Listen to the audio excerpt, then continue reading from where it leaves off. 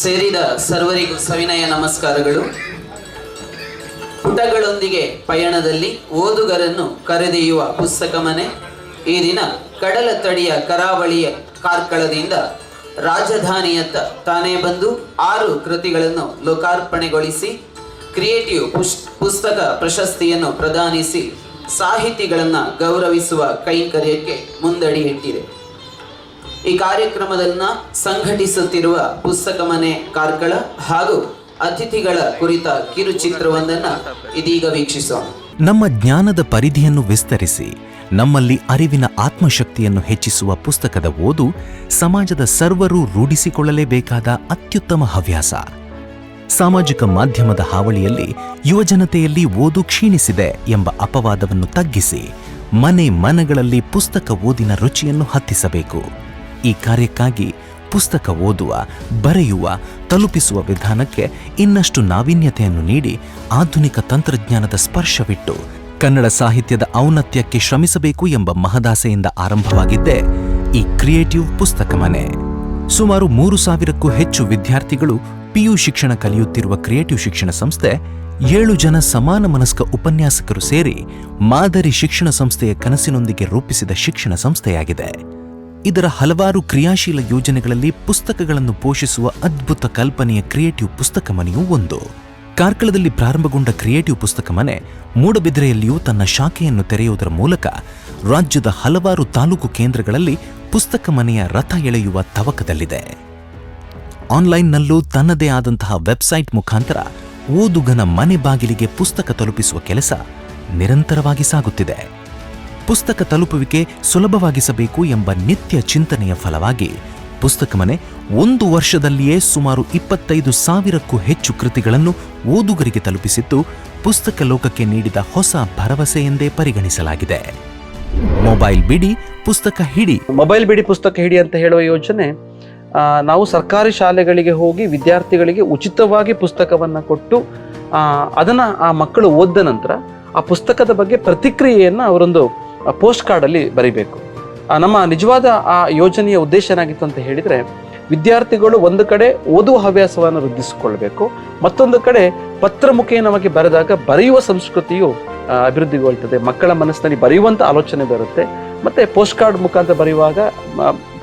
ಮುಖಾಂತರ ಬರೆಯೋದ್ರಿಂದ ಈಗ ಮರೆಮಾಚಿ ಹೋಗಿರ್ತಕ್ಕಂಥ post card ಸಂಸ್ಕೃತಿಯನ್ನು ಮತ್ತೆ ನಾವು ಮುನ್ನೆಲೆಗೆ ತಂದಾಗೆ ಸಾಧ್ಯ ಆಗ್ತಾ ಇದೆ. ಪುಸ್ತಕ ಪೋಷಕ ಯೋಜನೆಯ ಮೂಲಕ ಆರ್ಥಿಕವಾಗಿ ಹಿಂದುಳಿದ ರಾಜ್ಯದ ವಿದ್ಯಾರ್ಥಿಗಳಿಗೆ ಉಚಿತವಾಗಿ ಸ್ಪರ್ಧಾತ್ಮಕ ಪರೀಕ್ಷೆಗೆ ಪೂರಕವಾದಂತಹ ಪುಸ್ತಕಗಳನ್ನು ನೀಡಲಾಗುತ್ತಿದೆ.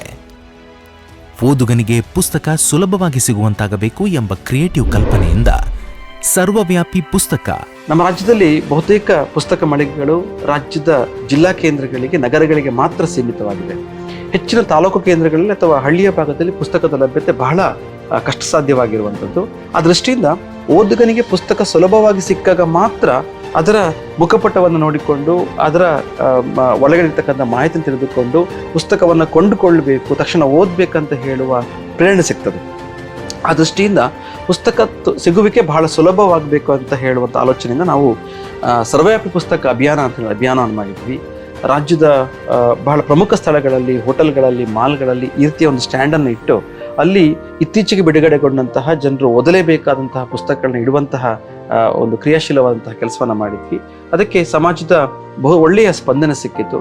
ಹೆಚ್ಚಿನ ಕಡೆಗಳಲ್ಲಿ ಹೆಚ್ಚಿನ ಜನರು ಅಲ್ಲೇ ಪುಸ್ತಕವನ್ನು ಕೊಂಡುಕೊಂಡು ಓದುವಂತಹ ಪ್ರಕ್ರಿಯೆಗೆ ಒಂದು ಒಳ್ಳೆಯ ಅವಕಾಶ ಆಯಿತು. ಇದರ ಮುಖೇನ ಸರ್ವೇ ಪುಸ್ತಕ ಇವತ್ತು ರಾಜ್ಯದ ಹಲವಾರು ಸ್ಥಳಗಳಲ್ಲಿ ಪುಸ್ತಕವನ್ನು ಇಡುವಂತಹ ಪ್ರಯತ್ನದಲ್ಲಿ ಅತ್ಯಂತ ಕ್ರಿಯಾಶೀಲವಾಗಿ ಮುಂದುವರೆಕೊಂಡು ಬರ್ತಾ ಇದೆ.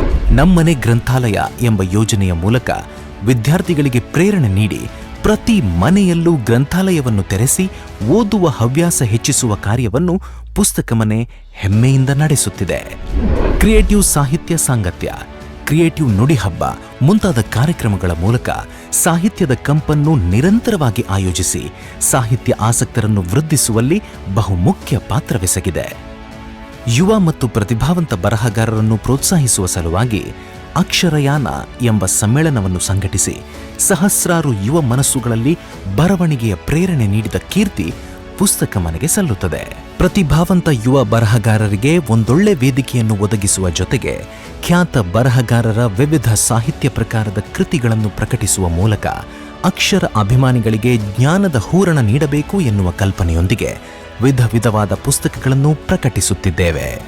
2024 ಜುಲೈ 1ರಂದು ಏಕಕಾಲದಲ್ಲಿ ನಾಡಿನ ಹೆಸರಾಂತ ಸಾಹಿತಿಗಳ 15 ಪುಸ್ತಕಗಳನ್ನು ಖ್ಯಾತ ಬರಹಗಾರ ಜೋಗಿ ನಾಮಾಂಕಿತ ಗಿರೀಶ್ ರಾವ್ ಹತ್ವಾರ್ ಅವರ ಅಮೃತ ಹಸ್ತದಿಂದ ಬಿಡುಗಡೆಗೊಳಿಸಿದ ಕೀರ್ತಿ ಕ್ರಿಯೇಟಿವ್ ಪುಸ್ತಕ ಮನೆಗೆ ಸಲ್ಲುತ್ತದೆ. ಹಾಗೂ ಡಿಸೆಂಬರ್ನಲ್ಲಿ ರಾಜ್ಯದ ಶ್ರೇಷ್ಠ ಬರಹಗಾರರ 6 ಕೃತಿಗಳು ಬೆಂಗಳೂರಿನಲ್ಲಿ ಬಿಡುಗಡೆಗೊಳ್ಳುತ್ತಿದ್ದು, ಅತ್ಯಂತ ಕಡಿಮೆ ಸಮಯದಲ್ಲಿ ಹೆಚ್ಚು ಮೌಲ್ಯಯುತ ಕೃತಿಗಳನ್ನು ಹೊರತರುವಲ್ಲಿ ಪುಸ್ತಕ ಮನೆ ಯಶಸ್ವಿಯಾಗಿದೆ. ಎಲ್ಲ ಕಡೆಯೂ ಪುಸ್ತಕಗಳು ಸಿಗುವಂತಾಗಲಿ, ಓದುಗರು ಹೆಚ್ಚಾಗಲಿ, ಸದ್ವಿಚಾರದ ಯೋಚನೆಗಳು ಆವಿರ್ಭವಿಸಲಿ, ನಮ್ಮ ನಾಡು ಜಾತಿ ಮತ ಭೇದದ ಸಂಕೋಲೆಯ ಕತ್ತಲಿನಿಂದ ವಿಶ್ವ ಪ್ರಜ್ಞೆಯ ಬೆಳಕಿನೆಡೆಗೆ ಸಾಗುವಂತಾಗಲಿ ಎಂದೆನಿಸುತ್ತಾ ಪುಸ್ತಕ ಮನೆಯ ಪುಟಗಳೊಂದಿಗಿನ ಪಯಣದಲ್ಲಿ ನಿಮ್ಮೆಲ್ಲರ ಸಹಕಾರವನ್ನು ಸದಾ ಬಯಸುತ್ತಾ ನವಿರಾಗಿ ಸಾಗುತ್ತಿದೆ.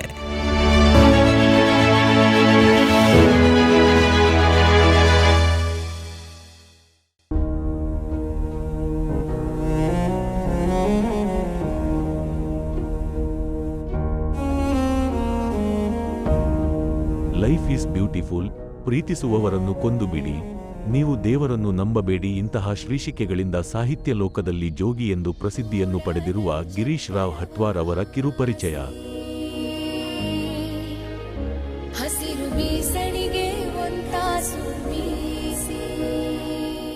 ಕನ್ನಡ ಸಾಹಿತ್ಯದ ಪ್ರಮುಖ ವ್ಯಕ್ತಿತ್ವಗಳಲ್ಲಿ ಒಬ್ಬರಾದ ಜೋಗಿ ಅವರು ಕಾದಂಬರಿಕಾರ, ಕವಿ, ಪತ್ರಕರ್ತ ಹಾಗೂ ಚಲನಚಿತ್ರ ಬರಹಗಾರರಾಗಿದ್ದಾರೆ.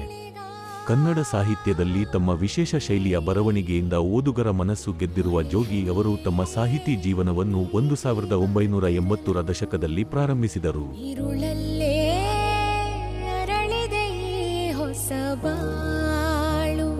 ಅವರ ಮೊದಲ ಕಾದಂಬರಿ ಪರ್ಪಲ್ 1986ರಲ್ಲಿ ಬಿಡುಗಡೆಯಾಯಿತು. ಇದಕ್ಕೆ ಸಾಕಷ್ಟು ಮೆಚ್ಚುಗೆಗಳು ಲಭಿಸಿತು. ಅವರ ಕಾದಂಬರಿಗಳು ಮತ್ತು ಕಥೆಗಳು ಆಧುನಿಕ ಕನ್ನಡ ಸಾಹಿತ್ಯಕ್ಕೆ ನೂತನ ಚೇತನೆಯನ್ನು ನೀಡಿವೆ.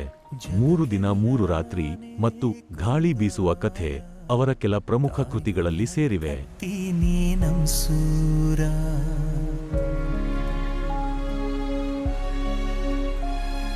ಪತ್ರಿಕೋದ್ಯಮದಲ್ಲಿ ಕೂಡ ಜೋಗಿ ಅವರು ತಮ್ಮ ಸಾಂದರ್ಭಿಕ ಬರಹಗಳ ಮೂಲಕ ಜನಪ್ರಿಯತೆ ಗಳಿಸಿದ್ದಾರೆ. ಅನೇಕ ಓಕುಳಿ ಮತ್ತು ಭೂಮಿ ಬರಹ ಅವರ ಪ್ರಸಿದ್ಧ ಕಾಲಂಗಳು. ಇವರ ಲೇಖನಗಳು ಸಾಮಾಜಿಕ, ರಾಜಕೀಯ, ಸಾಂಸ್ಕೃತಿಕ ವಿಷಯಗಳನ್ನು ಸುಲಭವಾಗಿ ತಿಳಿಯುವಂತೆ ವರ್ಣಿಸುತ್ತವೆ.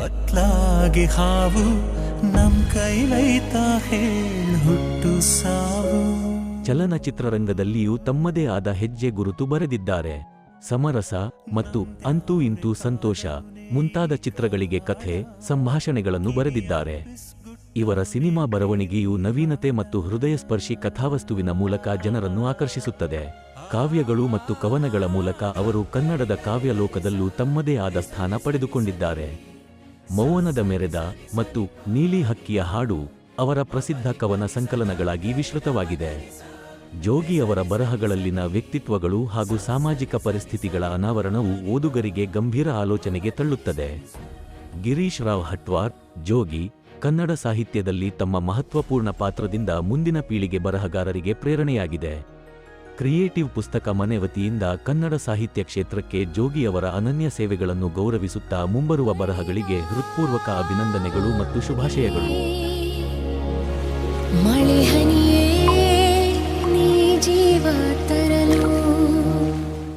ಬಾ ಮಳೆಯೇ ಬಾ, ಅಷ್ಟು ಬಿರುಸಾಗಿ ಬಾರದಿರು, ನಲ್ಲೆ ಬರಲಾಗದಂತೆ ಅವಳಿಲ್ಲಿ ಬಂದೊಡನೆ ಬಿಡದೆ ಬಿರುಸಾಗಿ ಸುರಿ.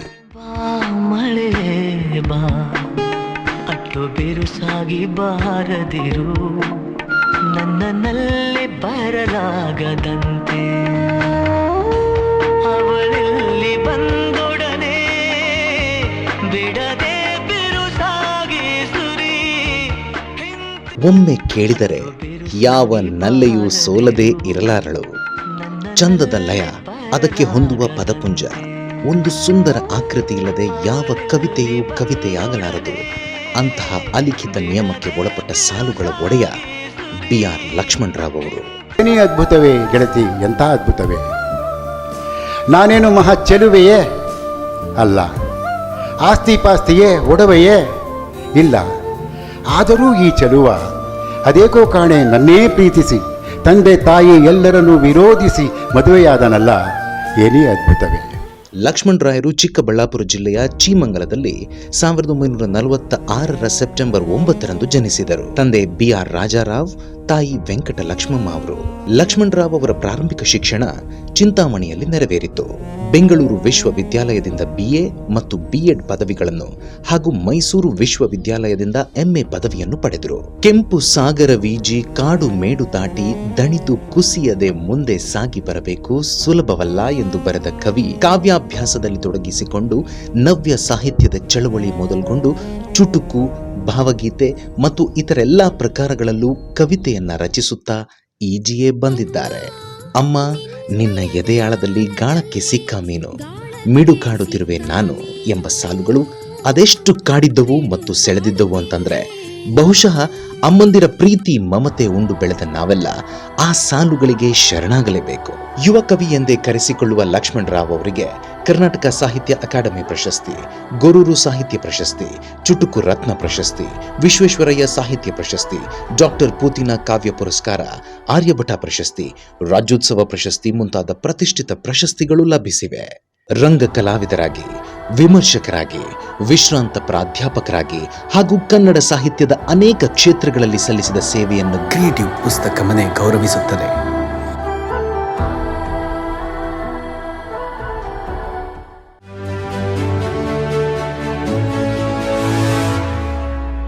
ಪತ್ರಿಕೆಗಳು ಮತ್ತು ವಿದ್ಯುನ್ಮಾನ ಮಾಧ್ಯಮದ ಮೂಲಕ ಜನರ ಹೃದಯ ತಟ್ಟಿ ಚಂದನ ವಾಹಿನಿಯಲ್ಲಿ 4,000 ಕಂತುಗಳನ್ನು ದಾಟಿ ಮುಂದುವರೆದು ಭಾರತದ ಟೆಲಿವಿಷನ್ ಇತಿಹಾಸದಲ್ಲೇ ಒಂದು ದಾಖಲೆಯನ್ನು ಸೃಷ್ಟಿಸಿದ ಕ್ವಿಜ್ ಮಾಸ್ಟರ್ ಎಂಬ ಖ್ಯಾತಿಗೆ ಪಾತ್ರರಾಗಿರುವ ಡಾಕ್ಟರ್ ನಾ ಸೋಮೇಶ್ವರ್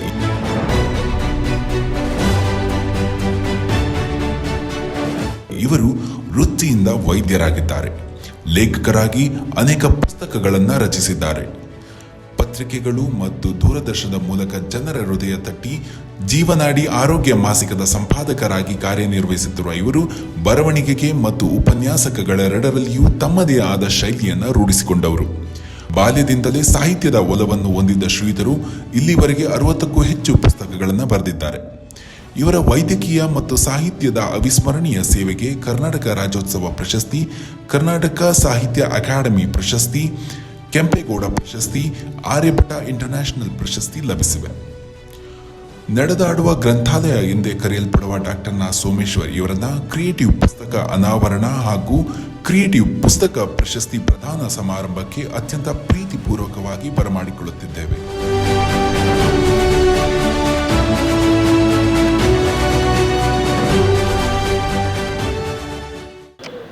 ಈ ಸಮಾರಂಭದ ವೇದಿಕೆಗೆ ಅತಿಥಿಗಳಾದ ಶ್ರೀ ಜೋಗಿ ಅವರನ್ನು, ಶ್ರೀ BR ಲಕ್ಷ್ಮಣರಾವ್ ಅವರನ್ನು, ವಿಶೇಷ ಅತಿಥಿಗಳಾದ ಡಾಕ್ಟರ್ ನಾ ಸೋಮೇಶ್ವರ ಅವರನ್ನು, ಹಾಗೆ ಕೃತಿಕರ್ತೃಗಳಾದ Shri K Satyanarayana, Shri DS Chougale, Shri Narendra Rai Derla, doctor Lakshmana PA, ಹಾಗೆ ಕ್ರಿಯೇಟಿವ್ ಶಿಕ್ಷಣ ಪ್ರತಿಷ್ಠಾನದ ಸಂಸ್ಥಾಪಕರಲ್ಲಿ ಓರ್ವರಾದ ಹಾಗೂ ಪುಸ್ತಕ ಮನೆಯ ರೂವಾರಿಗಳಾದ ಶ್ರೀ ಅಶ್ವಥ್ SL ಹಾಗೂ ಶ್ರೀ ವಿಮಲ್ ರಾಜ್, ಜೊತೆಗೆ ಶ್ರೀ ಪದ್ಮರಾಜ್ ದಂಡಾವತಿ ಹಾಗೂ ಶ್ರೀ ಹಳೆಮನೆ ರಾಜಶೇಖರ್ ಅವರು ವೇದಿಕೆಗೆ ಬರಮಾಡಿಕೊಳ್ಳಬೇಕಾಗಿ ವಿನಂತಿ ಮಾಡ್ತಾ ಇದ್ದಾರೆ.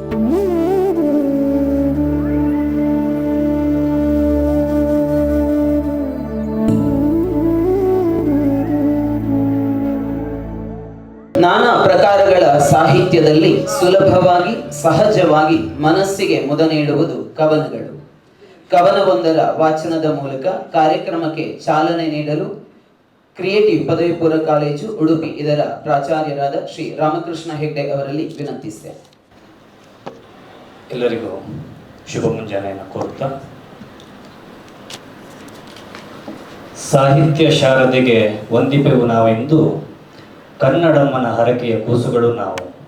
ಪಂಪ ರನ್ನ ಜನ್ನ ಪೊನ್ನರಾಳಿದ ಸರಸ್ವತಿಯ ಮಂದಿರವಿದು ಕನ್ನಡದ ಕಲ್ಪವೃಕ್ಷಬಹುದು. ಆರಾಧಿಸುವ ತಾಯಿ ನಿನ್ನ ಶಾರದೆ ಹರಸು ನಮ್ಮನೆಲ್ಲನು. ಹಿರಿ ಕನಸನ್ನು ಕಂಡು ಸಾಹಿತ್ಯ ಸೇವೆಗೈದು ಸಾರ್ಥಕದ ಭಾವ ಮೂಡುತ್ತಿದೆ ಎಂದು ಹಿರಿಯರ ಮಾರ್ಗದರ್ಶನದಲ್ಲಿ ಕಿರಿಯರ ಸಹಕಾರದಲ್ಲಿ ಲೋಕಾರ್ಪಣೆಗೊಳ್ಳಲಿದೆ 6 ಕೃತಿಕುಸುಮಗಳು ಇಂದು. ಸಾಹಿತ್ಯ ಸೇವೆಯು ಅನುಪಮವಾಗಿ ಹೋದು ನಿತ್ತರ ಕಣಕಣದಲ್ಲೂ ತುಂಬಿ ಬರಲಿ ಕನ್ನಡ. ಪುಸ್ತಕದಿಂದ ಮಸ್ತಕಕ್ಕೆ ತಾಯಿ ಶಾರದೆಯ ಅನುಗ್ರಹ. ಸೇರಿದ ಎಲ್ಲ ಸಹೃದಯರನ್ನು ಪೊರೆಯಲಿ ಸಾಹಿತ್ಯ ಸೇವೆ ನಿರಂತರವಾಗಿರಲಿ ಎಂದು ಹರಸಿ, ಪುಸ್ತಕ ಮನೆಯ ಆಶಯ ನಮಗೆಲ್ಲ ಆಶ್ರಯ. ಪುಸ್ತಕದ ಅಭಿರುಚಿ ಹೆಚ್ಚಲಿ, ಪಡೆದ ಜ್ಞಾನದ ಸಿರಿ ಲೋಕದೆಲ್ಲೆಡೆ ಪಸರಿಸಲಿ. ತಾಯಿ ವಾಗ್ದೇವಿ ಸದಾ ಹರಸೆಮ್ಮನು ಹರಸು ಎಮ್ಮನು. ಶುಭಾಶಯ ಶುಭಾಶಯ. ಧನ್ಯವಾದಗಳು. ಸಮಾರಂಭದ ಸಭಾಂಗಣದಲ್ಲಿ ಸಂಗಮಿಸಿದ ಸರ್ವ ಸುಮನಸ್ಸರನ್ನು ಸ್ವಾಗತಿಸಬೇಕಾಗಿ ಕರುನಾಡಿನ ಖ್ಯಾತ ಕಾದಂಬರಿಕಾರರು, ನಮ್ಮ ಸಂಸ್ಥೆಯಲ್ಲಿ ವಾಣಿಜ್ಯ ಶಾಸ್ತ್ರ ಉಪನ್ಯಾಸಕರು ಆಗಿರುವ ಶ್ರೀ ಅನುಬೆಳ್ಳೆ ಅವರಲ್ಲಿ ವಿನಂತಿಸ್ತೇನೆ. ಎಲ್ಲರಿಗೂ ವಂದನೆಗಳು. ಕ್ರಿಯೇಟಿವ್ ಪುಸ್ತಕ ಮನೆ ಪ್ರಶಸ್ತಿ ಪ್ರದಾನ ಮತ್ತು ಪುಸ್ತಕಗಳ ಬಿಡುಗಡೆ ಕಾರ್ಯಕ್ರಮದಲ್ಲಿ ನಾವಿದ್ದೇವೆ. ಜಾನಕಿ ಕಾಲಂ ಅಂಕಣ ಬರಹಗಳ ಮೂಲಕ ಕನ್ನಡದ ಓದುಗರಿಗೆ ಚಿರಪರಿಚಿತರಾಗಿರುವ, ಇತ್ತೀಚೆಗೆ ತಮ್ಮ 100ನೇ ಕೃತಿಯನ್ನು ಓದುಗರಿಗೆ ನೀಡಿದಂತಹ ಹಿರಿಯ ಪತ್ರಕರ್ತರು, ಲೇಖಕ, ಕಥೆಗಾರ ಶ್ರೀಯುತ ಜೋಗಿ ಅವರು ಮುಖ್ಯ ಅತಿಥಿಗಳಾಗಿ ಆಗಮಿಸಿದ್ದಾರೆ. ಅವರನ್ನು ಬಹಳ ಪ್ರೀತಿಯಿಂದ ಈ ಕಾರ್ಯಕ್ರಮಕ್ಕೆ ಸ್ವಾಗತಿಸ್ತಿದ್ದೇನೆ. ಅಮ್ಮ ನಿನ್ನ ಎದೆಯಾಳದಲ್ಲಿ ಹಾಡು ಕೇಳಿದ ಕೂಡಲೇ ನಮಗೆ ನೆನಪಾಗುವವರು ಹಿರಿಯ ಕವಿ, ಕಥೆಗಾರ, ಜೊತೆಗೆ ಮಧುರ ಕಂಠದ ಗಾಯಕ ಶ್ರೀಯುತ BR ಲಕ್ಷ್ಮಣರಾಯರು ಇಂದಿನ ಕಾರ್ಯಕ್ರಮದಲ್ಲಿ ಮುಖ್ಯ ಅತಿಥಿಗಳಾಗಿ ಭಾಗವಹಿಸುತ್ತಿದ್ದಾರೆ. ಅವರನ್ನು ಕೂಡ ಪ್ರೀತಿಯಿಂದ ಸ್ವಾಗತಿಸುತ್ತಿದ್ದೇನೆ. ಚಂದನ ವಾಹಿನಿಯ ತಟ್ ಅಂತ ಹೇಳಿ ಕಾರ್ಯಕ್ರಮ ಎಲ್ಲರಿಗೂ ಗೊತ್ತಿದೆ. ತಟ್ ಅಂತ ಹೇಳಿ ಕಾರ್ಯಕ್ರಮದಿಂದ ಜನಪ್ರಿಯರಾಗಿರುವಂತಹ ಶ್ರೀಯುತ ನಾ ಸೋಮೇಶ್ವರ್ ಅವರು ಕೂಡ ಈ ಕಾರ್ಯಕ್ರಮದಲ್ಲಿ ಮುಖ್ಯ ಅತಿಥಿಗಳಾಗಿ ಭಾಗವಹಿಸ್ತಾ ಇದ್ದಾರೆ. ಅವರನ್ನು ಕೂಡ ನಾನು ಪ್ರೀತಿಯಿಂದ ಸ್ವಾಗತಿಸ್ತಿದ್ದೇನೆ. ಈ ಕಾರ್ಯಕ್ರಮದ ವೇದಿಕೆಯನ್ನು ನೋಡುವಾಗ ಹೃದಯ ತುಂಬಿ ಬರ್ತದೆ. ಯಾಕಂದರೆ ಸಾಹಿತ್ಯದ ದಿಗ್ಗಜರೆಲ್ಲ ಒಂದೇ ಕಡೆ ಸೇರಿದ್ದಾರೆ.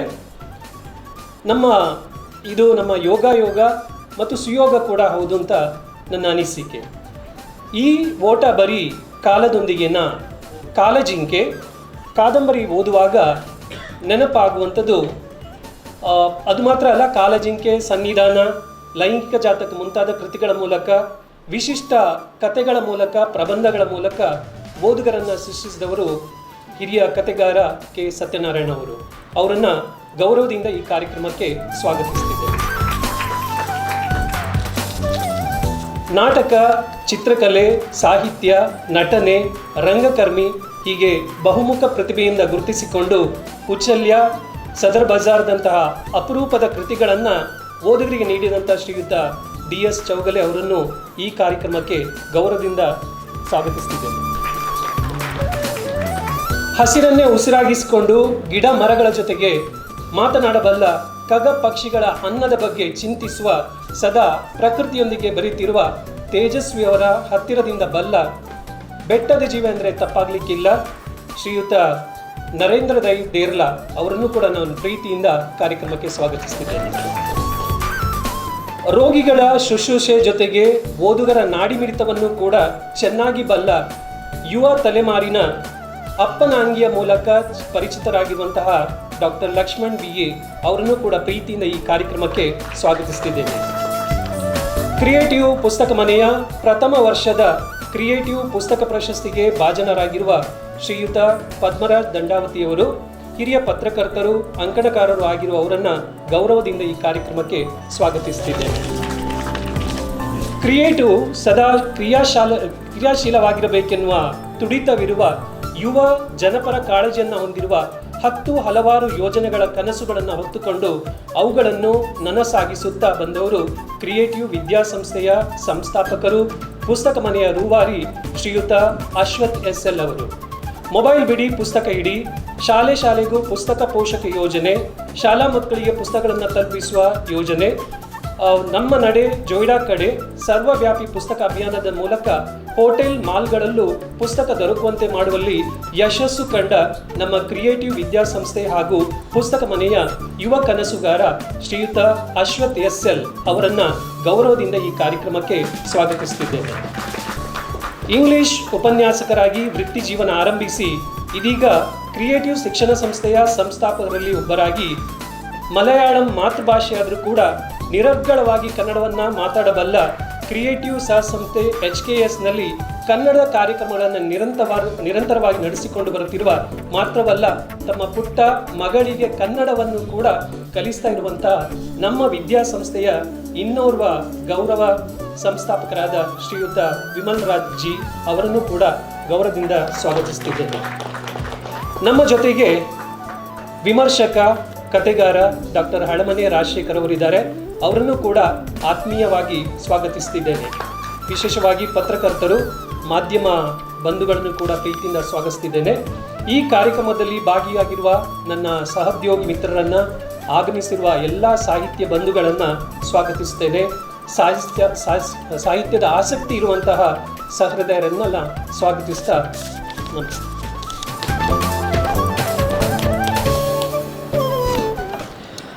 ಕನಸು ಕಾಣುವವರು ಬಹಳ, ಕನಸ ಬೆನ್ನತ್ತಿ ನನಸಾಗಿಸುವವರು ವಿರಳ. ವೃತ್ತಿಯಲ್ಲಿ ಗಣಿತ ಉಪನ್ಯಾಸಕನಾದರೂ ಸಾಹಿತ್ಯದ ಬಗ್ಗೆ ಅಗಣಿತ ಒಲವಿನ ಕ್ರಿಯೇಟಿವ್ ಶಿಕ್ಷಣ ಪ್ರತಿಷ್ಠಾನದ ಸಂಸ್ಥಾಪಕರಲ್ಲಿ ಓರ್ವರಾಗಿ ಪುಸ್ತಕ ಮನೆ ಎಂಬ ಕನಸನ್ನು ನನಸಾಗಿಸಿದ ಶಿಕ್ಷಕರು, ಪೋಷಕರು, ವಿದ್ಯಾರ್ಥಿಗಳ ಕಣ್ಣು ತೆರೆಸುವ ಕೃತಿ ಅರಿವಿನ ದಾರಿಯ ಕರ್ತೃ ಶ್ರೀ ಅಶ್ವಥ್ SL ಅವರು ಪ್ರಾಸ್ತಾವಿಕ ನುಡಿಗಳನ್ನಾಡಬೇಕಾಗಿ ವಿನಂತಿ. ಎಲ್ರಿಗೂ ನಮಸ್ಕಾರ. ವೇದಿಕೆಯ ಮೇಲಿರ್ತಕ್ಕಂಥ ಕನ್ನಡ ಸಾಹಿತ್ಯ ಲೋಕದ ಎಲ್ಲ ದಿಗ್ಗಜರಿಗೆ ಮನಸ್ಫೂರ್ತಿಯಿಂದ ನಮಸ್ಕರಿಸ್ತಾ, ಈ ಕಾರ್ಯಕ್ರಮಕ್ಕೆ ಆಗಮಿಸಿರ್ತಕ್ಕಂಥ ಎಲ್ಲ ಸಹೃದಯ ಮಿತ್ರರೇ, ಕರಾವಳಿಯಿಂದ ರಾಜಧಾನಿಗೆ ಕನ್ನಡದ ಕಂಪನ್ನು, ಪುಸ್ತಕ ಮನೆಯ ಇಂಪನ್ನು ಪಸರಿಸಬೇಕಂತ ಹೇಳುವ ದೃಷ್ಟಿಯಿಂದ ನಾವು ಆಲೋಚಿಸಿಕೊಂಡಾಗ ಆ ಕನಸು ಇವತ್ತು ಇಲ್ಲಿ ಸಾಕಾರಗೊಳ್ತಾ ಇದೆ. ಅದು ನನಸಾಗಲಿಕ್ಕೆ ನಮಗೆ ಬಹಳ ಮುಖ್ಯ ಕಾರಣಕರ್ತರಾದಂಥವರು 6 ಜನ ಲೇಖಕರು. ಒಂದು ರಾಜ್ಯ ಮಟ್ಟದಲ್ಲಿ ನಮ್ಮ ಪುಸ್ತಕವನ್ನು ತೆರೆಗೆ ತರಬೇಕು, ಅದು ಬಹಳ ಮೌಲ್ಯವನ್ನು ಹೊಂದಿರತಕ್ಕಂಥ ಪುಸ್ತಕಗಳಾಗಬೇಕು, ಅದರಿಂದ ಓದುಗರಿಗೆ ಒಂದು ಒಳ್ಳೆಯ ಹೂರಣ ಸಿಗಬೇಕು ಅಂತ ಹೇಳುವ ನಮ್ಮ ಆಶಯಕ್ಕೆ ಕಳೆದ 2-3 ತಿಂಗಳಿಂದ ಹಿಂದೆ ಆ ಪುಸ್ತಕಗಳನ್ನ ಆಹ್ವಾನಿಸಿದಾಗ ಸುಮಾರು 20-25 ಕೃತಿಗಳು ನಮ್ಮ ಆಯ್ಕೆಯ ಪ್ರಕ್ರಿಯೆಯಲ್ಲಿ ಬಂತು. ಅದರಲ್ಲಿ 6 ಕೃತಿಗಳನ್ನು ಆಯ್ಕೆ ಮಾಡಿಕೊಂಡು ನಾವು ಆ ಲೇಖಕರ ಬಳಿ ಮಾತನಾಡಿದಾಗ ಬಹಳ ಖುಷಿಪಟ್ಟು ಪುಸ್ತಕ ಮನೆಯ ಮೇಲೆ ಅತ್ಯಂತ ವಿಶ್ವಾಸವನ್ನಿಟ್ಟು ಪ್ರಕಟಿಸಲಿಕ್ಕೆ ಅನುಮತಿಯನ್ನು ಕೊಟ್ಟರು. 6 ಜನ ಹಿರಿಯ ಲೇಖಕರ ಕನಸಿನ ಕೂಸನ್ನು, ಮೆದುಳಿನ ಆ ದಿಶಕ್ತಿಯನ್ನು ಈ ಪುಸ್ತಕಗಳ ಮುಖಾಂತರ ದಾರೆ ಎರ್ತಾರೆ. ಆ 6 ಪುಸ್ತಕಗಳ ಅನಾವರಣ ಕಾರ್ಯಕ್ರಮ ಬೆಂಗಳೂರಿನ ಆಯೋಜಿಸ್ಬೇಕಂತ ಹೇಳಿದ್ರೆ ನಮ್ಮ ಆಲೋಚನೆ ಆಗಿತ್ತು. ಯಾಕಂತ ಹೇಳಿದರೆ ಪುಸ್ತಕ ಮನೆ ಆರಂಭದಿಂದ ಕೂಡ ಅದು ಪುಸ್ತಕವನ್ನು ಪಸರಿಸಲಿಕ್ಕೆ ಬೇಕಾದಂಥ ಹಲವಾರು ಮಾರ್ಗಗಳನ್ನ ಕಂಡುಕೊಳ್ಳಲಿಕ್ಕೆ ಪ್ರಾರಂಭ ಮಾಡ್ತು. ಪುಸ್ತಕ ಓದುಗರಿಗೆ ಬಹಳ ಸುಲಭವಾಗಿ ಸಿಗಬೇಕಂತ ಹೇಳಿದ್ರೆ ನಮ್ಮ ಮೂಲ ಆಶಯ. ಅದರ ಜೊತೆಗೆ ಇವತ್ತಿನ ಯುವ ಸಮುದಾಯ ಮತ್ತು ವಿದ್ಯಾರ್ಥಿಗಳಲ್ಲಿ ಓದುವ ಆಸಕ್ತಿಯನ್ನು ಉನ್ನತೀಕರಿಸಬೇಕಂತ ಹೇಳಿದ್ರು ಇನ್ನೊಂದು ಅದರ ಮೂಲೋದ್ದೇಶಗಳಲ್ಲಿ ಒಂದು. ಜೊತೆಗೆ ಮೌಲ್ಯಯುತ ಕೃತಿಗಳನ್ನ ಹೊರಗಡೆ ತರಬೇಕು. ಒಳ್ಳೆಯ ಕೃತಿಗಳು ಬಂದಾಗ ಮಾತ್ರ ಓದುಗ ವರ್ಗ ಜಾಸ್ತಿ ಆಗುತ್ತೆ ಮತ್ತು ಕನ್ನಡ ಸಾಹಿತ್ಯಕ್ಕೆ ಒಂದು ಬಹುದೊಡ್ಡ ಕೊಡುಗೆ ಆಗುತ್ತೆ ಅಂತ ಹೇಳೋದು ಪುಸ್ತಕ ಮನೆಯ ಎಲ್ಲ ಆಲೋಚನೆಗಳಲ್ಲಿ ಸೇರಿಕೊಂಡಿರುವಂಥದ್ದು. ಈ ದೃಷ್ಟಿಯಿಂದ 6 ಜನ ಲೇಖಕರು ನಮಗೆ ಒಳ್ಳೆಯ ಪುಸ್ತಕಗಳನ್ನು, ಒಳ್ಳೆಯ ಬರಹಗಳನ್ನು ಈ ಮೂಲಕ ಕೊಡ್ತಾ ಇದ್ದಾರೆ. ಆ 6 ಕೃತಿಗಳು ಕೂಡ ಒಂದಕ್ಕಿಂತ ಒಂದು ತುಂಬ ಸುಂದರವಾಗಿ ಇವತ್ತಿನ ಕಾಲಘಟ್ಟದ ನಾವೀನ್ಯತೆಗೆ ಬೇಕಾದಂತಹ ಆಧುನಿಕ ಸ್ಪರ್ಶವನ್ನು ಹೊಂದಿಕೊಂಡು ಇವತ್ತು ಬಿಡುಗಡೆ ಆಗಲಿಕ್ಕಿದೆ. ಇದರ ಜೊತೆಗೆ ಪುಸ್ತಕದ ಕೆಲಸಗಳು ಹೇಗೆ ಸಾಗಬೇಕಂತ ಹೇಳೋ ದೃಷ್ಟಿಯಿಂದ, ಯಾಕಂದರೆ ಕ್ರಿಯೇಟಿವ್ ಶಿಕ್ಷಣ ಸಂಸ್ಥೆ ಅಂತ ಹೇಳುವಂಥದ್ದು 7 ಜನ ಸಮಾನ ಮನಸ್ಕ ಉಪನ್ಯಾಸಕರು ಸೇರಿ ನಿರ್ಮಾಣ ಮಾಡಿರ್ತಕ್ಕಂಥ ಸಂಸ್ಥೆ. ಶಿಕ್ಷಣ ಅಂತ ಹೇಳಿದರೆ ಅದು ಕೇವಲ 4 ಗೋಡೆಗಳ ಮಧ್ಯೆ ಕಲಿಸುವಂತಹ ವಿದ್ಯಾರ್ಜನೆಗೆ ಮಾತ್ರ ಸೀಮಿತವಾಗಬಾರದು. ಇವತ್ತಿನ ಕಾಲಘಟ್ಟದಲ್ಲಿ ವಿದ್ಯಾರ್ಥಿಗಳಿಗೆ ನೈತಿಕ ಮೌಲ್ಯಗಳನ್ನು ಕಲಿಸ್ತಕ್ಕಂತಹ, ಬೌದ್ಧಿಕ ಶಕ್ತಿಯನ್ನು ಕೊಡುವಂತಹ, ಈ ಸಾಹಿತ್ಯ, ಕಲೆ, ಸಂಸ್ಕೃತಿಯ ಸಾಂಸ್ಕೃತಿಕ ಜಗತ್ತಿನ ಸ್ಪರ್ಶ ಬೇಕು ಅಂತ ಹೇಳೋದು ನಮ್ಮೆಲ್ಲರ ಆಲೋಚನೆ. ಆ ಕಾರಣಕ್ಕಾಗಿ ಕ್ರಿಯೇಟಿವ್ ಸಂಸ್ಥೆಯ ಮೊದಲ ದಿವಸಗಳಿಂದ ಕೂಡ ಸುಮಾರು ಹಲವಾರು ಈ ರೀತಿಯ ಕಾರ್ಯಕ್ರಮಗಳನ್ನ ಆಯೋಜಿಸ್ಕೊಂಡು ಬರ್ತಾ ಇದ್ದೇವೆ. ಈಗಾಗಲೇ 3-3.5 ಸಾವಿರಕ್ಕೂ ಹೆಚ್ಚು ವಿದ್ಯಾರ್ಥಿಗಳು ನಮ್ಮ ಸಂಸ್ಥೆಯಲ್ಲಿ ಓದ್ತಾ ಇದ್ದಾರೆ. ಅವರಿಗೆ ಸಹಜವಾಗಿ ಇವತ್ತಿರ್ತಕ್ಕಂಥ ಕಾಲಘಟ್ಟದ ಸ್ಪರ್ಧಾತ್ಮಕ ಪರೀಕ್ಷೆಗಳಾಗಿರುವಂಥ ನೀಟ್ ಇರ್ಬೋದು, JEE ಇರ್ಬೋದು, ಅಥವಾ CET, CA ಅಂತ ಕೋಚಿಂಗ್ಗಳು ಅತ್ಯಗತ್ಯ. ಯಾಕಂತಂದರೆ ಅವರು ಬದುಕನ್ನು ಕಟ್ಟಿಕೊಳ್ಬೇಕಾದ್ರೆ ಅದು ಕೂಡ ನಮ್ಮಲ್ಲಿರುವಂತಹ PUCಯ ಹಂತದಲ್ಲಿ ಬದುಕನ್ನು ಕಟ್ಟಿಕೊಳ್ಳಲಿಕ್ಕೆ ಬೇಕಾದಂತಹ ಕೋಚಿಂಗನ್ನು ಅತ್ಯಂತ ಗುಣಾತ್ಮಕವಾಗಿ ಅವರಿಗೆ ಅದರಲ್ಲಿ ಯಶಸ್ಸನ್ನು ಸಾಧಿಸಲಿಕ್ಕೆ ಬೇಕಾದ ವ್ಯವಸ್ಥೆ ರೂಪಿಸಲೇಬೇಕಾಗ್ತದೆ. ಅದರ ಯಶಸ್ಸಿನ ಜೊತೆಗೆ ಈ ರೀತಿಯ ಸಾಹಿತ್ಯಿಕ ಮೌಲ್ಯವನ್ನು, ಸಾಂಸ್ಕೃತಿಕ ವಿಚಾರಧಾರೆಯನ್ನು ಕೊಟ್ಟಾಗ ಮಾತ್ರ ಅವರು ಕಟ್ಟಿಕೊಂಡ ಬದುಕು ಅತ್ಯಂತ ಅರ್ಥಪೂರ್ಣವಾಗಿರುತ್ತೆ, ಅದು ಮೌಲ್ಯಾಧಾರಿತವಾಗಿರುತ್ತೆ. ಹಾಗೆ ಬದುಕನ್ನು ಅತ್ಯಂತ ಖುಷಿಯಿಂದ ಬದುಕ್ತಾರೆ ಅಂತ ಹೇಳೋದು ನಮ್ಮ ಆಲೋಚನೆ ಆಗಿತ್ತು. ಅದರಂತೆ ಕ್ರಿಯೇಟಿವ್ ಸಂಸ್ಥೆ ವಿಭಿನ್ನ ಕಾರ್ಯಕ್ರಮಗಳನ್ನ ಮಾಡ್ಕೊಂಡು ಬರ್ತಾ ಇದೆ. ಅದರಲ್ಲಿ ಪುಸ್ತಕ ಮನೆ ಕೂಡ ನಮ್ಮ ಅಂತಹ ಒಂದು ಯೋಚನೆಯ ಫಲಶ್ರುತಿ. ಪುಸ್ತಕ ಮನೆ ಪ್ರಾರಂಭವಾದಾಗ ಸಹಜವಾಗಿ ಈ ಕಾಲಘಟ್ಟದಲ್ಲಿ ಓದುಗರಿಲ್ಲ, ಎಲ್ಲರೂ ಕೂಡ, ಅದರಲ್ಲೂ ವಿಶೇಷವಾಗಿ ಯುವ ಸಮುದಾಯ ಮೊಬೈಲ್ನ ಗೀಳಿಗೆ ಒಳಗಾಗ್ಬಿಟ್ಟಿದೆ. ಹಾಗಾಗಿ ಈಗ ಒಂದು ಪುಸ್ತಕ ಮಳಿಗೆ ಅವಶ್ಯಕತೆ ಇದೆಯಾ ಅಂತ ಹೇಳುವಂತಹ ವಿಚಾರಗಳಿತ್ತು. ಓದುಗರೇ ಇಲ್ಲ ಅಂತ ಹೇಳುವ ಅಪವಾದಗಳ ನಡುವೆ ಕೂಡ ಕೇವಲ 1 ವರ್ಷದಲ್ಲಿ ಕಾರ್ಕಳದ ಕ್ರಿಯೇಟಿವ್ ಪುಸ್ತಕ ಮನೆ ಹಾಗೂ ಮೂಡಬಿದ್ರೆಯ ಶಾಖೆ ತನ್ನ ಶಾಖೆಯ ಮುಖಾಂತರ ಮತ್ತು ಎಲ್ಲ ಆನ್ಲೈನ್ನ ವ್ಯವಸ್ಥೆಯ ಮುಖಾಂತರ ಸುಮಾರು 20,000ಕ್ಕೂ ಹೆಚ್ಚು ಕೃತಿಗಳನ್ನು ಓದುಗರ ಕೈ ತಲುಪಿಸಿದೆ ಅಂತ ಹೇಳಲಿಕ್ಕೆ ಬಹಳ ಹೆಮ್ಮೆ ಆಗ್ತದೆ.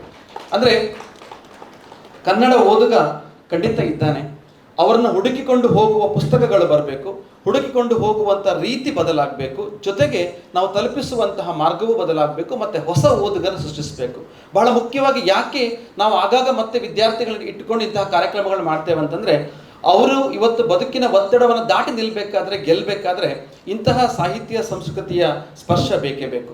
ಜೊತೆಗೆ ಬಹಳ ವಿಶೇಷವಾಗಿ ಪುಸ್ತಕದ ಓದನ್ನು ಇವತ್ತು ನಾವು ಮಕ್ಕಳ ಕೈಗೆ ತಲುಪಿಸಿದ್ರೆ ಮುಂದಿನ ಪೀಳಿಗೆಗೆ ಅದನ್ನು ಅವರು ವೃದ್ಧಿಸಿಕೊಂಡು ಹೋಗ್ತಾರೆ. ಕೇವಲ ನಮಗೆ ಮಾತ್ರ ಸೀಮಿತವಾಗದೆ ಮುಂದಿನ ಪೀಳಿಗೆಗೂ ಈ ಪುಸ್ತಕದ ಪಸರಿಸುವಿಕೆ ಆಗ್ಬೇಕಂತ ಹೇಳೋದು ನಮ್ಮ ಆಶಯ. ಪುಸ್ತಕ ಓದಂತಂದರೆ ಅದು ಕೇವಲ ಪುಸ್ತಕವನ್ನೇ ಓದಬೇಕಂತ ಹೇಳೋದಷ್ಟು ನಾವಿಲ್ಲ. ಯಾಕಂತಂದರೆ ಕಾಲಘಟ್ಟ ಬದಲಾದ ಹಾಗೆ ಮೊಬೈಲ್ನ ಬಳಕೆ, ಇವತ್ತಿನ ಡಿಜಿಟಲ್ ಬಳಕೆ ಬರ್ತಾ ಇದೆ. ಅದಕ್ಕೂ ಪೂರಕವಾಗಿ ಬೇಕಾದಂತಹ ನಮ್ಮ ಆನ್ಲೈನಲ್ಲಿ ಬುಕ್ಗಳು, ಈ ಬುಕ್ಗಳು, ಆಡಿಯೋದಲ್ಲಿ ಸಿಗ್ತಕ್ಕಂಥ ಬುಕ್ಗಳನ್ನು ಕೂಡ ಯುವಕರಿಗೆ ತಲುಪಿಸುವಂಥ ಕೆಲಸ ಪುಸ್ತಕ ಮನೆಯಲ್ಲಿ ಆಗ್ತಾ ಇದೆ. ಅದರ ಮುಖೇನ, ಎಲ್ಲದರ ಮುಖೇನ ಸದ್ವಿಚಾರಗಳನ್ನು ತಿಳ್ತಕ್ಕಂತಹ ಪುಸ್ತಕ ಓದು ವೃದ್ಧಿಸಬೇಕು ಅಂತ ಹೇಳೋದು ನಮ್ಮ ಆಶಯ. ಬಹಳ ಪ್ರೀತಿಯಿಂದ ಇವತ್ತಿನ ಕಾರ್ಯಕ್ರಮಕ್ಕೆ ಎಲ್ಲ ಲೇಖಕರು ಹಾಗೆ ಅತಿಥಿಗಳು ಆಗಮಿಸಿದ್ದಾರೆ. ಸಹಜವಾಗಿ ನಮಗೆ ತುಂಬ ಆತಂಕ ಇತ್ತು, ಯಾಕಂದರೆ ನಮ್ಮ ಹೋಮ್ ಪಿಚ್ ಇರುವಂಥದ್ದು ಕಾರ್ಕಳದಲ್ಲಿ. ಅಲ್ಲಿ ನಾವು ಯಾವುದೇ ಕಾರ್ಯಕ್ರಮ ಮಾಡಿದರೂ 1,000ಕ್ಕಿಂತ ಕಡಿಮೆ ಆಡಿಯನ್ಸನ್ನು ಮಾಡಿದ್ದೇ ಇಲ್ಲ, ದೇವರ ಆಶೀರ್ವಾದದಲ್ಲಿ. ಆದರೆ ಬೆಂಗಳೂರು ನಡೆಸಬೇಕಂತ ಹೇಳೋದು ನಮ್ಮ ಚಿಂತನೆ ಸರಿ.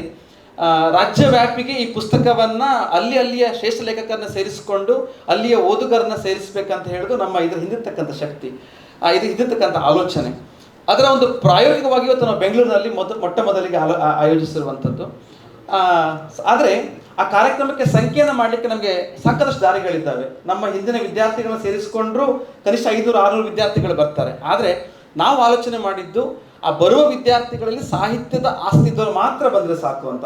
ಇಲ್ಲಿ ಬಂದು ಕೂತ್ಕೊಂಡು ಮೊಬೈಲ್ ಫೋನ್ ಬಿಚ್ಚಿಕೊಂಡು ಕೂತ್ಕೊಂಡ್ರೆ ಮತ್ತೆ ನಮ್ಮ ಮೂಲ ಆಶಯ ನೀರಿನಲ್ಲಿ ಹೋಮ ಮಾಡಿದಂಗೆ ಆಗುತ್ತೆ ಅನ್ನೋ ಕಾರಣಕ್ಕಾಗಿ ಎಲ್ಲರನ್ನ ಕರೆಯದೆ ಅದರಲ್ಲಿ ಸಾಹಿತ್ಯದ ಇಷ್ಟಪಡುವಂತಹ ವಿದ್ಯಾರ್ಥಿಗಳು ಮತ್ತು ಪಾಲಕರು, ವಿಶೇಷವಾಗಿ ನಮ್ಮಲ್ಲಿರ್ತಕ್ಕಂಥ ಪಾಲಕರು ತುಂಬ ಜನ ಸಾಹಿತ್ಯದ ಅಭಿಮಾನಿಗಳು ಆಗಿದ್ದಾರೆ, ಓದುಗರಾಗಿದ್ದಾರೆ, ಅವರುಗಳು ಬರಲಿಕ್ಕಿದ್ದಾರೆ. ನನ್ನ ವಿಶ್ವಾಸದ ಪ್ರಕಾರ ಸಭಾಂಗಣ ತುಂಬಬೇಕು. ಮುಂದಿನ ಹಂತಗಳಲ್ಲಿ ಆ ಕೆಲಸ ಆಗುತ್ತೆ ಅಂತ ನಾನು ಭಾವಿಸ್ಕೊಳ್ತಾ, ದೇವರಲ್ಲಿ ಪ್ರಾರ್ಥಿಸ್ಕೊಳ್ತಾ, ಇವತ್ತು ಬೆಂಗಳೂರಲ್ಲಿ ಆಗ್ತಾ ಇರ್ತಕ್ಕಂತಹ ಕಾರ್ಯಕ್ರಮಕ್ಕೆ ನಾವು ಮೊಟ್ಟ ಮೊದಲ ಬಾರಿಗೆ ಪ್ಲ್ಯಾನ್ ಮಾಡಿದ್ದೆ. ಪುಸ್ತಕ ಅಂತ ಹೇಳಿದರೆ ನಮಗೆ ನೆನಪಿಗೆ ಬರುವಂಥದ್ದು ಒಂದು, ಇಡೀ ಬದುಕನ್ನೇ ಬರಹವನ್ನಾಗಿಸಿಕೊಂಡು 100 ಪುಸ್ತಕಗಳನ್ನು ಬರೆದಂತಹ ಜೋಗಿ ಸರ್, ಪುಸ್ತಕವನ್ನು ದಿನಂಪ್ರತಿ ದಾರಿ ಇರತಕ್ಕಂತಹ ಡಾಕ್ಟರ್ ನಾ ಸೋಮೇಶ್ವರ್ ಅವರು, ಹಾಗೂ ನಮಗೆಲ್ಲದು ಪ್ರೇಮ ಕವಿತೆಗಳ ಮುಖಾಂತರ ನಮ್ಮೆಲ್ಲರ ಮನಸ್ಸನ್ನು ನವಿರಾಗಿಸಿದಂತಹ BR ಲಕ್ಷ್ಮಣರಾವ್ ಅವರು. 3 ಜನರು ನಮಗೆ ಈ ಕಾರ್ಯಕ್ರಮಕ್ಕೆ ಬರಬೇಕು ಅಂತಿತ್ತು. ಅದರಂತೆ ಜೋಗಿ ಸರ್ ನಮ್ಮ ಮೊದಲ ಕಾರ್ಯಕ್ರಮ, ಕಾರ್ಕಳದ ಕಾರ್ಯಕ್ರಮದಲ್ಲಿ ಕೂಡ ಭಾಗಿಯಾಗಿದ್ದರು. ಬಹಳ ಹೆಚ್ಚು ಸಾಹಿತ್ಯ ಆಸಕ್ತರ ಮೆಚ್ಚುಗೆಯನ್ನು ಕೂಡ ಗಳಿಸ್ಕೊಂಡಿದ್ರು. ಅದರ ಜೊತೆಗೆ ಕೆಲವೊಮ್ಮೆ ನಮ್ಮ ಆಲೋಚನೆಗಳು, ಆಶಯಗಳು ಒಂದು ಸದ್ವಿಚಾರಕ್ಕೆ ಆಗಿದ್ದರೆ, ಈ ಮಣ್ಣಿನ ಹೆಮ್ಮೆಯನ್ನು ಬಿಂಬಿಸ್ತಕ್ಕಂಥ ವಿಚಾರಕ್ಕೆ ಆಗಿದ್ದರೆ ದೇವರ ಅನುಗ್ರಹ ಕೂಡ ಇರುತ್ತೆ ಅಂತ ಹೇಳಲಿಕ್ಕೆ ಒಂದು ಒಳ್ಳೆಯ ನಿದರ್ಶನ ಸಂಜೆ ನಮಗೆ ಡಾಕ್ಟರ್ ನಾ ಸೋಮೇಶ್ವರ್ ಸಿಕ್ಕಿರುವಂಥದ್ದು. ನಮ್ಮ ಮೂಲ ಆಶಯದಂತೆ ಅವನ ಕಾರ್ಯಕ್ರಮಕ್ಕೆ ನಾವು ಕರಿಬೇಕಾಗಿತ್ತು. ಯಾವುದೋ ಒಂದಷ್ಟು ಸಂವಹನದ ಸಮಸ್ಯೆಯಿಂದಾಗಿ ಅದು ಸಂಪರ್ಕಿಸಕ್ಕೆ ಆಗಿರಲಿಲ್ಲ. ನಾಳೆ 4ನೇ ತಾರೀಕು ನಮ್ಮ 3,000 ವಿದ್ಯಾರ್ಥಿಗಳಿಗೆ ಅವರು ಕಾರ್ಕಳದಲ್ಲಿ ಒಂದು ಕಾರ್ಯಕ್ರಮದಲ್ಲಿ ಮಾತನಾಡಲಿಕ್ಕಿದ್ದಾರೆ. ಅದಕ್ಕೆ ನಾವು ಮೊದಲೇ ಆ ಕಾರ್ಯಕ್ರಮದ ಆಯೋಜನೆ ಆಗಿತ್ತು. ಅದು ಇಲ್ಲಿ ಕರೆಸಬೇಕಂತ ಹೇಳುವಂತಹ ದೃಷ್ಟಿಯಲ್ಲಿ ಸ್ವಲ್ಪ ಕಮ್ಯುನಿಕೇಷನ್ ವಿಚಾರದಿಂದಾಗಿ ನಮಗೆ ಅವನ್ನ ಭೇಟಿ ಮಾಡೋಕ್ಕೆ ಆಗಿರಲಿಲ್ಲ. ದೇವರ ಅನುಗ್ರಹ ಹೇಗಿತ್ತು ಅಂತ ಹೇಳಿ ನಿನ್ನೆ ಸಂಜೆ ಈ ಸಭಾಂಗಣಕ್ಕೆ ಬಂದಾಗ ಅವರೊಂದು ಬೇರೆ ಕಾರ್ಯಕ್ರಮಕ್ಕೆ ಬಂದಿದ್ದರು. ನಮ್ಮ ನಿವೇದನೆ ಮಾಡ್ಕೊಂಡ್ವಿ, ಇಂಥ ಕಾರ್ಯಕ್ರಮ ಆಗ್ತಾ ಉಂಟು ಸರ್, ನಮ್ಮ ನೀವು ಭಾಗಿಯಾಗಬೇಕು ಅಂತ. ತುಂಬ ಹೆಮ್ಮೆ ಆಗುವಂಥದ್ದು, ನಿಜವಾದ ಕನ್ನಡವನ್ನು ಕಟ್ಟುವಂಥವರು, ಕನ್ನಡದ ಮನಸ್ಸಿರುವಂಥವರು, ಪುಸ್ತಕವನ್ನು ಪೋಷಿಸುವಂಥವರು ಇಂತಹ ಕಾರ್ಯಕ್ರಮಗಳನ್ನು, ಇಂತಹ ವಿಚಾರಧಾರೆಗಳನ್ನು ಅತ್ಯಂತ ಪ್ರೀತಿಯಿಂದ ಪುರಸ್ಕರಿಸ್ತಾರೆ. ಅವರು ಕೊನೆಯ ಕ್ಷಣದಲ್ಲಿ ಹೇಳಿದರೂ ಕೂಡ ಅವರು ಅದಕ್ಕೆ ಒಪ್ಪಿ ನಾವು ಖಂಡಿತ ನಿಮ್ಮೊಟ್ಟಿಗೆ ಇರ್ತೇನೆ ಅಂತ ಹೇಳಿ ನಮ್ಮೊಟ್ಟಿಗೆ ಇವತ್ತು ಕಾರ್ಯಕ್ರಮದಲ್ಲಿ ಭಾಗಿಯಾಗಿದ್ದಾರೆ. ಇಂಥ ಎಲ್ಲ ಮನಸ್ಸುಗಳ ಆಶೀರ್ವಾದವನ್ನು ಬೇಡ್ಕೊಳ್ತಾ, ಅಂಥವರ ಹಾರೈಕೆಯಿಂದಲೇ ನಾವು ಇಂತಹ ಕೆಲಸಗಳನ್ನ ಮಾಡಲಿಕ್ಕೆ ಸಾಧ್ಯವಾಗುವಂಥದ್ದು. ವಿಶೇಷವಾಗಿ ನಮ್ಮೆಲ್ಲ ಲೇಖಕರು ಬಹಳ ಹೆಚ್ಚು ಕನ್ನಡದಲ್ಲಿ ಹೆಸರನ್ನು ಗಳಿಸಿದಂಥವರು, ನಿತ್ಯವೂ ಬರಹದ ಮುಖಾಂತರ ಹಲವಾರು ಮನಸ್ಸುಗಳನ್ನು ನಮ್ಮ ನಾಡಿನ ವಿಚಾರಧಾರೆಗಳ ಕಡೆಗೆ ಕೊಂಡು ಹೋದಂಥವರು. ಅವರೆಲ್ಲರೂ ಇವತ್ತು ನಮ್ಮ ಕಾರ್ಯಕ್ರಮದಲ್ಲಿ ಭಾಗಿಯಾಗಿದ್ದಾರೆ. ಸನ್ಮಿತರೆಲ್ಲರೂ ತಾವುಗಳೆಲ್ಲ ಭಾಗಿಯಾಗಿದ್ದೀರಾ. ಸಾಹಿತ್ಯದ ಚಿಂತನ ಮಂಥನದಲ್ಲಿ ನಮ್ಮ ಮನಸ್ಸನ್ನು ಉಳಿಸಿಕೊಳ್ಳುವ ಜೊತೆಗೆ ಮುಂದಿನ ನಮ್ಮ ನಾಡಿನ ಪ್ರಬುದ್ಧವಾದಂತಹ ಸಮಾಜ ನಿರ್ಮಾಣಕ್ಕೆ ನಾವೆಲ್ಲ ಒಟ್ಟಿಗೆ ಸೇರಬೇಕು. ಆ ಎಲ್ಲ ಕೆಲಸಗಳಲ್ಲಿ ತಾವು ನಮ್ಮೊಟ್ಟಿಗೆ ಇರ್ತೀರ ಅಂತೇಳಿ ಭಾವಿಸ್ಕೊಳ್ತಾ ಮತ್ತೊಮ್ಮೆ ತಮ್ಮೆಲ್ಲರಿಗೂ ಈ ಕಾರ್ಯಕ್ರಮಕ್ಕೆ ಭಾಗಿಯಾದಕ್ಕೆ ಪ್ರೀತಿಪೂರ್ವಕವಾದಂತಹ ವಂದನೆಗಳು ಹೇಳ್ತಾ ನಮ್ಮ ಮಾತನ್ನು ಮುಗಿಸ್ತೇನೆ. ನಮಸ್ಕಾರ.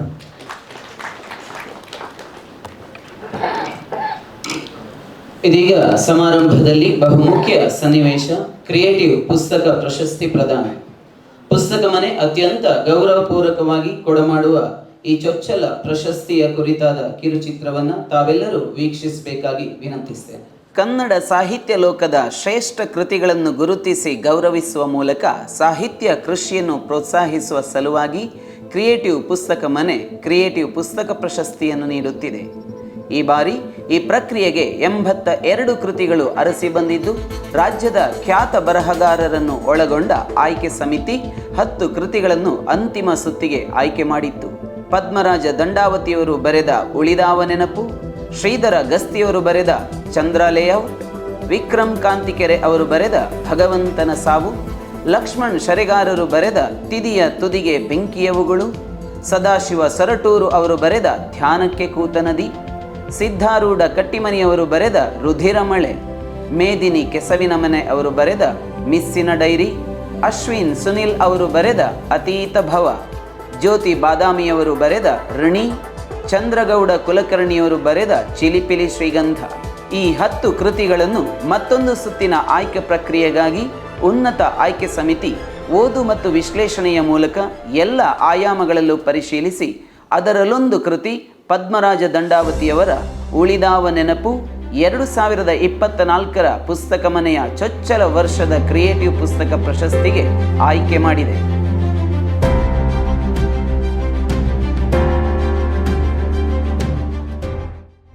ಪುಸ್ತಕ ಮನೆಯ ಇತಿಹಾಸದಲ್ಲಿ ಅಚ್ಚಳಿಯದೆ ಉಳಿಯುವ ನೆನಪು ಚೊಚ್ಚಲ ಪ್ರಶಸ್ತಿ ಪ್ರದಾನ. ಉಳಿದಾವ ನೆನಪು ಕೃತಿಯ ಕರ್ತೃ ಡಾಕ್ಟರ್ ಪದ್ಮರಾಜ ದಂಡಾವತಿಯವರು ವೇದಿಕೆಯ ಮುಂಭಾಗಕ್ಕೆ ಬಂದು ವೇದಿಕೆಯಲ್ಲಿರುವ ಅತಿಥಿಗಳಿಂದ ಕ್ರಿಯೇಟಿವ್ ಪುಸ್ತಕ ಪ್ರಶಸ್ತಿ 2024 ಇದನ್ನ ಸ್ವೀಕರಿಸಬೇಕಾಗಿ ವಿನಮ್ರವಾಗಿ ವಿನಂತಿಸ್ತೇನೆ.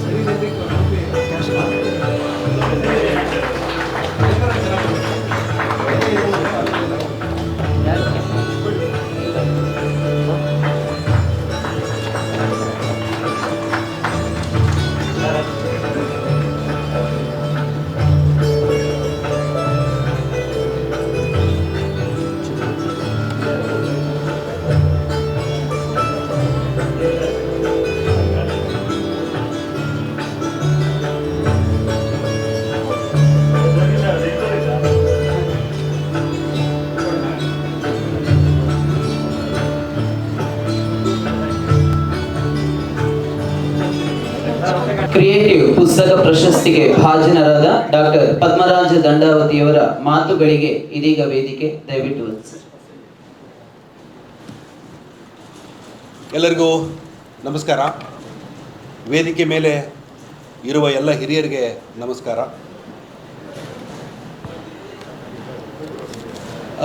ನನಗೆ ಸಹಜವಾಗಿಯೇ ಸಂತೋಷವಾಗಿದೆ. ಇದು ನಾನು ಈ ವರ್ಷ ಬರೆದ ಮೇದಲ್ಲಿ ಬಿಡುಗಡೆಯಾದ ಪುಸ್ತಕ. ಈ ವರ್ಷವೇ ಇನ್ನೂ ಮುಗಿಯೋದಕ್ಕೆ ಮುಂಚೆನೇ ಅದಕ್ಕೆ ನಿಮ್ಮ ಸಂಸ್ಥೆಯ ಮೊದಲ ಬಹುಮಾನ ಬರುತ್ತಿದೆ. ಹೀಗಾಗಿ ನಾನು ನಿಮಗೆಲ್ಲ ಕೃತಜ್ಞನಾಗಿದ್ದೇನೆ. ಯಾಕೆ ಚಪ್ಪಾಳಿ ಹೊಡೆಯೋಕ್ಕೆ ಬೇಜಾರಾಗಿದೆ ನಿಮಗೆಲ್ಲ? ನನಗೆಲ್ಲ ಚಪ್ಪಾಳಿ ಹೊಡಿಬೇಕಾಗಿದೆ. ಆ್ಯಕ್ಚುಲಿ ನಾನು ಇದೆಲ್ಲ ನನಗೆ ಗೊತ್ತಿರಲಿಲ್ಲ ನಿಜವಾಗ್ಲೂ. ಅನು ಬೆಳ್ಳೆ ನನಗೆ ಪರಿಚಯ, ಹೊಸದಾಗಿ ಪರಿಚಯ. ಅವರೆಲ್ಲ ಓದುಗನಾಗಿ ಗೊತ್ತಿತ್ತು, ಅವ್ರ ಮುಖದ ನನಗೆ ಪರಿಚಯ ಇರಲಿಲ್ಲ. ಆದರೆ ಇವರೆಲ್ಲ ನೋಡಿ ಮಾಡಿದರೆ ಬದಲಾವಣೆಯನ್ನು ಮಾಡಿದರೆ ಯುವಕರು ಬದಲಾವಣೆ ಮಾಡಬೇಕು ಅನ್ನೋದಕ್ಕೆ ಸಾಕ್ಷಿಯಾಗಿ ಕ್ರಿಯೇಟಿವ್ ಸಂಸ್ಥೆಯನ್ನು ಅವರು ಕಟ್ಟಿದ್ದಾರೆ. ಮತ್ತು 1 ವರ್ಷದಲ್ಲಿ 25,000 ಪುಸ್ತಕಗಳನ್ನು ಬಿಡುಗಡೆ ಮಾಡಿದ್ದಾರೆ. ಮಾರಾಟ ಮಾಡಿದ್ದಾರೆ. ಭಾಳ ಮುಖ್ಯವಾದ, ನನಗೆ ಹೆಚ್ಚು ಹೃದಯಕ್ಕೆ ಹತ್ತಿರವಾದ ಒಂದು ಸಂಗತಿಯನ್ನು ಅವರು ಒಂದು ಆಂದೋಲನ ರೂಪದಲ್ಲಿ ಮಾಡ್ತಾ ಇದ್ದಾರೆ. ನಾನು ಎಲ್ಲ ಕಡೆ ಹೋದಾಗೆಲ್ಲ ಮೊಬೈಲ್ ಸಂಸ್ಕೃತಿಯ ವಿರುದ್ಧ ಪುಸ್ತಕ ಸಂಸ್ಕೃತಿಯನ್ನು ನಾವು ಬೆಳೆಸ್ತಾ ಇದ್ದರೆ ನಮ್ಮ ಮಕ್ಕಳು ಹಾಳಾಗಿ ಹೋಗ್ತಾರೆ ಅನ್ನುವಂಥ ಒಂದು ಮಾತನ್ನು ನಾನು ಹೋದಲ್ಲೆಲ್ಲ ಹೇಳ್ತೇನೆ. ಅದು ನನ್ನ ಟ್ರೇಡ್ ಮಾರ್ಕ್ ಅಂತ ಏನಲ್ಲ, ಆದರೆ ಅದು ಈ ಎಲ್ಲ ಯುವಕರಿಗೆ ಕೂಡ ಕಾಡಿರೋದು ಬಹಳ ಮಹತ್ವದ ಮತ್ತು ಅತ್ಯಂತ ಅಭಿನಂದನಾರ್ಹವಾದ ಸಂಗತಿ ಅಂತ ನಾನು ಅಂದ್ಕೊಂಡಿದ್ದೇನೆ. ಇಂಥ ಈ ವಯಸ್ಸಿನ ಯುವಕರು ಮತ್ತು ಯುವತಿಯರು ತಮ್ಮ ಮಕ್ಕಳಿಗೆ ಊಟ ಬಡಿಸುವಾಗ ಈಗ ಮೊಬೈಲನ್ನು ಆನ್ ಮಾಡಿ ಕೊಟ್ಟು ತಾವು ಕಂಪ್ಯೂಟರ್ ಮುಂದೆ ಕೂತ್ಕೊಂಡು ಕೆಲಸ ಮಾಡುವಂಥ ಒಂದು ಅತ್ಯಂತ ಬೇಸರದ ಕಾಲಘಟ್ಟದಲ್ಲಿ ನಾವಿದ್ದೀವಿ ಈಗ. ಇಲ್ದಿದ್ರೆ ಆ ಮಗು ಊಟ ಮಾಡೋದೇ ಇಲ್ಲ. ಇನ್ನೊಂದು, ಅದು ಮಗು ಊಟವನ್ನು ಮಾಡುತ್ತಿರುತ್ತದೆಯೋ ಅಥವಾ ಮೊಬೈಲನ್ನು ನೋಡುತ್ತಿರುತ್ತದೆಯೋ ಎಂದು ಆ ತಂದೆ ತಾಯಿಗಳು ಗೊತ್ತಾಗದಂತೆ ಅವರು ಇನ್ನೊಂದು ಮೊಬೈಲನ್ನು ನೋಡ್ತಕ್ಕಂಥ ಒಂದು ವಿಚಿತ್ರವಾದ ಕಾಲಘಟ್ಟದಲ್ಲಿ ನಾವಿದ್ದೀವಿ. ನಾವು ಏಕಾಂಗಿಗಳಾಗಿದ್ದೀವಾ ಏನಂತ ನನಗೆ ಗೊತ್ತಾಗ್ತಾ ಇಲ್ಲ ನಿಜ ಹೇಳಬೇಕಂದ್ರೆ. ಪಾರ್ಕಲ್ಲಿ ಹೋಗಿ ನೀವು ಮೊಬೈಲಲ್ಲಿ ಕೂತಿರ್ತಾರೆ ಅವರು, ಬಸ್ಸಲ್ಲಿ ನೋಡಿ ಒಂದು ಮೊಬೈಲ್ ಜೊತೆಗೆ ಇರ್ತಾರೆ ಅವರು, ಸಭೆಗೆ ಬರಲಿ ಒಂದು ಮೊಬೈಲ್ ಜೊತೆ ಬಂದಿರ್ತಾರೆ, ವಿಮಾನಕ್ಕೆ ಹೋಗುವಾಗ ಒಂದು ಮೊಬೈಲಿಗೆ ಬರ್ತಾರೆ, ಟಾಯ್ಲೆಟ್ಗೆ ಹೋದಾಗ ಮೊಬೈಲನ್ನು ತೊಗೊಂಡೇ ಹೋಗಿರ್ತಾರೆ ಅಂತ ಕಾಣ್ತದೆ. ಸೊ ಇದು ಒಂದು ಎಂತಹ ಕಾಲಘಟ್ಟದಲ್ಲಿ ನಾವಿದ್ದೀವಿ ಅಂತ ಗೊತ್ತಾಗ್ತಿಲ್ಲ. ಆಸ್ಟ್ರೇಲಿಯಾ ಸರ್ಕಾರ 16 ವರ್ಷಗಳವರೆಗಿನ ಮಕ್ಕಳು ಮೊಬೈಲನ್ನು ಹಿಡಿಬಾರ್ದು ಅಂತ ಮಾಡಿದ್ದು ಭಾಳ ದೊಡ್ಡ ಒಂದು ನಿರ್ಧಾರ. ಅದು ಮಕ್ಕಳ ಪರವಾದ ನಿರ್ಧಾರ ಹಾಗೆ ಅಂತ ನಾನು ಅಂದ್ಕೊಂಡಿದ್ದೇನೆ. ಭಾರತದಲ್ಲಿ ಅದೆಲ್ಲ ಸಾಧ್ಯವಾಗ್ತದೋ ಇಲ್ಲೋ ನನಗೆ ಗೊತ್ತಿಲ್ಲ. ಹಾಗಾಗಿ ಅದಕ್ಕೆ ನನಗೆ ಭಾಳ ಹೆಚ್ಚು ಸಂತೋಷವಾಗಿದೆ ಮತ್ತು ನಿಮ್ಮನ್ನು ಕಾರ್ಕಳಕ್ಕೆ ಬಂದು ನೋಡಬೇಕು ಅಂತ ನನಗೆ ಅನಿಸುವಷ್ಟು ತಾವು ಸಂತೋಷವನ್ನು ಕೊಟ್ಟಿದ್ದೀರಿ. ಹೀಗಾಗಿ ತಮಗೆಲ್ಲ ಮತ್ತೊಮ್ಮೆ ನನ್ನ ನಮಸ್ಕಾರಗಳ ಪೂರ್ವಕಂತ ಅಭಿನಂದನೆಗಳು. ಈ ಪುಸ್ತಕವನ್ನು ನಾನು ಬಹಳ ಆಕಸ್ಮಿಕವಾಗಿ ಬರೆದೆ, ಅಂದರೆ ಅದು ನನ್ನ ತಲೆಯಲ್ಲಿ ಇತ್ತು ಅಂತ ಕಾಣ್ತದೆ. ಈ ನಡುವೆ ಕೆಲವು ಪುಸ್ತಕಗಳನ್ನು, ಅಂದರೆ ಪತ್ರಿಕೋದ್ಯಮಿ ತನ್ನ ವೃತ್ತಿ ಜೀವನದ ನೆನಪುಗಳನ್ನು ಬರೆದದ್ದು ಬಹಳ ಕಡಿಮೆ. ಜೋಗಿ, ಇಫ್ ಐ ಆಮ್ ರಾಂಗ್ ಹೇಳಬೇಕು ಅವರು ನನಗವರು ಭಾಳ ಹಿಂದೆ 80-70 ದಶಕದಲ್ಲಿ DR ಮಂಕಿಕ್ ಅವರು ನೋ ಮೈ ಸನ್ ನೆವರ್ ಅಂತ ಒಂದು ಪುಸ್ತಕ ಬರೆದಿದ್ರು. ಅಂದರೆ ಮಗನೇ ಎಂದು ಈ ವೃತ್ತಿಗೆ ಬರಬೇಡ ಅಂತ ಅರ್ಥ ಅದು. ಆದರೆ ಅವರ ಮಗ ಮತ್ತೆ ಪತ್ರಕರ್ತ ಆದ. ಇದೊಂದು ಮೋಹದ ಬಲೆ. ಇದು ನಾವೆಲ್ಲ ಪತ್ರಿಕೋದ್ಯಮಿಗಳಿರುವವರು ಒಂದು ಗ್ಲಾಮರ್ ಇದೆ ಹಾಗೆ ಅಂತ ನಾನು ವೈಯಕ್ತಿಕವಾಗಿ ಪತ್ರಕರ್ತ ಆಗಬೇಕು ಅಂತ ಅಂದ್ಕೊಂಡಿರಲಿಲ್ಲ. ಹಳೆಮನೆ ಹಾಗೆ ನಾನು ಕನ್ನಡ ಮೇಷ್ಟ್ರು ಅಥವಾ ಏನೋ ಇಂಗ್ಲೀಷ್ ಮೇಷ್ಟ್ರು ಆಗಬೇಕು ಅಂತ, ಕನ್ನಡ ಮೇಷ್ಟ್ರು ಆಗಬೇಕು ಅಂತ ಅಂದ್ಕೊಂಡಿದ್ದೆ. ಬಟ್ ನನಗೆ ಎಲ್ಲಿಯೂ ಅಧ್ಯಾಪಕ ವೃತ್ತಿ ನೌಕರಿ ಸಿಗಲಿಲ್ಲ ಆಗಿನ ಕಾಲದಲ್ಲಿ, 76-78. ಆಮೇಲೆ ಬಹಳ ಆಕಸ್ಮಿಕವಾಗಿ ಎಲ್ಲೋ ಒಳಗಡೆ ಒಬ್ಬ ನನ್ನ ಪತ್ರಕರ್ತ ನನ್ನ ಒಳಗೆ ಇದ್ದ ಅಂತ ಕಾಣ್ತದೆ. 82 ನವೆಂಬರ್ 10ನೇ ತಾರೀಕು ನಾನು ಪ್ರಜಾವಾಣಿಯನ್ನು ಸೇರಿ ಅಲ್ಲೇ 36 ವರ್ಷ ಕೆಲಸ ಮಾಡಿದೆ, ನಿವೃತ್ತನಾದೆ.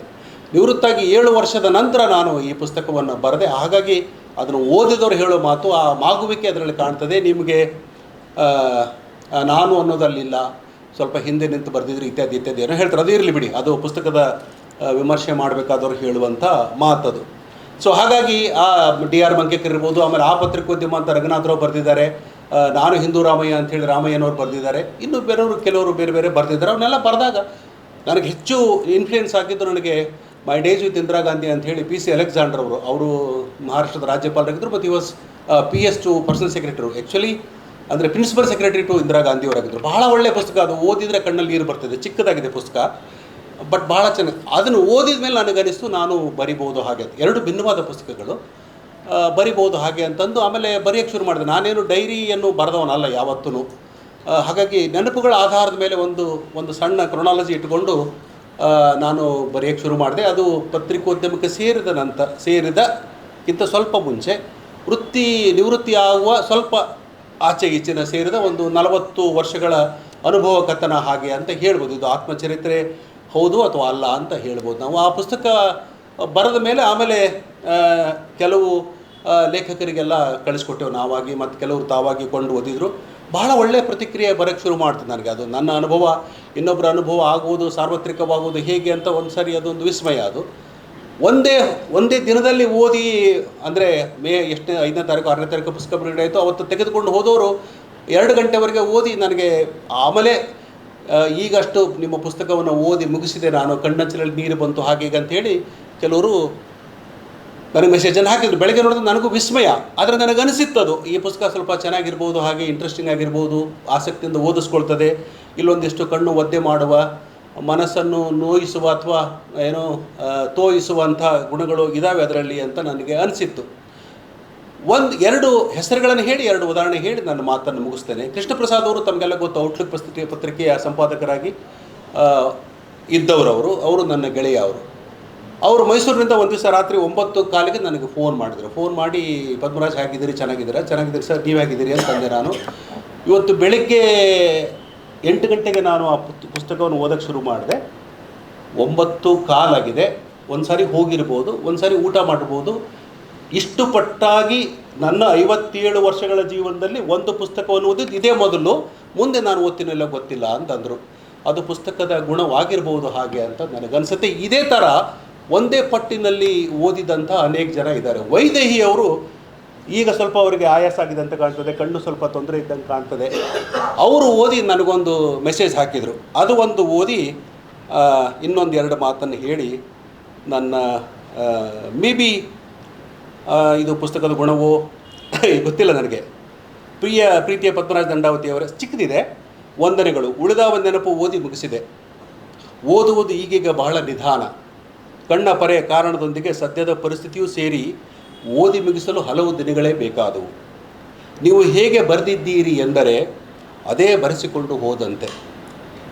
ಎಂತಲೇ ಅದು ಅಷ್ಟೇ ಆಸಕ್ತಿಪೂರ್ಣವಾಗಿ ಸಾವಧಾನವಾದರೂ ಓದಿಸಿಕೊಂಡು ಹೋಯಿತು, ಅಪ್ಪಟ ಕಾದಂಬರಿಯಂತೆ. ಕೆಳಗಿಟ್ಟು ತುಸು ಹೊತ್ತಿನಲ್ಲಿಯೇ ಮತ್ತೆ ಕೈಗೆತ್ತಿಕೊಳ್ಳುವಂತೆ ಆಗುತ್ತಿತ್ತು, ಇತ್ಯಾದಿ ಬರೀತಾರೆ. ಸೊ ಹೀಗಾಗಿ ಇದೊಂಥರ ಸಾರ್ಥಕತೆ. ತುಂಬ ಅನೇಕ ಜನ ಪುಸ್ತಕ ಓದಿ ನೀವು ಭಾಳ ಚೆನ್ನಾಗಿ ಬರೆದಿದ್ರಿ ಹಾಗೆ ಅಂತೇಳಿ ಹೊಗಳಿದಾಗ ಅದಕ್ಕೊಂದು ಮೂರ್ತ ರೂಪ ಸಿಗಬೇಕಾಗ್ತದೆ. ಅದೆಲ್ಲ ಗಾಳಿಲಿರ್ತದೆ, ನನಗೆ ಗೊತ್ತಿರ್ತದೆ, ಹೆಚ್ಚಂದರೆ ನನ್ನ ಮನೆಯವ್ರಿಗೆ ಗೊತ್ತಿರ್ಬೋದು. ಆದರೆ ಒಂದು ಪ್ರಶಸ್ತಿ ಬಂದಾಗ ಅದಕ್ಕೊಂದು ಸಾರ್ವಜನಿಕ ಸ್ವರೂಪ ಬರ್ತದೆ. ಮತ್ತು ಆಮೇಲೆ ಎಕ್ಸೆಪ್ಟೆನ್ಸ್ ಬೈ ದ ಸೊಸೈಟಿ ಅಂತ ಹಾಗೆ ಬರ್ತದೆ. ಇದು ನಮ್ಮಂಥ ಹಿರಿಯರು, ಈಗ ನನಗೆ ಐ ಆಮ್ 70, ನಮ್ಮಂಥ ಹಿರಿಯರು ಇಂಥ ಸ್ಪರ್ಧೆಗಳಲ್ಲಿ ಭಾಗವಹಿಸಬಾರ್ದು ಅನ್ನೋದ್ರ ಒಂದು ನನಗೆ ದ್ವಂದ್ವ ಇದೆ. ಯಾಕೆ ದ್ವಂದ್ವ ಇದೆ ಅಂದರೆ, ಜೋಗಿ ಈ ಸಾರಿ ಪ್ರಜಾವಾಣಿಯ ಕಥಾಸ್ಪರ್ಧೆಯಲ್ಲಿ ನಾಗತಿಹಳ್ಳಿ ಚಂದ್ರಶೇಖರಿಗೆ ಪ್ರಶಸ್ತಿ ಬಂತು. ಭಾಳ ಜನರಿಗೆ ಹೊಟ್ಟೆ ಉರಿ, ವಿಚಿತ್ರ ಕಾಲ ಇದು. ನಾವು ಎಂಥ ಜಯಪ್ರಕಾಶ್ ಮಾವನಕುಳಿಗೂ ಬಂತು. ಅವರೆಲ್ಲ ಸೀನಿಯರ್ಸು, ನಮ್ಮ ವಾರಿಗೆ ಅವರು ಸೋಷಿಯಲ್ ಮೀಡಿಯಾದಲ್ಲೆಲ್ಲ ಬೈದರು ಅವರಿಗೆಲ್ಲ, ಹಾಗೆ ಹೀಗೆ. ಅವರಿಗೆಲ್ಲ ಪಾಪ ಅಂಬರೀಷ್ ನುಗುಡೋಣಿ ಅವರು ಎಂಥ ಒಳ್ಳೆ ಕಥೆಗಾರ, ಅವರಿಬ್ಬರು ದೋಸ್ತರು, ಅವ್ರಿಗೆ ಹೇಳಿ ಪ್ರಶಸ್ತಿ ಕೊಟ್ಟರು ಹಾಗೆ ಅಂತೇಳಿ. ಪ್ರಜಾವಾಣಿಯಲ್ಲಿ 36 ವರ್ಷ ಕೆಲಸ ಮಾಡಿದ್ರು ನಾನು. ಅತ್ಯಂತ ಟ್ರಾನ್ಸ್ಪರೆಂಟಾಗಿ ಆ ಒಂದು ಪ್ರಕ್ರಿಯೆಯನ್ನು ನಾವು ನಡೆಸ್ತೇವೆ. ಇವರು ಕೂಡ ಹಾಗೆ ಒಂದು ಪ್ರಶಸ್ತಿಯನ್ನು ಒಬ್ಬರಿಗೆ ಬರೋಕ್ಕೆ ಸಾಧ್ಯ. ಒಂದು ಪ್ರಶಸ್ತಿ ಇದ್ದಾಗ ನೀವು 1000 ಜನ ಕಳಿಸ 1000 ಜನರಿಗೆ ಪ್ರಶಸ್ತಿ ಬರೋಕ್ಕಾಗಲ್ಲ. ನಾನು ಅವ್ರಿಗೆಲ್ಲ ಏನು ಹೇಳಿದೆ ಅಂದರೆ, ನೋಡಿ, Nagathihalli has taken a great risk. Jayaprakash ಮಾವನಕುಳಿನೂ ಭಾಳ ದೊಡ್ಡ ರಿಸ್ಕನ್ನು ತೆಗೆದುಕೊಂಡಿದ್ದಾರೆ. ಇದರಲ್ಲಿ ಏನಾಗಿದೆ ಅಂದರೆ, ಒಬ್ಬರಿಗೆ ಪ್ರಶಸ್ತಿ ಬಂದಿದ್ದು ಇನ್ನೂ 10 ಜನ ಶಾರ್ಟ್ ಲಿಸ್ಟ್ ಆಗಿದ್ದಾರೆ. ಅಕಸ್ಮಾತ್ತಾಗಿ ಶಾರ್ಟ್ ಲಿಸ್ಟ್ ಆದ ಕೊನೆ ಸಾಲಿನಲ್ಲಿ ನನ್ನ ಪುಸ್ತಕ ಇದ್ದರೆ ಪದ್ಮರಾಜ ದಂಡಾವತಿ ಹಾಕಿದ್ದಾನೆ, ಅವನಿಗೆ ಕೊನೆ ಬಂತು, ಇನ್ಯಾರಿಗೂ ಪ್ರಶಸ್ತಿ ಬಂತು ಅನ್ನುವಂಥ ಒಂದು ಸಾಧ್ಯತೆ ಇರ್ತದೆ. ನನಗೆ ನಿಜವಾಗ್ಲೂ ಪ್ರಶಸ್ತಿ ಈ ಪುಸ್ತಕಕ್ಕೆ ಹಾಕಬೇಕು ಅಂತ ನನ್ನೊಬ್ಬ ಗೆಳತಿ ನನಗೆ ಫೋನ್ ಮಾಡಿ ಅದನ್ನು ಸಂದೇಶವನ್ನು ಕಳಿಸ್ಕೊಟ್ಟು ನೀವು ಹಾಕಿ ಅಂದರು. ನನಗೆ ಹೋಗಲಿ ಬಿಡ್ರಿ, ಯಾಕೆ, ಯಾರಾದರೂ ಮಾಡಲಿ ಬಿಡಿ ಅಂದೆ. ಅವರೊಂದು 3-4 ಸರಿ ನನಗೆ ಒತ್ತಾಯ ಮಾಡಿದ್ರು. ಕೊನೆಗೂ ನಾನು ಇನ್ನೇನು ಅವಧಿ ಮುಗಿಬೇಕು ಅನ್ನೋ ವೇಳೆಗೆ ಮತ್ತೊಂದು ಸಾರಿ ಅವರಿಗೆ ನಾನು ಇನ್ನೂ ಕಳಿಸ್ರಿ ಸರ್, ನಿಮಗೇ ಬರುತ್ತೆ ಪ್ರಶಸ್ತಿ ಅಂದರು. ಬಹುತೇಕ ಹಂತ ಎಲ್ಲ ಓದುಗರ ಸಹೃದಯಗಳ ಹಾರೈಕೆಯಿಂದ ನನಗೆ ಈ ಪ್ರಶಸ್ತಿ ಬಂದಿರ್ಬೋದು ಹಾಗೆ ಅಂತ ಅನಿಸುತ್ತೆ.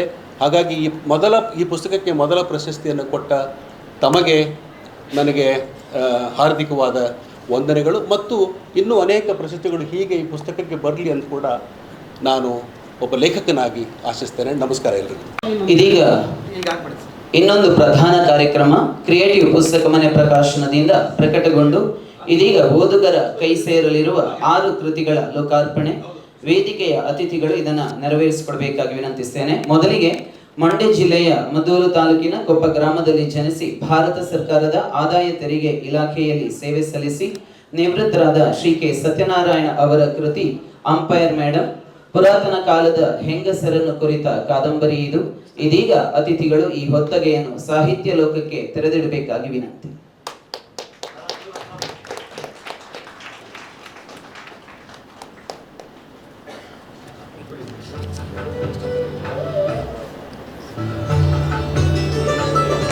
ಮುಂದೆ ಕನ್ನಡದ ಖ್ಯಾತ ಕಥೆಗಾರ, ನಾಟಕಕಾರ, ರಂಗಭೂಮಿ ಕಲಾವಿದ, ಚಿತ್ರ ಕಲಾವಿದರು ಆಗಿರುವ ಬಹುಮುಖ ಪ್ರತಿಭೆ ಡಿ.ಎಸ್. ಚೌಗಲೆಯವರ ವಾರಸ ಕಥಾ ಸಂಕಲನ ಕನ್ನಡ ಓದುಗ ಲೋಕಕ್ಕೆ ಲಭಿಸುತ್ತಿರುವ ಅಪೂರ್ವ ಕಥೆಗಳ ಗುಚ್ಛ. ಇದೀಗ ಕಥಾ ಸಂಕಲನದ ಲೋಕಾರ್ಪಣೆ.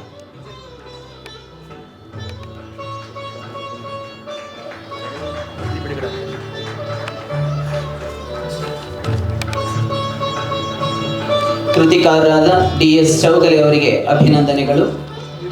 ಮುಂದಿನ ಕೃತಿ ಕತೆ ಕವಿತೆಯಂತಹ ಎಲ್ಲ ಬರವಣಿಗೆಯಲ್ಲೂ ನಮ್ಮ ಮನಸ್ಸಿನ ಸಂವೇದನೆ ಯಥಾವತ್ತಾಗಿ ಮೂಡಿ ಬರಬೇಕಾದರೆ ಭಾಷೆಯ ಬಳಕೆ ಬಹಳ ಮುಖ್ಯ. ಬರೆಯಬೇಕೆಂಬ ತುಡಿತವಿರುವ ಎಳೆಯ ಕವಿಗಳಿಗೆ ತಮ್ಮ ಬರಹಗಳ ಉತ್ಕೃಷ್ಟತೆಯನ್ನು ಹೆಚ್ಚಿಸಲು ಟಿಪ್ಪಣಿ ರೂಪದಲ್ಲಿ ಮೂಡಿಬಂದ ಕೃತಿ ಪ್ರಬುದ್ಧ ಬರಹಗಾರರಾದ ಶ್ರೀ ನರೇಂದ್ರ ಪೈ ಅವರ ಕಾವ್ಯ ಸಂಭವ ಇದೀಗ ಲೋಕಾರ್ಪಣೆ. ಕೃತಿಕಾರರಿಗೆ ಅಭಿನಂದನೆಗಳು. ಮುಂದೆ ಪರಿಸರ ಸಮನ್ವಯ, ಕೃಷಿ, ನೆಲಪ್ರೀತಿಯ ಸಾಧಕರ ಕುರಿತು ಒಂದಷ್ಟು ಪ್ರಬಂಧ, ನುಡಿ ಚಿತ್ರಗಳ ಸಂಗ್ರಹವೇ ಹಸಿರು ಆಧ್ಯಾತ್ಮ. ಹಸಿರು ನೋಟದ ಕಾಡಿನ ಸಾವಯವ ಸಂಬಂಧವನ್ನು ತೆರೆದಿಡುವ ಹಸಿರು ಪ್ರಬಂಧವನ್ನು ಬರೆದವರು ನರೇಂದ್ರ ರೈ ದೇರ್ಲಾ. ಇದೀಗ ಹಸಿರು ಆಧ್ಯಾತ್ಮದ ಲೋಕಾರ್ಪಣೆ. ಶ್ರೀ ನರೇಂದ್ರ ರೈ ದೇರ್ಲಾ ಅವರಿಗೆ ಅಭಿನಂದನೆಗಳು. ಮುಂದೆ ವೃತ್ತಿಯಲ್ಲಿ ವೈದ್ಯರಾದರೂ ಸಾಹಿತ್ಯದಲ್ಲಿ ಓದುಗರ ಬಹುಪ್ರೀತಿಯ ಬರಹಗಳನ್ನು ನೀಡುತ್ತಿರುವ ಡಾಕ್ಟರ್ ಲಕ್ಷ್ಮಣ VA ಕನ್ನಡ ಸಾಹಿತ್ಯ ಲೋಕದ ಪ್ರತಿಭಾವಂತ ಬರಹಗಾರರಲ್ಲಿ ಓರ್ವರು. ಕೊರೋನಾ ಕಾಲಘಟ್ಟದಲ್ಲಿ ನಾವು ಕಂಡು ಕೇಳಿದ ಬದುಕು ಬವಣೆಯ ಸಂಗತಿಗಳಿಗೆ ಭಿನ್ನವಾಗಿ ವೈದ್ಯ ಲೋಕದೊಳಗೆ ನಡೆದ ಅಚ್ಚರಿಯ ತಲ್ಲಣಗಳ ಸ್ವಾರಸ್ಯಕರ ಕಥಾಹಂದರವೇ PSC ಕವಲುಗುಡ್ಡ 24/7. ಇದೀಗ ಕವಲುಗುಡ್ಡ ಕಾದಂಬರಿಯ ಲೋಕಾರ್ಪಣೆ. ಕೃತಿಕಾರರಿಗೆ ಅಭಿನಂದನೆಗಳು. ಮುಂದಿನ ಲೋಕಾರ್ಪಣೆಯ ಕೃತಿ ಖ್ಯಾತ ಲೇಖಕ ಬಾಳಸಾಹೇಬ ಲೋಕಾಪುರ ಅವರ ಕಾದಂಬರಿ ದೇಹಿ. ಕೆಲವೇ ದಿನಗಳಲ್ಲಿ ಅಚ್ಚಿನ ಮನೆಯಿಂದ ನಮ್ಮ ಕೈ ಸೇರಲಿರುವ ಈ ಕೃತಿಯ ಮುಖಪುಟ ಅನಾವರಣಗೊಳಿಸಬೇಕಾಗಿ ಅತಿಥಿಗಳಲ್ಲಿ ವಿನಂತಿಸ್ತೇವೆ.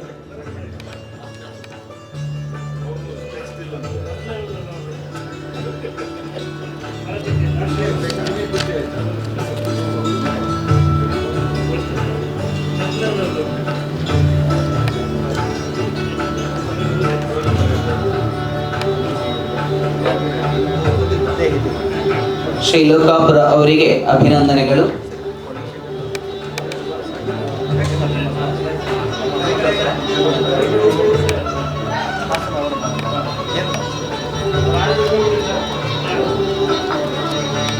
ಎಲ್ಲ ಅತಿಥಿಗಳಿಗೆ ವಂದನೆಗಳು.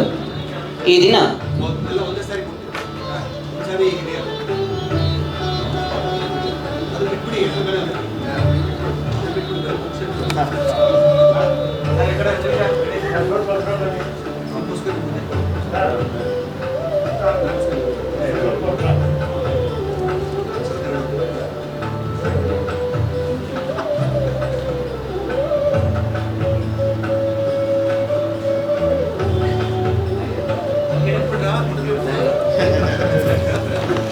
ಈ ದಿನ ಓದುಗರ ಮಡಿಲನ್ನು ಸೇರಿದ ಈ 6 ಕೃತಿಗಳನ್ನು ಪರಿಚಯಿಸಬೇಕಾಗಿ ಇತ್ತೀಚೆಗೆ ಪುಸ್ತಕ ಮನೆ ಪ್ರಕಾಶನದಿಂದ ಪ್ರಕಟಗೊಂಡ ಕೃತಿ ಒಡಲುಗೊಂಡವರು ಇದರ ಕರ್ತೃ ಹಿರಿಯ ಸಾಹಿತಿಗಳು, ಚಿಂತಕರು ಹಾಗೂ ವಿಮರ್ಶಕರಾದ ಶ್ರೀ ಹಳೆಮನೆ ರಾಜಶೇಖರ್ ಅವರಲ್ಲಿ ವಿನಂತಿಸಿಕೊಳ್ತೇನೆ. ಹಿರಿಯರೇ ಹಾಗೂ ಆತ್ಮೀಯರೇ, ಭಾಳ ಸಂಕ್ಷಿಪ್ತವಾಗಿ ಈ ಕೃತಿಗಳನ್ನು ನಿಮ್ಮ ಮುಂದೆ ನಾನು ಇಡ್ತಾ ಇದ್ದೇನೆ. ಈ ಕೃತಿಗಳ ಧ್ವನಿ ಏನಿದೆ ಅದನ್ನು ಮಾತ್ರ ನಿಮಗೆ ದಾಟಿಸ್ತೇನೆ. ನಾನು ಇದನ್ನು ವಿವರಾತ್ಮಕವಾಗಿ ನಿಮಗೆ ತಲುಪಿಸುವ ಪ್ರಯತ್ನ ಮಾಡೋದಿಲ್ಲ. ಮುಖ್ಯವಾಗಿ ಕ್ರಿಯೇಟಿವ್ ಸಂಸ್ಥೆಗೆ ಕನ್ನಡ ನಾಡು ಒಂದು ದೊಡ್ಡ ಅಭಿನಂದನೆಯನ್ನು ಸಲ್ಲಿಸಲೇಬೇಕು. ಯಾಕೆ ಅಭಿನಂದನೆಯನ್ನು ಸಲ್ಲಿಸಬೇಕಂದ್ರೆ, ಏನು ಈ 6 ಕೃತಿಗಳಿದೆ, 6 ಕೃತಿಗಳನ್ನು ರಚನೆ ಮಾಡಿರ್ತಕ್ಕಂಥ ಲೇಖಕರಿದ್ದಾರೆ. ಈಗಾಗಲೇ ಅವರು ಕನ್ನಡ ನಾಡು ನುಡಿಗೆ ತಮ್ಮದೇ ಆಗಿರುವಂಥ ಒಂದು ಬರಹಗಳ ಮೂಲಕ, ಚಿಂತನೆಯ ಮೂಲಕ ಚಿರಪರಿಚಿತರಾಗಿರ್ತಕ್ಕಂಥವ್ರು. ಈ ಕೃತಿಗಳ ವಿಶೇಷತೆ ಏನಂದರೆ, ಅವರೇ ತಮ್ಮ ಕೃತಿ ಒಳಗಡೆ ಕಟ್ಟಿರ್ತಕ್ಕಂಥ ಒಂದು ಅರಿವನ್ನು ಮುರಿದು ಒಂದು ಹೊಸ ಅರಿವನ್ನು ಒಂದು ಸಮಾಜಕ್ಕೆ ದಾಟಿಸುವ ಪ್ರಯತ್ನ ಮಾಡಿದ್ದಾರೆ. ಅಂತಹ ಒಂದು ಹೊಸ ಅರಿವನ್ನು ಈ ನಾಡಿಗೆ ನೀಡುವ ಒಂದು ಪ್ರಯತ್ನದಲ್ಲಿ ಕ್ರಿಯೇಟಿವ್ ಸಂಸ್ಥೆ ಕೂಡ ಪಾಲ್ಗೊಂಡಿರುವಂಥದ್ದು ನಮಗೆಲ್ಲ ಹೆಮ್ಮೆಯ ಸಂಗತಿ. ನಿಮಗೆಲ್ಲ ಗೊತ್ತಿದೆ, ನರೇಂದ್ರ ಪೈ ಅವರು ಜಗತ್ತಿನ ಸಾಹಿತ್ಯವನ್ನು ಅಧ್ಯಯನ ಮಾಡಿರ್ತಕ್ಕಂಥವರು. ಜಗತ್ತಿನ ಸಾಹಿತ್ಯವನ್ನು ಅಧ್ಯಯನ ಮಾಡೋದ್ರ ಜೊತೆಗೆ ಅದನ್ನು ಕನ್ನಡಕ್ಕೆ ತರಲಿಕ್ಕೆ ಪ್ರಯತ್ನ ಮಾಡಿರ್ತಕ್ಕಂಥವ್ರು. ಅದು ಕನ್ನಡಕ್ಕೆ ತರುವಾಗ ಅವರ ಒಂದು ವಿಶೇಷತೆ ಏನು ಅಂದರೆ ಅವರ ಈ ಕಾವ್ಯ ಸಂಭವ ಪುಸ್ತಕ, ಈಗಾಗಲೇ 1001 ಅನ್ನುವಂಥ ಒಂದು ಪುಸ್ತಕವನ್ನು ಬರೆದರು. ಆ ಪುಸ್ತಕದಲ್ಲಿ ಸುಮಾರು ಒಂದು 20 ಜಗತ್ತಿನ ಅತ್ಯುತ್ತಮ ಕಾದಂಬರಿಕಾರರನ್ನು ಪರಿಚಯಿಸಿದರು. ಆ ಕಾದಂಬರಿಕಾರರನ್ನು ಪರಿಚಯಿಸುವಾಗ ಅವರು ಹೇಗಿದ್ದರೋ ಹಾಗೆ ನಮಗೆ ಅವರು ತಲುಪಿಸೋದಿಲ್ಲ. ಆ ಕಾದಂಬರಿಕಾರರಿರ್ಬೋದು ಅಥವಾ ಈ ಕಾವ್ಯ ಸಂಭವದಲ್ಲಿ ಬರುವಂತಹ ಲೇಖಕರಿರ್ಬೋದು, ಅವರು ತಮ್ಮ ಅರಿವಿಗೆ ತಂದುಕೊಂಡು ಒಂದು ಹೊಸ ಅರಿವನ್ನಾಗಿ ಸಮಾಜಕ್ಕೆ ಕೊಡ್ತಕ್ಕಂಥವ್ರು. ಹೀಗಾಗಿ ಕನ್ನಡದ ಒಂದು ಸೃಜನಶೀಲತೆ, ಕನ್ನಡದ ಒಂದು ಬರವಣಿಗೆ, ಕನ್ನಡದ ಒಂದು ಭಾಷೆ, ಕನ್ನಡದ ಒಂದು ಲಯ ಏನಾಗಬೇಕು ಮತ್ತದು ಯಾವ ರೀತಿ ಈ ಪಲ್ಲಟಗೊಳ್ಳುತ್ತಿರುವಂಥ ಒಂದು ಸಂಕೀರ್ಣ ಜಗತ್ತನ್ನು ಒಂದು ಭಾಷಿಕ ಲಯದೊಳಗಡೆ ಹಿಡಿದಿಡಬಹುದು ಅನ್ನುವಂಥ ಒಂದು ದಾರಿಯನ್ನು ಈ ಕಾವ್ಯ ಸಂಭವ ಪುಸ್ತಕ ನಮಗೆ ಕಟ್ಟಿಕೊಡುತ್ತೆ. ಈ ಕಾವ್ಯ ಸಂಭವ ಕಾವ್ಯ ಬರೆಯುವಂಥ ನಮ್ಮ ಕನ್ನಡದಲ್ಲಿ ನಿಮಗೆಲ್ಲ ಗೊತ್ತಿದೆ, ಕಾದಂಬರಿಗಳು ಹೆಚ್ಚು ಬೆಳೀತಾ ಇದ್ದಾವೆ, ಕಥೆಗಳು ಹೆಚ್ಚು ಬೆಳೀತಾ ಇದ್ದಾವೆ, ಆದರೆ ಕಾವ್ಯ ಸೊರಗ್ತಾ ಇದೆ. ಕಾರಣ ಏನು ಅಂತಂದರೆ ಕಾವ್ಯಕ್ಕೆ ಒಂದು ವಿಶೇಷವಾಗಿರುವಂಥ ಸೂಕ್ಷ್ಮವಾಗಿರ್ತಕ್ಕಂಥ ಒಂದು ಭಾಷಿಕ ವಿನ್ಯಾಸ ಬೇಕಾಗುತ್ತೆ. ಈ ಬದುಕಿನ ಸಂಕೀರ್ಣತೆಯನ್ನು ಕತೆ ಮತ್ತು ಕಾದಂಬರಿಗಳಿಗಿಂತಲೂ ಭಿನ್ನವಾಗಿ ಅದು ಕಟ್ಟಿಕೊಡಬೇಕಾಗತ್ತೆ. ಹಾಗೆ ಒಂದು ಕಾವ್ಯ ತನ್ನ ಭಾಷೆಯನ್ನು ಸೃಷ್ಟಿಸಿಕೊಳ್ಳುವಾಗ ಆಗುವ ಪಲ್ಲಟಗಳೇನು, ಸ್ಥಿತ್ಯಂತರಗಳೇನು, ಒಳ ಸಂವೇದನೆಗಳೇನು ಮತ್ತು ಆ ಒಳ ಸಂವೇದನೆಗಳನ್ನು ಅರಗಿಸಿಕೊಂಡು ಒಂದು ಹೊಸ ಭಾಷೆಯನ್ನು ಹೇಗೆ ಸೃಷ್ಟಿ ಮಾಡಬೇಕು, ಈಗಾಗಲೇ ಜಗತ್ತಿನ ಬೇರೆ ಬೇರೆ ದೊಡ್ಡ ದೊಡ್ಡ ಕವಿಗಳು ಹೇಗೆ ಸೃಷ್ಟಿ ಮಾಡಿದ್ದಾರೆ ಅನ್ನುವಂಥ ಒಂದು ಗಾಢವಾದ ಚಿಂತನೆಯನ್ನು ಈ ಕೃತಿ ಮಾಡುತ್ತೆ. ಹೀಗಾಗಿ ಇದು ಕನ್ನಡದ ಪ್ರತಿಯೊಬ್ಬ ಲೇಖಕ ಮತ್ತು ಹೊಸ ಬರವಣಿಗೆಯಲ್ಲಿ ತೊಡಗತಕ್ಕಂಥವರು ಓದಲೇಬೇಕಾದದ್ದು ಅಂತೇಳಿ ನನಗೆ ಅನಿಸಿದೆ. ಕನ್ನಡದ ಭಾಳ ಅತ್ಯುತ್ತಮವಾಗಿರ್ತಕ್ಕಂಥ ಒಂದು ಪುಸ್ತಕ ಇದು ಕಾವ್ಯ ಸಂಭವ.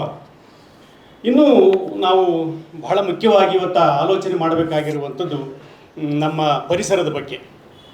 ನಿರಂತರವಾಗಿ ಪರಿಸರದ ಜೊತೆಗೆ ಬದುಕ್ತಾ ಇರತಕ್ಕಂಥವ್ರು. ಹೀಗಾಗಿ ನಮ್ಮ ನರೇಂದ್ರ ಇದೇರ್ಲಾ ಅವರು ಯಾವಾಗಲೂ ಹೇಳ್ತಾ ಇರ್ತಾರೆ, ನಾನೊಬ್ಬ ಕೃಷಿಕ, ನಾನು ಮಣ್ಣಿನ ಜೊತೆಗಿರ್ತಕ್ಕಂಥವನು, ಹಕ್ಕಿಗಳ ಜೊತೆಗಿರ್ತಕ್ಕಂಥವನು, ಮರಗಳ ಜೊತೆಗಿರ್ತಕ್ಕಂಥವನು, ತಂಗಾಳಿ ಜೊತೆಗಿರ್ತಕ್ಕಂಥವನು. ಹೀಗಾಗಿ ಆ ಥರದ ಒಂದು ಮನಸ್ಸು ಕನ್ನಡದ್ದೂ ಕೂಡ ಆಗಬೇಕು ಅನ್ನುವಂಥ ಒಂದು ಒಳ ತುಡಿತವನ್ನು ಇಟ್ಟುಕೊಂಡು ಅವರು ಕಥನವನ್ನು ಮಾಡ್ತಾ ಇರ್ತಕ್ಕಂಥವ್ರು. ಅವರು ಬರೆದಿರ್ತಕ್ಕಂಥ ಸುಮಾರು ಒಂದು 3000-4000 ಪುಟದ ಬರವಣಿಗೆಯನ್ನು ನೋಡಿದರೆ ಅದರಲ್ಲೆಲ್ಲ ಹಳ್ಳಿಗಾಡಿನಲ್ಲಿ ಸಾಧನೆ ಮಾಡಿರ್ತಕ್ಕಂಥ ಹಳ್ಳಿಗರು, ಈ ಕೃಷಿಯ ಜೊತೆಗೆ ಸಂಬಂಧ ಹೊಂದಿರತಕ್ಕಂಥ ಹಳ್ಳಿಗರು, ಈ ಕಾಡಿನ ಜೊತೆಗೆ ಸಂಬಂಧ ಹೊಂದಿರತಕ್ಕಂಥ ಹಳ್ಳಿಗರು, ಈ ಒಂದು ನೆಲದ ಜೊತೆಗೆ ಸಂಬಂಧ ಹೊಂದಿರತಕ್ಕಂಥ ಹಳ್ಳಿಗರ ಕಥನವನ್ನೇ ನಾವು ಕಾಣ್ತೀವಿ. ನಾವು ಅಂದರೆ ಮತ್ತೆ ಅವರು ಶೋಧಿಸ್ತಾ ಇರುವಂಥದ್ದು ಏನು ಅಂತಂದರೆ ಈ ಪ್ರಕೃತಿಯನ್ನು ನಮ್ಮದನ್ನಾಗಿ ಮಾಡಿಕೊಳ್ಳೋದು ಹೇಗೆ ಅಂತ. ನಾವೆಲ್ಲ ಏನು ಮಾಡ್ತಾ ಇದ್ದೀವಿ ಅಂದರೆ ಪ್ರಕೃತಿಯನ್ನು ನಾಶ ಮಾಡೋದು ಹೇಗೆ ಅಂತ ಯೋಚನೆ ಮಾಡ್ತಾ ಇದ್ದೀವಿ. ಆದರೆ ದೇರ್ಲವರು ಯೋಚನೆ ಮಾಡ್ತಾ ಇರುವಂಥದ್ದು ಏನಂದರೆ ಪ್ರಕೃತಿಯನ್ನು ನಮ್ಮದನ್ನಾಗಿ ಮಾಡಿಕೊಳ್ಳೋದು ಹೇಗೆ, ಪ್ರಕೃತಿ ಒಳಗಡೆ ನಾವು ಒಂದಾಗೋದು ಹೇಗೆ ಅಂತ. ಹಾಗೆ ಪ್ರಕೃತಿಯನ್ನು ತಮ್ಮದನ್ನಾಗಿ ಮಾಡಿಕೊಂಡಿರುವಂತಹ, ಪ್ರಕೃತಿ ಒಳಗಡೆ ಒಂದಾಗಿರ್ತಕ್ಕಂತಹ ಅಪರೂಪದ ವ್ಯಕ್ತಿ ಚಿತ್ರಗಳನ್ನು ಈ ಹಸಿರು ಆಧ್ಯಾತ್ಮದಲ್ಲಿ ಕೊಟ್ಟಿದ್ದಾರೆ. ಈ ಹಸಿರು ಆಧ್ಯಾತ್ಮ ಅನ್ನೋದೇ ಒಂದು ಹೊಸ ಪರಿಭಾಷೆ ನಮ್ಮ ಕನ್ನಡಕ್ಕೆ. ಯಾಕೆ ಹೊಸ ಪರಿಭಾಷೆ ಅಂದರೆ ಆಧ್ಯಾತ್ಮವನ್ನು ನಾವು ದೇವಸ್ಥಾನದಲ್ಲಿ ಹುಡುಕ್ತಾ ಇದ್ದೀವಿ, ದೊಡ್ಡ ದೊಡ್ಡ ಧಾರ್ಮಿಕ ಮುಖಂಡರಲ್ಲಿ ಹುಡುಕ್ತಾ ಇದ್ದೀವಿ, ದೊಡ್ಡ ದೊಡ್ಡ ಧರ್ಮ ಗ್ರಂಥಗಳಲ್ಲಿ ಹುಡುಕ್ತಾ ಇದ್ವಿ. ನಿಜವಾಗಲಲ್ಲಿ ಆಧ್ಯಾತ್ಮ ಇಲ್ಲ. ಈ ಕೃತಿಯ ಪ್ರಕಾರ ನಿಜವಾದ ಒಂದು ಆಧ್ಯಾತ್ಮ ಎಲ್ಲಿದೆ ಅಂತಂದರೆ ಅದು ನಮ್ಮ ಮಣ್ಣಿನಲ್ಲಿದೆ, ನಮ್ಮ ಹಕ್ಕಿಗಳ ಧ್ವನಿಯಲ್ಲಿದೆ, ನಮ್ಮ ತಂಗಾಳಿಯಲ್ಲಿದೆ, ತಿಳಿನೀರಿನಲ್ಲಿದೆ. ಇದೆಲ್ಲವನ್ನು ನೀವು ಅರಗಿಸಿಕೊಂಡಾಗ ನಿಮ್ಮ ಮನಸ್ಸು ಶುದ್ಧ ಆಗುತ್ತೆ.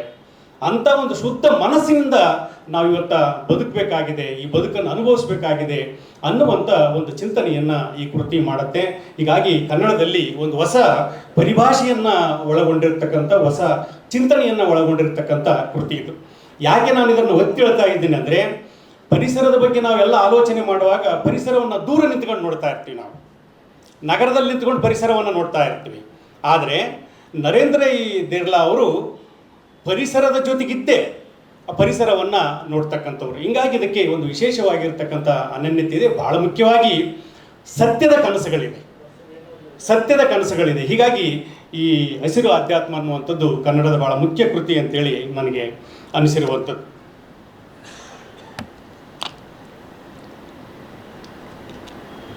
ಅಂಪೈರ್ ಮೇಡಮ್ ಅನ್ನುವಂಥದ್ದು ಈ ಕೆ ಸತ್ಯನಾರಾಯಣ ಅವರ ಭಾಳ ಅಪರೂಪದ ಒಂದು ಕಾದಂಬರಿ ಇದು. ಅವರ ಮೊದಲ ಕಾದಂಬರಿ ಗೌರಿ ಅಂತ ಅನಿಸುತ್ತೆ ನನಗೆ. ನಾನು ಗೌರಿಯನ್ನು BA ಓದುವಾಗ ಓದಿದ್ದೆ. ಈಗಲೂ ಕೂಡ ಇಡೀ ಗೌರಿಯ ಒಂದು ಚಿತ್ರಣ ನನ್ನ ಮುಂದೆ ಇದೆ.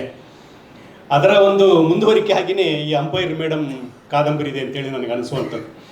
ಅಂದರೆ ಮದುವೆ ಆಗಲಾರದಂತಹ ಒಬ್ಬ ಮಹಿಳೆ ಒಂದು ಸಮಾಜದಲ್ಲಿ ಎದುರಿಸುವ ಬಿಕ್ಕಟ್ಟುಗಳೇನಿದೆ ಅದು ಎರಡು ಥರ ಇರುತ್ತೆ. ಒಂದು ಸಮಾಜವನ್ನು ಎದುರುಗೊಳ್ಳುವಂಥದ್ದು, ಇನ್ನೊಂದು ಅವಳ ಒಳಗಡೆನೇ ಆಗುವಂಥದ್ದು.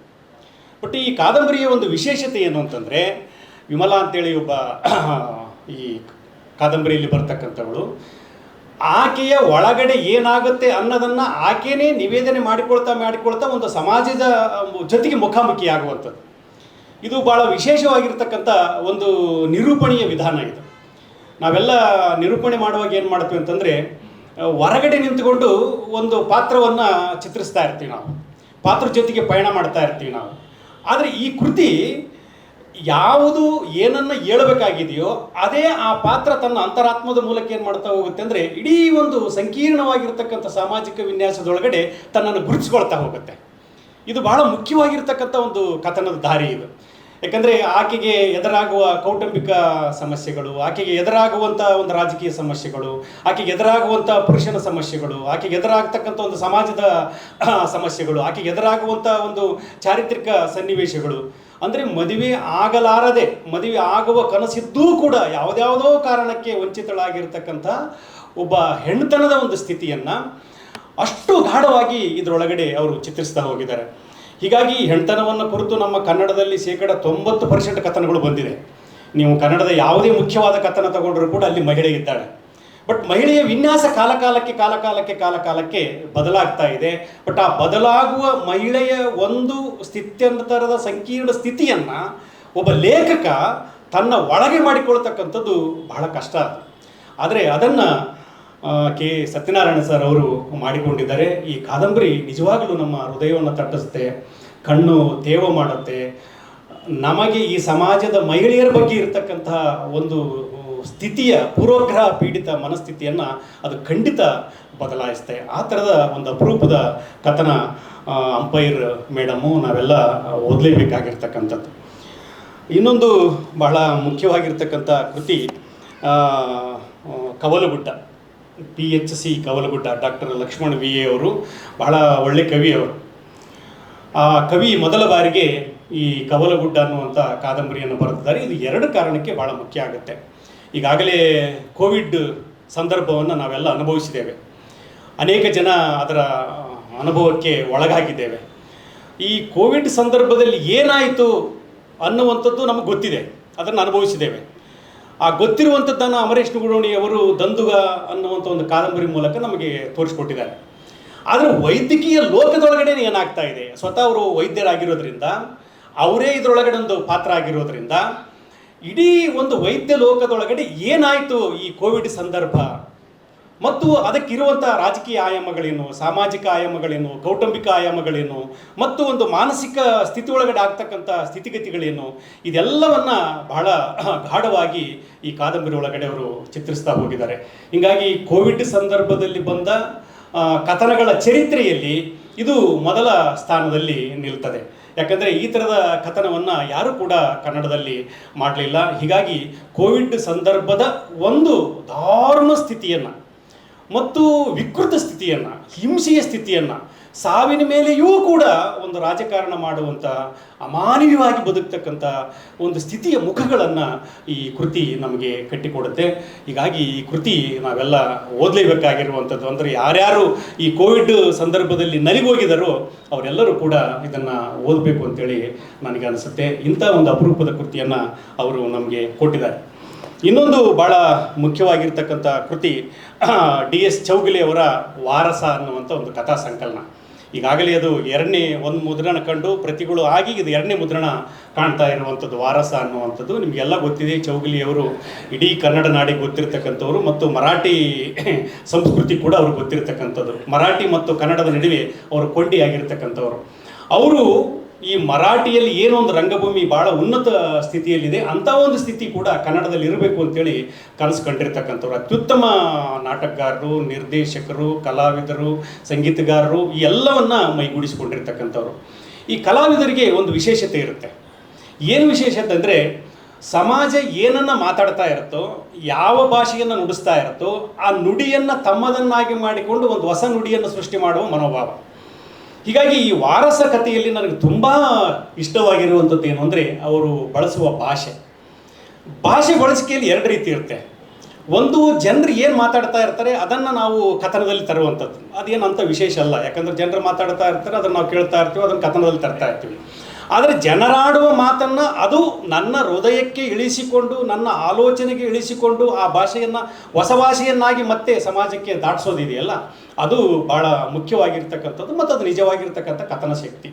ಅಂಥ ಒಂದು ಕಥನ ಕ್ರಮವನ್ನು, ಕಥನ ಲಯವನ್ನು ಈ ಒಂದು ಕಥೆಗಳಲ್ಲಿ ನಾವು ಕಾಣಬಹುದು. ಮುಖ್ಯವಾಗಿ ತಿಣಿ, ಬೆಳಗಾವ್, ಮಿರಜ್, ಸೊಲ್ಲಾಪುರ ಅಂದರೆ ಈ ಒಂದು ಏನು ಗಡಿನಾಡು ಭಾಗ ಇದೆ, ಆ ಗಡಿನಾಡು ಭಾಗದ ಮಹಿಳೆಯರು, ಭೂಮಾಲೀಕರು ಮತ್ತು ಅಲ್ಲಿ ದೈನಂದಿನ ಜೀವನ ಮಾಡ್ತಾ ಇರತಕ್ಕಂಥ ಜನಗಳ ಒಂದು ಸ್ಥಿತಿ ಏನಿದೆ, ಈ ಜಾಗತೀಕರಣ ಸಂದರ್ಭಕ್ಕೆ ಸಿಲುಕಿಕೊಂಡಿರ್ತಕ್ಕಂಥ ಬದುಕಿನ ವಿನ್ಯಾಸ ಏನಿದೆ, ಇದನ್ನೆಲ್ಲವನ್ನು ಭಾಳ ಗಾಢವಾಗಿ ಈ ಕೃತಿಯೊಳಗಡೆ ಅವರು ಶೋಧಿಸ್ತಾ ಹೋಗ್ತಾರೆ. ಈ ಒಂದು 20 ವರ್ಷದಿಂದಗಡೆ, 15 ವರ್ಷದಿಂದಗಡೆ, 10 ವರ್ಷದಿಂದಗಡೆ ಬರೆದ ಕಥೆಗಳಾದರೂ ಕೂಡ ನಮಗೆ ಈಗ ಬರೆದಿದ್ದಾರೋ ಅನ್ನುವಷ್ಟು ಹೊಸದಾಗಿ ಅವರ ಭಾಷಿಕ ಮೂಲಕ ನಮಗೆ ಕಾಣಿಸುವಂಥದ್ದು. ಹೀಗಾಗಿ ಈ ಕೃತಿ ಕೂಡ ನಮಗೆ ಮುಖ್ಯವಾಗಿ ನಾವು ಓದಬೇಕಾದದ್ದು ಅಂತೇಳಿ ನನಗೆ ಅನಿಸುತ್ತೆ. ಇನ್ನೊಂದು ಕೃತಿ ದೇಹಿ, ಅದು ಇನ್ನೂ ಪ್ರಕಟಣೆ ಹಂತದಲ್ಲಿದೆ. ನಾನು ದೇಹಿಯನ್ನು ಈ ಪ್ರಕಟಣೆ ಪೂರ್ವದಲ್ಲೇ ಓದಿದ್ದೇನೆ. ನಾನು ಓದಿದಾಗ ಅವರು ಬಾಳಾಸಾಹೇಬ್ ಲೋಕಪುರ್ ಸರ್ ಜೊತೆಗೆ ಚರ್ಚೆ ಮಾಡುವಾಗಿಲ್ಲ, ಸರ್ ಇದು ಇನ್ನಷ್ಟು ನೀವು ಕಾದಂಬರಿಯನ್ನು ಮುರಿದು ಕಟ್ಟಬೇಕು, ಈಗಾಗಲೇ ನೀವು ಬರೆದಿರ್ತಕ್ಕಂಥ ಕಾದಂಬರಿ ಪರಂಪರೆಗೆ ಈ ಕಾದಂಬರಿ ಸೇರೋದಿಲ್ಲ ಅಂದಾಗ ಅವರು ಆಯಿತು ಅಂತೇಳಿ ಇನ್ನೊಮ್ಮೆ ಅದನ್ನು ಮುರಿದು ಕಟ್ಟುವ ಪ್ರಯತ್ನದಲ್ಲಿ ಇದ್ದಾರೆ. ಆ ಕುರಿತು ನಾವು ತುಂಬ ಚರ್ಚೆ ಮಾಡಿದ್ದೇವೆ. ಆ ಕೃತಿಯ ವಿಶೇಷತೆ ಏನು ಅಂತಂದರೆ, ದೇಹಿ ಕಾದಂಬರಿಯ ವಿಶೇಷತೆ ಏನಂದರೆ, ನಿಮಗೆಲ್ಲ ಗೊತ್ತಿದೆ, ನಾವು ದೇಹಕ್ಕಾಗಿ ಇವತ್ತು ಬದುಕ್ತಾ ಇದ್ದೀವಿ. ದೇಹದ ಒಂದು ವಾಂಛೆಗಳನ್ನು ಈಡೇರಿಸಿಕೊಳ್ಳಿಕ್ಕೆ ಅನೇಕ ಬಗೆಯಲ್ಲಿ ನಮ್ಮ ಜೀವನವನ್ನು ರೂಪಿಸಿಕೊಳ್ತಾ ಇದ್ದೀವಿ. ದೇಹ ಅಂದರೆ ಇಷ್ಟೇನಾ, ಇದರ ಆಚೆಗೆ ಇನ್ನು ಏನಿದೆ ಅನ್ನುವಂಥದ್ದನ್ನು ಈ ಕಾದಂಬರಿ ಒಳಗಡೆ ಅವರು ಶೋಧಿಸ್ತಾ ಇದ್ದಾರೆ. ಅದರಲ್ಲಿ 2 ವಾಡೆಗಳನ್ನು ಸೃಷ್ಟಿ ಮಾಡಿದ್ದಾರೆ. ಈಗಾಗಲೇ ನಿಮ್ಗೆ ಗೊತ್ತಿದೆ, ವಾಡೆ ಸಂಸ್ಕೃತಿ ನಮ್ಮ ಕರ್ನಾಟಕದಲ್ಲಿ ಭಾಳ ಢಾಳಾಗಿರ್ತಕ್ಕಂಥದ್ದು ಚರಿತ್ರೆಯಲ್ಲಿ. ಆ 2 ವಾಡೆಗಳ ನಡುವಿನ ಸಂಘರ್ಷ, ಸಂಬಂಧಗಳು, ಅಲ್ಲಿಯ ಅನೇಕ ಬಗೆಯ ಆಧಾರಗಳು, ಅವುಗಳ ನಡುವೆ ಈ ದೇಹದ ಸ್ಥಿತಿಗಳು ಏನಾಗುತ್ತೆ ಅಂದರೆ, ನಮ್ಮ ಎಲ್ಲ ಒಂದು ಈ ಸ್ಥಿತಿ ಇದೆಯಲ್ವ, ಬದುಕುವ ಸ್ಥಿತಿ ಇದೆಯಲ್ವ, ಅದನ್ನು ಭವ ಅಂತೀವಿ, ಲೌಕಿಕ ಅಂತೀವಿ. ಈ ಲೌಕಿಕ ಸ್ಥಿತಿ ಯಾಕೆ ಹೀಗಿರುತ್ತೆ, ಇದನ್ನು ಮೀರಲಿಕ್ಕೆ ನಮ್ಮಿಂದ ಸಾಧ್ಯ ಇಲ್ವಾ, ಹಾಗೆ ಮೀರುವ ಒಂದು ಶಕ್ತಿ ಯಾರೊಳಗಡೆ ಇರುತ್ತೆ, ಆ ಮೀರಿ ಮತ್ತೊಂದು ಹೊಸ ಜಗತ್ತನ್ನು ಸೃಷ್ಟಿ ಮಾಡುವ ಒಂದು ಕಾಯಕ ನಮ್ದು ಯಾವುದಾಗಬೇಕು ಅನ್ನೋದನ್ನು ಕುರಿತು ಭಾಳ ಗಾಢವಾಗಿ ಆ ಕಾದಂಬರಿ ಚಿಂತನೆ ಮಾಡುತ್ತೆ. ನಿಮಗೆಲ್ಲ ಗೊತ್ತಿದೆ, ಲೋಕಾಪುರ್ ಅವರ ದೊಡ್ಡ ಶಕ್ತಿ ಯಾವುದು ಅಂತಂದರೆ, ಅದು ಆ ಬೆಳಗಾವಿ ಭಾಗದ ಎಲ್ಲ ಲೇಖಕರ ದೊಡ್ಡ ಶಕ್ತಿ ಅಂತ ಅನಿಸುತ್ತೆ ನಮಗೆ. ಅವರು ಪ್ರತಿ ಕಥನದಲ್ಲಿ ಕೂಡ ಒಂದು ಹೊಸ ಭಾಷೆಯನ್ನು ಸೃಷ್ಟಿ ಮಾಡ್ತಾರೆ. ಭಾಳ ಮುಖ್ಯವಾದದ್ದು ಇದು. ಜನರಾಡುವ ಭಾಷೆಯನ್ನು ಸೃಷ್ಟಿ ಮಾಡೋದಿಲ್ಲ, ಜನರಾಡುವ ಭಾಷೆಯನ್ನು ಅರಗಿಸಿಕೊಂಡು ಆ ಪಾತ್ರಗಳ ಒಂದು ಮನಸ್ಸಿನೊಳಗಡೆ ಕುಳಿತುಕೊಂಡು ಆ ಪಾತ್ರಗಳ ಮೂಲಕ ಏನು ಮಾಡ್ತಾರೆ ಅಂದರೆ ಒಂದು ಹೊಸ ಭಾಷೆಯನ್ನು ಸೃಷ್ಟಿ ಮಾಡ್ತಾರೆ. ಅಂತಹ ಒಂದು ಹೊಸ ಭಾಷಿಕ ಲಯದ ಮೂಲಕ ಆ ಕೃತಿ ಭಾಳ ಮುಖ್ಯ ಆಗುತ್ತೆ ಅಂತೇಳಿ ನನಗೆ ಅನಿಸುತ್ತೆ. ನಾನು ಭಾಳ ಸಂಕ್ಷಿಪ್ತವಾಗಿ ಈ ಕೃತಿಗಳ ಧ್ವನಿಗಳನ್ನು ಮಾತ್ರ ನಿಮ್ಮ ಮುಂದೆ ದಾಟಿಸಿದ್ದೇನೆ, ಯಾಕಂದರೆ ತುಂಬ ಸಮಯದ ಅಭಾವ ಇರೋದರಿಂದ. ಇಷ್ಟು ಮಾತಾಡಲಿಕ್ಕೆ ಅವಕಾಶ ಕೊಟ್ಟಿರ್ತಕ್ಕಂಥ ಎಲ್ಲರಿಗೂ ಪ್ರೀತಿಯ ನಮಸ್ಕಾರಗಳು. ಇದೀಗ ಈ ದಿನ ಲೋಕಾರ್ಪಣೆಗೊಂಡ ಕೃತಿಗಳ ಲೇಖಕರಿಗೆ ಕ್ರಿಯೇಟಿವ್ ಪುಸ್ತಕ ಮನೆಯ ಗೌರವದ ದ್ಯೋತಕವಾಗಿ ಸನ್ಮಾನ ಕಾರ್ಯಕ್ರಮ. ಲೇಖಕರಾದ ಶ್ರೀ ಕೆ ಸತ್ಯನಾರಾಯಣ, ಶ್ರೀ DS ಚೌಗಲೆ, ಶ್ರೀ ನರೇಂದ್ರ ರೈದೇರ್ಲ ಹಾಗೆ ಡಾಕ್ಟರ್ ಲಕ್ಷ್ಮಣ BA ಅವರು ವೇದಿಕೆಯ ಮುಂಭಾಗಕ್ಕೆ ಬಂದು ಆಸನವನ್ನು ಸ್ವೀಕರಿಸಬೇಕಾಗಿ ವಿನಂತಿಸ್ತೇನೆ. ಅಂತೆಯೇ ಅತಿಥಿಗಳೆಲ್ಲರೂ ಸೇರಿ ಇವರನ್ನು ಸನ್ಮಾನಿಸಬೇಕಾಗಿ ವಿನಮ್ರವಾಗಿ ವಿನಂತಿಸ್ತೇನೆ.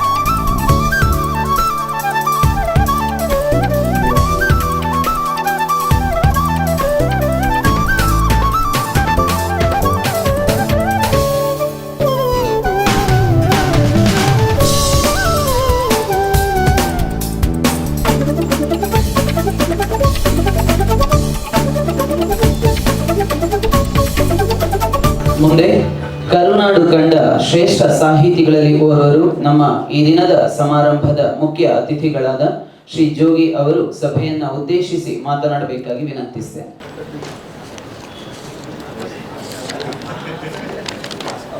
ಎಲ್ಲರಿಗೂ ನಮಸ್ಕಾರ. ನಾನು ಇವರ ಕ್ರಿಯೇಟಿವ್ ಪುಸ್ತಕ ಮನೆಗೆ ಮತ್ತು ಕ್ರಿಯೇಟಿವ್ ಕಾಲೇಜಿಗೆ ಹೋಗಿದ್ದೀನಿ, ಕಾರ್ಕಳದಲ್ಲಿರುವಂಥದ್ದು. ನಾನು ಇತ್ತೀಚೆಗೆ ನೋಡಿದ ಒಂದು ಟ್ರೆಂಡ್ ಏನಂದರೆ, ಎಲ್ಲ ತಂದೆ ತಾಯಿಯಂದರು ಕೂಡ ಮಗ 9ನೇ ಕ್ಲಾಸಿಗೆ ಬರುವಾಗ ಟಿ ವಿ ಬಂದ್ ಮಾಡ್ತಾರೆ, ಪುಸ್ತಕಗಳನ್ನು ಓದಬೇಡ ಅಂತ ಹೇಳ್ತಾರೆ. PUCಗೆ ಬಂದ ಮೇಲಂತೂ ಪುಸ್ತಕಗಳನ್ನು ಮುಟ್ಟುವ ಹಾಗೆ ಇಲ್ಲ, ಅಂದರೆ ಪಠ್ಯ ಪುಸ್ತಕಗಳನ್ನು ಬಿಟ್ಟು ಬೇರೆ ಪುಸ್ತಕಗಳನ್ನು ಮುಟ್ಟುವ ಹಾಗೆ ಇಲ್ಲ ಅಂತ. ಅದರ ಮಧ್ಯೆ PU ಕಾಲೇಜ್ ನಡೆಸುವಂತಹ ಅಶ್ವತ್ಥ ಮತ್ತು 7 ಮಂದಿ ಅವರಿಗೆ ಪುಸ್ತಕ ಮನೆಯ ಪುಸ್ತಕಗಳನ್ನು ಕೊಟ್ಟು, ಅಂದರೆ ಒಂದು ಎಜುಕೇಷನ್ ಹೋಲಿಸ್ಟಿಕ್ ಆಗಿರೋದು ಹೇಗೆ ಅಂತ ಹೇಳಿದರೆ, ಅವರಿಗೆ ಬರೀ ಪಾಠಗಳನ್ನು ಕಲಿಸುವುದರಿಂದ ಅಲ್ಲ ಅಂತ, ಅವರಿಗೆ ಪಾಠಗಳ ಜೊತೆ ಸಂಸ್ಕೃತಿಯನ್ನು, ಕಲೆಯನ್ನು, ಸಾಹಿತ್ಯವನ್ನು ಮತ್ತು ಬದುಕನ್ನು ಎದುರಿಸುವಂಥ ಒಂದು ಛಲವನ್ನು ಮತ್ತು ಧೈರ್ಯವನ್ನು ಕಲಿಸಬೇಕು ಅಂತ ಹೇಳೋದು ಅಶ್ವಥ್ ಅವರ ಉದ್ದೇಶ, ಅವರ ಇಡೀ ಒಂದು ಅಧ್ಯಾಪಕ ಬಳಗದ ಉದ್ದೇಶ ಅಂತ ನನಗೆ ಅಲ್ಲಿ ಹೋದಾಗ ಗೊತ್ತಾಯಿತು. ಅಲ್ಲಿಯ ವಿದ್ಯಾರ್ಥಿಗಳಲ್ಲಿ ಅನೇಕರು ಬಂದು ಅವರ ಸಂತೋಷಗಳನ್ನ ಹೇಳ್ಕೊಂಡ್ರು, ಅವರ ಕಷ್ಟಗಳನ್ನ ಹೇಳ್ಕೊಂಡ್ರು, ಹೇಗೆ ನಾವು ಈ ಶಾಲೆಗೆ, ಈ ಕಾಲೇಜಿಗೆ ಬಂದ ನಂತರ ಬದಲಾಗಿದ್ದೀವಿ ಅಂತ ಹೇಳ್ಕೊಂಡ್ರು, ಕಾಲೇಜಿಗೆ ಬರುವಾಗ ಹೇಗಿದ್ವಿ, ಇಷ್ಟು ತಂದೆ ತಾಯಿನ ಬಿಟ್ಟಿರೋಕ್ಕಾಗಲ್ಲ ಅಂತ ಬಂದ್ವಿ, ಬಟ್ ಅಲ್ಲಿ ಬಂದ ನಂತರ ಹೇಗೆ ಹೊಂದಾಣಿಕೆ ಮಾಡ್ಕೊಂಡ್ವಿ. ಈ ರೀತಿ ಹಲವು ಅಂಶಗಳನ್ನು ಹೇಳಿ ನನಗೆ ಅವರ ಕಾಲೇಜಿಗೆ ಹೋಗಿ ಬಂದ ನಂತರ ಅವರ ಬಗ್ಗೆ ಬಹಳ ಪ್ರೀತಿ ಮೂಡಿತ್ತು. ಆ ಪ್ರೀತಿ ಮೂಡಲಿಕ್ಕೆ ಕಾರಣ ಆದ ಅವರೆಲ್ಲ ಗುಣಗಳಿಗೂ ನಾನು ವಂದನೆಗಳನ್ನು ಹೇಳ್ತೀನಿ. ಇಲ್ಲದಿದ್ದರೆ ಇವರು ಹೇಳಿದರು ಕಡಿಮೆ ಜನ ಇದ್ದಾರೆ ಅಂತ. ಸಹಜವಾಗಿ ಇವತ್ತು ಕಡಿಮೆ ಜನ ಯಾಕಿದ್ದಾರೆ ಅಂದರೆ 4 ಪುಸ್ತಕ ಬಿಡುಗಡೆ ಇದೆ ಇವತ್ತು. ಅಂಕಿತ ಪುಸ್ತಕದ ಒಂದು ಪುಸ್ತಕ ಬಿಡುಗಡೆ, 4 ಪುಸ್ತಕಗಳು. ಆ ಕಡೆ ಸಾವಣ್ಣ ಪ್ರಕಾಶನದ ಒಂದು ಪುಸ್ತಕ ಬಿಡುಗಡೆ ನಡೀತಿದೆ, BGR ಸ್ವಾಮಿಯವರ ಹಸಿರು ಹುಣ್ಣಿನ ಇಂಗ್ಲೀಷ್ ಅನುವಾದ. ಆಮೇಲೆ ಈ ಕಡೆ ಸಿನಿಮಾದ ಒಂದು ಪುಸ್ತಕ ಬಿಡುಗಡೆ ಇದೆ. ಅದಾದಮೇಲೆ ಅಲ್ಲಿ ಬೆಂಗಳೂರು ಲಿಟ್ ಫೆಸ್ಟ್ ನಡೀತಾ ಇದೆ, ಅಲ್ಲೊಂದು 1000 ಜನ, 1,500 ಜನ ಅಲ್ಲಿದ್ದಾರೆ. ಎಲ್ಲ ಕಾರಣಕ್ಕೆ ಇವತ್ತು ಇಲ್ಲಿ ಸ್ವಲ್ಪ ಆದರೂ ತುಂಬಿದೆ ಇದು. ನೀವು ಕಾರ್ಕಳದಿಂದ ಬಂದು ಈ ಕಾರ್ಯಕ್ರಮ ಮಾಡಿ ಯಾರನ್ನು ಕೂಡ ಲಾರಿಯಲ್ಲಿ ಕರೆಸದೆ ಇಷ್ಟು ಜನದ ಕರ್ಕೊಂಡ್ಬಂದಿರೋದು ಭಾಳ ಈ ಲೇಖಕರ ಶಕ್ತಿ ಅಂತ ನಾನು ಭಾವಿಸ್ತೀನಿ. ನನಗೆ ಈ ವೇದಿಕೆಯ ಮೇಲಿರುವ ಎಲ್ಲ ಲೇಖಕರು ಕೂಡ ಗೌರವಾನ್ವಿತರು. ನಾನು ಬೆಂಗಳೂರಿಗೆ 35 ವರ್ಷಗಳ ಹಿಂದೆ ಬಂದೆ, 89ರಲ್ಲಿ ಬಂದಾಗ ನಾನು ಮೊದಲು ಭೇಟಿಯಾದಂಥ ವ್ಯಕ್ತಿ K. ಸತ್ಯನಾರಾಯಣ. ಆಮೇಲೆ ಅವರು ನನಗೆ YNK ಪರಿಚಯ ಮಾಡಿಸಿದ್ದೆ. ಹೀಗಾಗಿ ನನ್ನ ಬೆಂಗಳೂರಿನ ಮೊದಲ ಗೈಡ್, ಫಿಲಾಸಫರ್, ಗುರು ಎಲ್ಲ ಅವರೇ. ಸೊ ಅವರ ಪುಸ್ತಕ ಬಿಡುಗಡೆಗೆ, ಆಮೇಲೆ ಅವರ ಪುಸ್ತಕದ ಹೆಸರು ಅಂಪೈರ್ ಮೇಡಮ್ ಅಂತ. ಅವರ ಜೀವನದ ಅಂಪೈರ್ ಮೇಡಮ್ ಕೂಡ ಇಲ್ಲೇ ಇದ್ದಾರೆ, ಸುಮಿತ್ರಾ ಅವರು ಬಂದಿದ್ದಾರೆ ಬಹಳ ದಿವಸ ನಂತರ. ಸೊ ಅವರ ಕಾದಂಬರಿಗಳಲ್ಲಿ ಏನಿರುತ್ತೆ, ನಾನು ಎಲ್ಲ ಕೃತಿಗಳ ಬಗ್ಗೆ ಮಾತಾಡೋದಿಲ್ಲ. ಇವರು ಹೇಳಿದರು, ಹಳೆ ಮನೆಯವರು ಮಾತಾಡ್ತಾರೆ, ನೀವು ಜನರಲ್ ಆಗಿ ಮಾತಾಡಿ ಅಂತೇಳಿ. ಸೊ ಎಲ್ಲ ಅವರು. ಆಮೇಲೆ ನರೇಂದ್ರ ರೈ ದೇವರ ಅವರು ನನಗೆ ಬಹಳ ಪ್ರಿಯವಾದ ತೇಜಸ್ವಿ ಮತ್ತು ಅವರ ರಾಜೇಶ್ವರಿಯವರ ಬಗ್ಗೆ ಬಹಳ ಕೆಲಸ ಮಾಡಿದಂಥವ್ರು, ಅವರ ಪತ್ರಗಳನ್ನು ಸಂಗ್ರಹಿಸಿ. ಆಮೇಲೆ ಇನ್ನೊಬ್ಬರು ಇದ್ದಾರೆ ದಕ್ಷಿಣ ಕನ್ನಡದಲ್ಲಿ, ಕೆದಂಬಾಡಿ ಜತ್ತಪರಾಯಿ ಅಂತ, ಅವ್ರ ಬಗ್ಗೆ ಕೂಡ ಕೆಲಸ ಮಾಡಿದಂಥವ್ರು. ಹೀಗೆ ಅವರು ವಿಶೇಷ ಕಾರಣಕ್ಕೆ ನಮ್ಮೂರಿನವ್ರು ಬೇರೆ, ಈ ಕಾರಣಕ್ಕೆ ಭಾಳ ಪ್ರೀತಿ. ಆಮೇಲೆ ನಾವು ಕನ್ನಡದ ಒಂದು ದ್ವೀಪದಲ್ಲಿರುವಾಗ ನಮಗೆ ಮರಾಠಿ ಆತ್ಮಕಥೆಗಳು, ಮರಾಠಿ ನಾಟಕಗಳನ್ನು ಪರಿಚಯಿಸಿದಂಥವ್ರು DS ಚೌಗಲೆ ಅವರು, ನಮ್ಮ ಅರಿವನ್ನು ವಿಸ್ತಾರ ಮಾಡಿದಂಥವ್ರು. ಆಮೇಲೆ VA ಲಕ್ಷ್ಮಣ ಅವರಿಗೆ ಒಂದು ಅಭಿನಂದನೆ ಹೇಳಬೇಕು. ನಮ್ಮದೊಂದು ಕಥೆಕೂಟ ಅಂತ ಒಂದು ಸಣ್ಣ ಗ್ರೂಪ್ ಇದೆ, ಕಥೆಗಾರರ ಗ್ರೂಪು, ಭಾಳ ಸ್ಟ್ರಿಕ್ಟ್ ಆದ ಗ್ರೂಪ್ ಅದು, ಒಂಥರ ಜೈಲಿದ್ದಾಗೆ. ಅಲ್ಲಿ ಕತೆ ಬರೆಯೋದಿದ್ದರೆ, ಓದದೇ ಇದ್ದರೆ ಚಡಿಯೇಟುಗಳೆಲ್ಲ ಸಿಗ್ತವೆ. ಸೊ ಅದರಿಂದ ನಿನ್ನೆ ತಾನೇ ಅವ್ರು ಬಿಡುಗಡೆ ಹೊಂದಿದ್ರು, ಅದರಿಂದ ಹೊರಗೆ ಬಂದರು ಅವ್ರು, ಏನೋ ಪರೀಕ್ಷೆ ಮಾಡ್ತೀವಿ ಅಂತ. ಸೊ ಅವರಿಗೆ ಒಂದು ವಿಶೇಷವಾದ ಧನ್ಯವಾದ. ಆಮೇಲೆ ನರೇಂದ್ರ ಪೈ, ನಾನು ಜೀವನದಲ್ಲಿ ಯಾರನ್ನು ನನ್ನ ಹತ್ತಿರ ಇಟ್ಕೊಳ್ಳಿಕ್ಕೆ ಬಯಸ್ತೀನಿ ಅಂದರೆ, ಅವರು ಭೇಟಿಯಾದಾಗ ಊಟ ಆಯಿತಾ, ಕಾಫಿ ಆಯಿತಾ, ಏನು ತಿಂದ್ರಿ, ನಿದ್ದೆ ಚೆನ್ನಾಗಾಯ್ತು ಅಂತ ಕೇಳೋ ಬದಲು ಏನು ಓದಿದ್ರಿ, ನಾನು ಇದನ್ನು ಓದಿದೆ ಅಂತ ಹೇಳುವಂಥ ವ್ಯಕ್ತಿಗಳು ನಮಗೆ ಬೇಕಾಗುತ್ತೆ. ಅಂಥದ್ರಲ್ಲಿ ನರೇಂದ್ರ ಪೈ ಒಬ್ಬರು. ಅವ್ರು ನಿಜವಾಗ್ಲೂ ಹೊಸ ದಿಕ್ಕಿನಲ್ಲಿ, ಸತ್ಯನಾರಾಯಣ ಮತ್ತು ನರೇಂದ್ರ ಪೈ ಇಬ್ಬರು ಕೂಡ ನಮಗೆ ಹೊಸ ಲೇಖಕರನ್ನು ಪರಿಚಯ ಮಾಡಿಕೊಟ್ಟರು. ನನಗೆ ಜಾರ್ಜ್ ಆರ್ವೆಲ್ನ ಪರಿಚಯ ಮಾಡಿಕೊಟ್ಟಿದ್ದು ಸತ್ಯನಾರಾಯಣ ಅವರು. ಹಲವಾರು ಹೊಸ ಲೇಖಕರನ್ನು, ಬೇರೆ ಬೇರೆ ಭಾಷೆಯ, ಬೇರೆ ಬೇರೆ ದೇಶದ ಲೇಖಕರನ್ನು ಅದು ಹೇಗೆ ಪರಿಚಯ ಮಾಡೋದು ಅಂದರೆ ವಿಮರ್ಶಕರ ಥರ ಅಲ್ಲ, ಲೇಖಕರ ಒಂದು ಸಣ್ಣ ಘಟನೆಯನ್ನು ಹೇಳಿ, ಈ ಘಟನೆಯಿಂದ ನೀನು ಪ್ರಭಾವಿತನಾದರೆ, ಈ ಘಟನೆ ನಿನಗೆ ಇಷ್ಟವಾದರೆ ಈ ಪುಸ್ತಕವನ್ನು ಓದುತ್ತೆ. ಆ ರೀತಿ ನಮಗೆ ಓದಿಸಿದಂಥವರು ಈ ನರೇಂದ್ರ ಪೈ ಮತ್ತು ಬಾಳಾ ಸಾಹೇಬ್ ಲೋಕಾಪುರವನ್ನು ನಾನು ಬೆಳಗಾವಿಗೆ ಹೋದಾಗ ಭೇಟಿಯಾಗಿ ಅವ್ರ ಜೊತೆ ಕೆಲವು ಗಂಟೆಗಳಲ್ಲಿ ಕಳೆದಿದ್ದೆ. ಸೊ ಅವರು ಕೂಡ ಬಹಳ ಆತ್ಮೀಯವಾದ ವ್ಯಕ್ತಿತ್ವ. ಸೊ ಇವರೆಲ್ಲರ ಪುಸ್ತಕಗಳನ್ನು ಬಿಡುಗಡೆ ಮಾಡಲಿಕ್ಕೆ ಬಂದಿರುವಂಥವರು ನಮ್ಮ ಅತ್ಯಂತ ಆಪ್ತರಾದ PR ಲಕ್ಷ್ಮಣರಾವ್. ನಾವು ಹಲವು ದಿವಸಗಳಿಂದ ಲವಕುಶರ ಥರ ಒಟ್ಟಿಗೆ ಓಡಾಡ್ತಿದ್ದೀವಿ ಸುಮಾರು ಕಾರ್ಯಕ್ರಮಗಳಿಗೆ.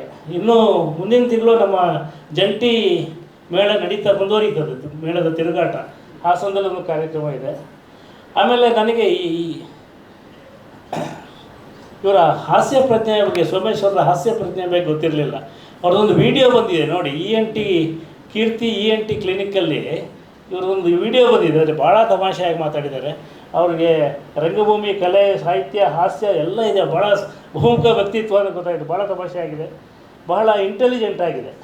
ಸೊ ಇವರೆಲ್ಲರೂ ವೇದಿಕೆಯ ಮೇಲೆ ಹಳೆ ಮನೆಯವರು ನೋಡಿ, ಅವರು ಒಂದು ಚೀಟಿ ಇಟ್ಟುಕೊಳ್ಳದೆ ಅಷ್ಟು ಪುಸ್ತಕಗಳನ್ನು ಪರಿಚಯ ಮಾಡಿಕೊಂಡಂದರೆ ಅದನ್ನೆಲ್ಲ ಅರಗಿಸಿಕೊಂಡಿದ್ದಾರೆ ಅಂತ ಸುಧಾ ಕಾದಂಬರಿಕಾರರು, ಲೇಖಕರು. ಅವರು ಈ ಶಾಲೆಯಲ್ಲಿ ಮೇಷ್ಟ್ರು.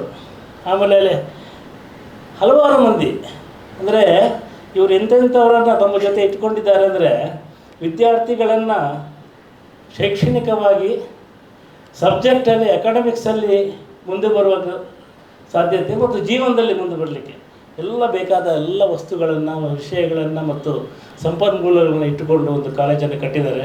ಬಹುಶಃ ಆ ಕಾಲೇಜು ನಾವೇನಾದ್ರು ಇರುವಾಗ ನಮ್ಮ ಊರಲ್ಲಿದ್ದರೆ ನಾನು ಇನ್ನೂ ದೊಡ್ಡ ಮನುಷ್ಯ ಆಗ್ತಿದ್ದೆ ಅಂತ ನನಗೆ ಅನಿಸಿದೆ. ಅದಕ್ಕೋಸ್ಕರ ಈ ಕಾಲೇಜಿನವರಿಗೆ, ಕ್ರಿಯೇಟಿವ್ ಕಾಲೇಜಿನ ಎಲ್ಲ ಅಶ್ವತ್ತು, ಲಿಷನ್ನು, ಆಮೇಲೆ ರಮೇಶ್ ಅವರು, ಎಲ್ರಿಗೂ ನನ್ನ ಅಭಿನಂದನೆಗಳನ್ನ ಹೇಳ್ತೀನಿ. ಆಮೇಲೆ ನಾನು ಸಾಮಾನ್ಯವಾಗಿ ಏನು ಹೇಳ್ತೀವಿ ಅಂದರೆ, ಇವತ್ತು ನಿಮ್ಮ ಇಂಗ್ಲೀಷ್ ಮೇಷ್ಟ್ರು ಯಾರು ಅಂತ ಕೇಳಿದರೆ ನಾನು ಶೇಕ್ಸ್ಪಿಯರ್ ಅಂತ ಹೇಳ್ತೀನಿ. ನಿಮ್ಮ ಕನ್ನಡ ಮೇಷ್ಟ್ರು ಯಾರು ಅಂತ ಕೇಳಿದರೆ ಕುಮಾರವ್ಯಾಸ ಮತ್ತು ಕುವೆಂಪು ಅಂತ ಹೇಳ್ತೀನಿ. ಅಥವಾ ನಿಮ್ಮ ಸಂಸ್ಕೃತ ಮೇಷ್ಟ್ರು ಯಾರು ಕಾಳಿದಾಸ ಅಂತ ಹೇಳ್ತೀನಿ. ಹೀಗೆ ಜೀವನದಲ್ಲಿ ಬಹಳ ವರ್ಷಗಳಾದ ನಂತರ ನಮ್ಮ ಮೇಷ್ಟ್ರುಗಳು, ನೀವು ಲೇಖಕರಾಗಿದ್ದರೆ ನಿಮ್ಮ ಮೇಷ್ಟ್ರುಗಳು ಬದಲಾಗ್ತಾ ಹೋಗ್ತಾರೆ. ಸೊ ನಮಗೆ ಈ ರೀತಿಯ ಮೇಷ್ಟ್ರುಗಳನ್ನು ಪರಿಚಯಿಸಿದ ಮೇಷ್ಟ್ರುಗಳು ಕೆಲವರು ಇರ್ತಾರೆ, ಬಟ್ ನಿಜವಾದ ಮೇಷ್ಟ್ರುಗಳು ಬೇರೆ ಇರ್ತಾರೆ.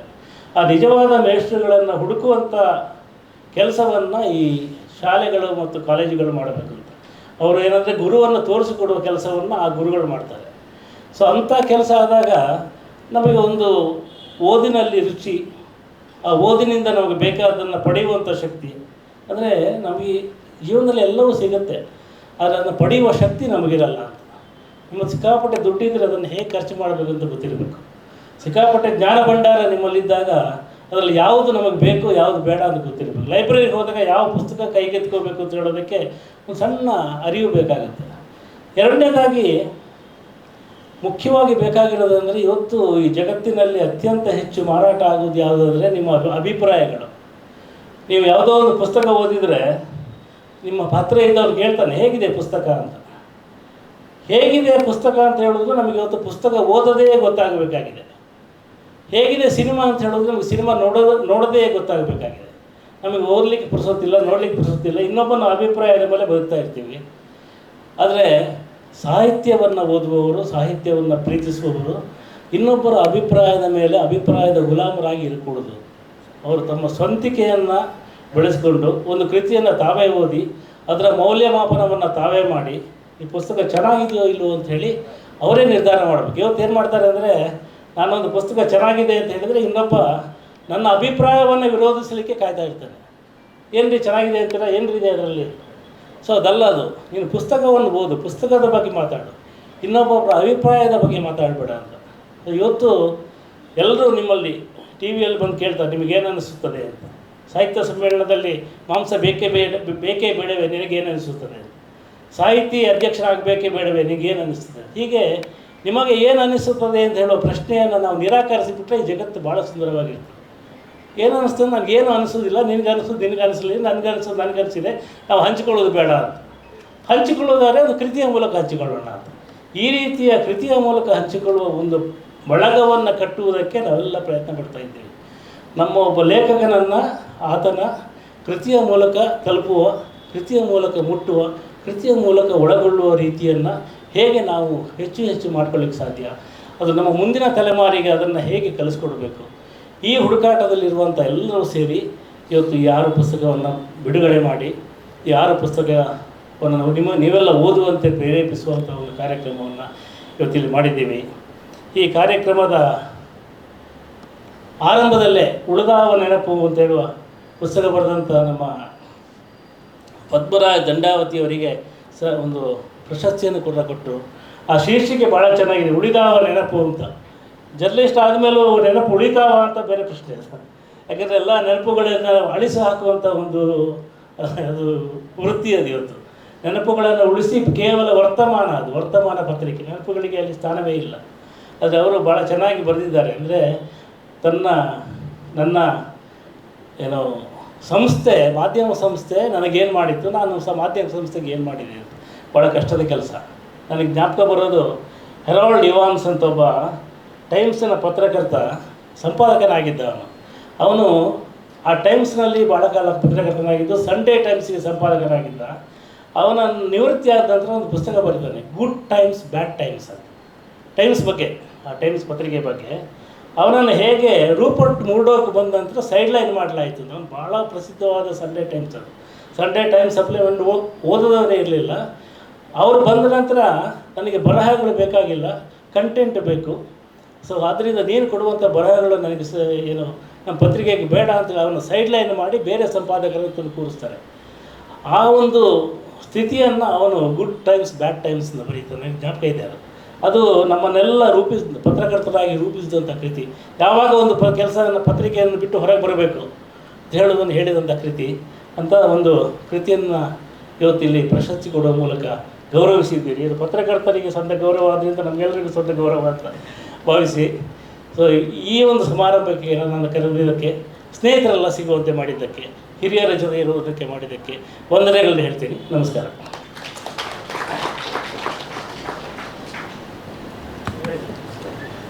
ಸಮಾರಂಭದ ವಿಶೇಷ ಅತಿಥಿಗಳಾದ ಥಟ್ ಅಂತ ಹೇಳಿ ಕಾರ್ಯಕ್ರಮದ ಮೂಲಕ ಮನೆ ಮಾತಾದ ನಡೆದಾಡುವ ಗ್ರಂಥಾಲಯ ಡಾಕ್ಟರ್ ನ ಸೋಮೇಶ್ವರ ಅವರಿಂದ ಇದೀಗ ಮಾತು.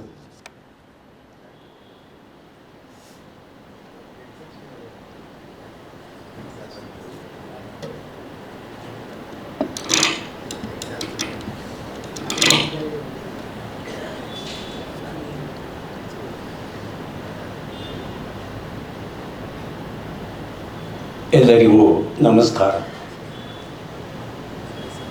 ವೇದಿಕೆಯ ಮೇಲೆ ಇರುವ ಹಿರಿಯರೇ ಹಾಗೂ ಸಭಾಸದರೇ, ನಾನು ಅನಿರೀಕ್ಷಿತ ಅತಿಥಿ. ನಿನ್ನೆ ಸಂಜೆ ಇದೇ ವೇದಿಕೆಯ ಮೇಲೆ ಒಂದು ಕಾರ್ಯಕ್ರಮ ಇತ್ತು. ಆ ಕಾರ್ಯಕ್ರಮದಲ್ಲಿ ನಾನು ಭಾಗವಹಿಸಿದ್ದೆ. ಕಾರ್ಯಕ್ರಮವನ್ನು ಮುಗಿಸಿಕೊಂಡು ಹೊರಗೆ ಹೋಗುವಾಗ ಅಶ್ವಥ್ ಅವರು ಭೇಟಿಯಾದರು. ನಾಳೆ ಪುಸ್ತಕಗಳ ಲೋಕಾರ್ಪಣೆ ಇದೆ, ಆ ಕಾರ್ಯಕ್ರಮಕ್ಕೆ ನಿಮ್ಮನ್ನು ಕರೆಸಬೇಕು ಅಂತ ಮೊದಲೇ ಯೋಚಿಸಿದ್ವಿ. ಆದರೆ ಕೆಲವು ಅನಿವಾರ್ಯ ಕಾರಣದಿಂದ ತಮ್ಮನ್ನು ಭೇಟಿಯಾಗಕ್ಕಾಗಲಿಲ್ಲ. ಆದರೆ ಈಗ ಸಿಕ್ಕಿದ್ದೀರಿ, ದಯವಿಟ್ಟು ಬಂದು ಕಾರ್ಯಕ್ರಮದಲ್ಲಿ ಭಾಗಿಯಾಗಬೇಕು ಅಂತ ಹೇಳಿದರು. ವಾಸ್ತವದಲ್ಲಿ ನಾನು ಅಲ್ಲಿ ಕುಳಿತುಕೊಂಡು ಕಾರ್ಯಕ್ರಮವನ್ನು ನೋಡಬೇಕು ಅಂತ ಬಂದವನು. ಆದರೆ ಅನಿರೀಕ್ಷಿತವಾಗಿ ನನ್ನನ್ನು ವೇದಿಕೆಯ ಮೇಲೆ ಕರೆಸಿ ಗೌರವ ಸ್ಥಾನವನ್ನು ನೀಡಿದ್ದಾರೆ. ಅವರಿಗೆ ಕೃತಜ್ಞತೆಗಳನ್ನು ಸಲ್ಲಿಸ್ತಾ ಇದ್ದೇನೆ. ಕ್ರಿಯೇಟಿವ್ ಪುಸ್ತಕ ಪ್ರಶಸ್ತಿ ಮೊದಲ ಪ್ರಶಸ್ತಿಯನ್ನು ಸ್ವೀಕರಿಸಿದ್ದಾರೆ ಪದ್ಮರಾಜ ದಂಡಾವತಿ ಅವರು. ಅವರಿಗೆ ಅಭಿನಂದನೆಗಳು.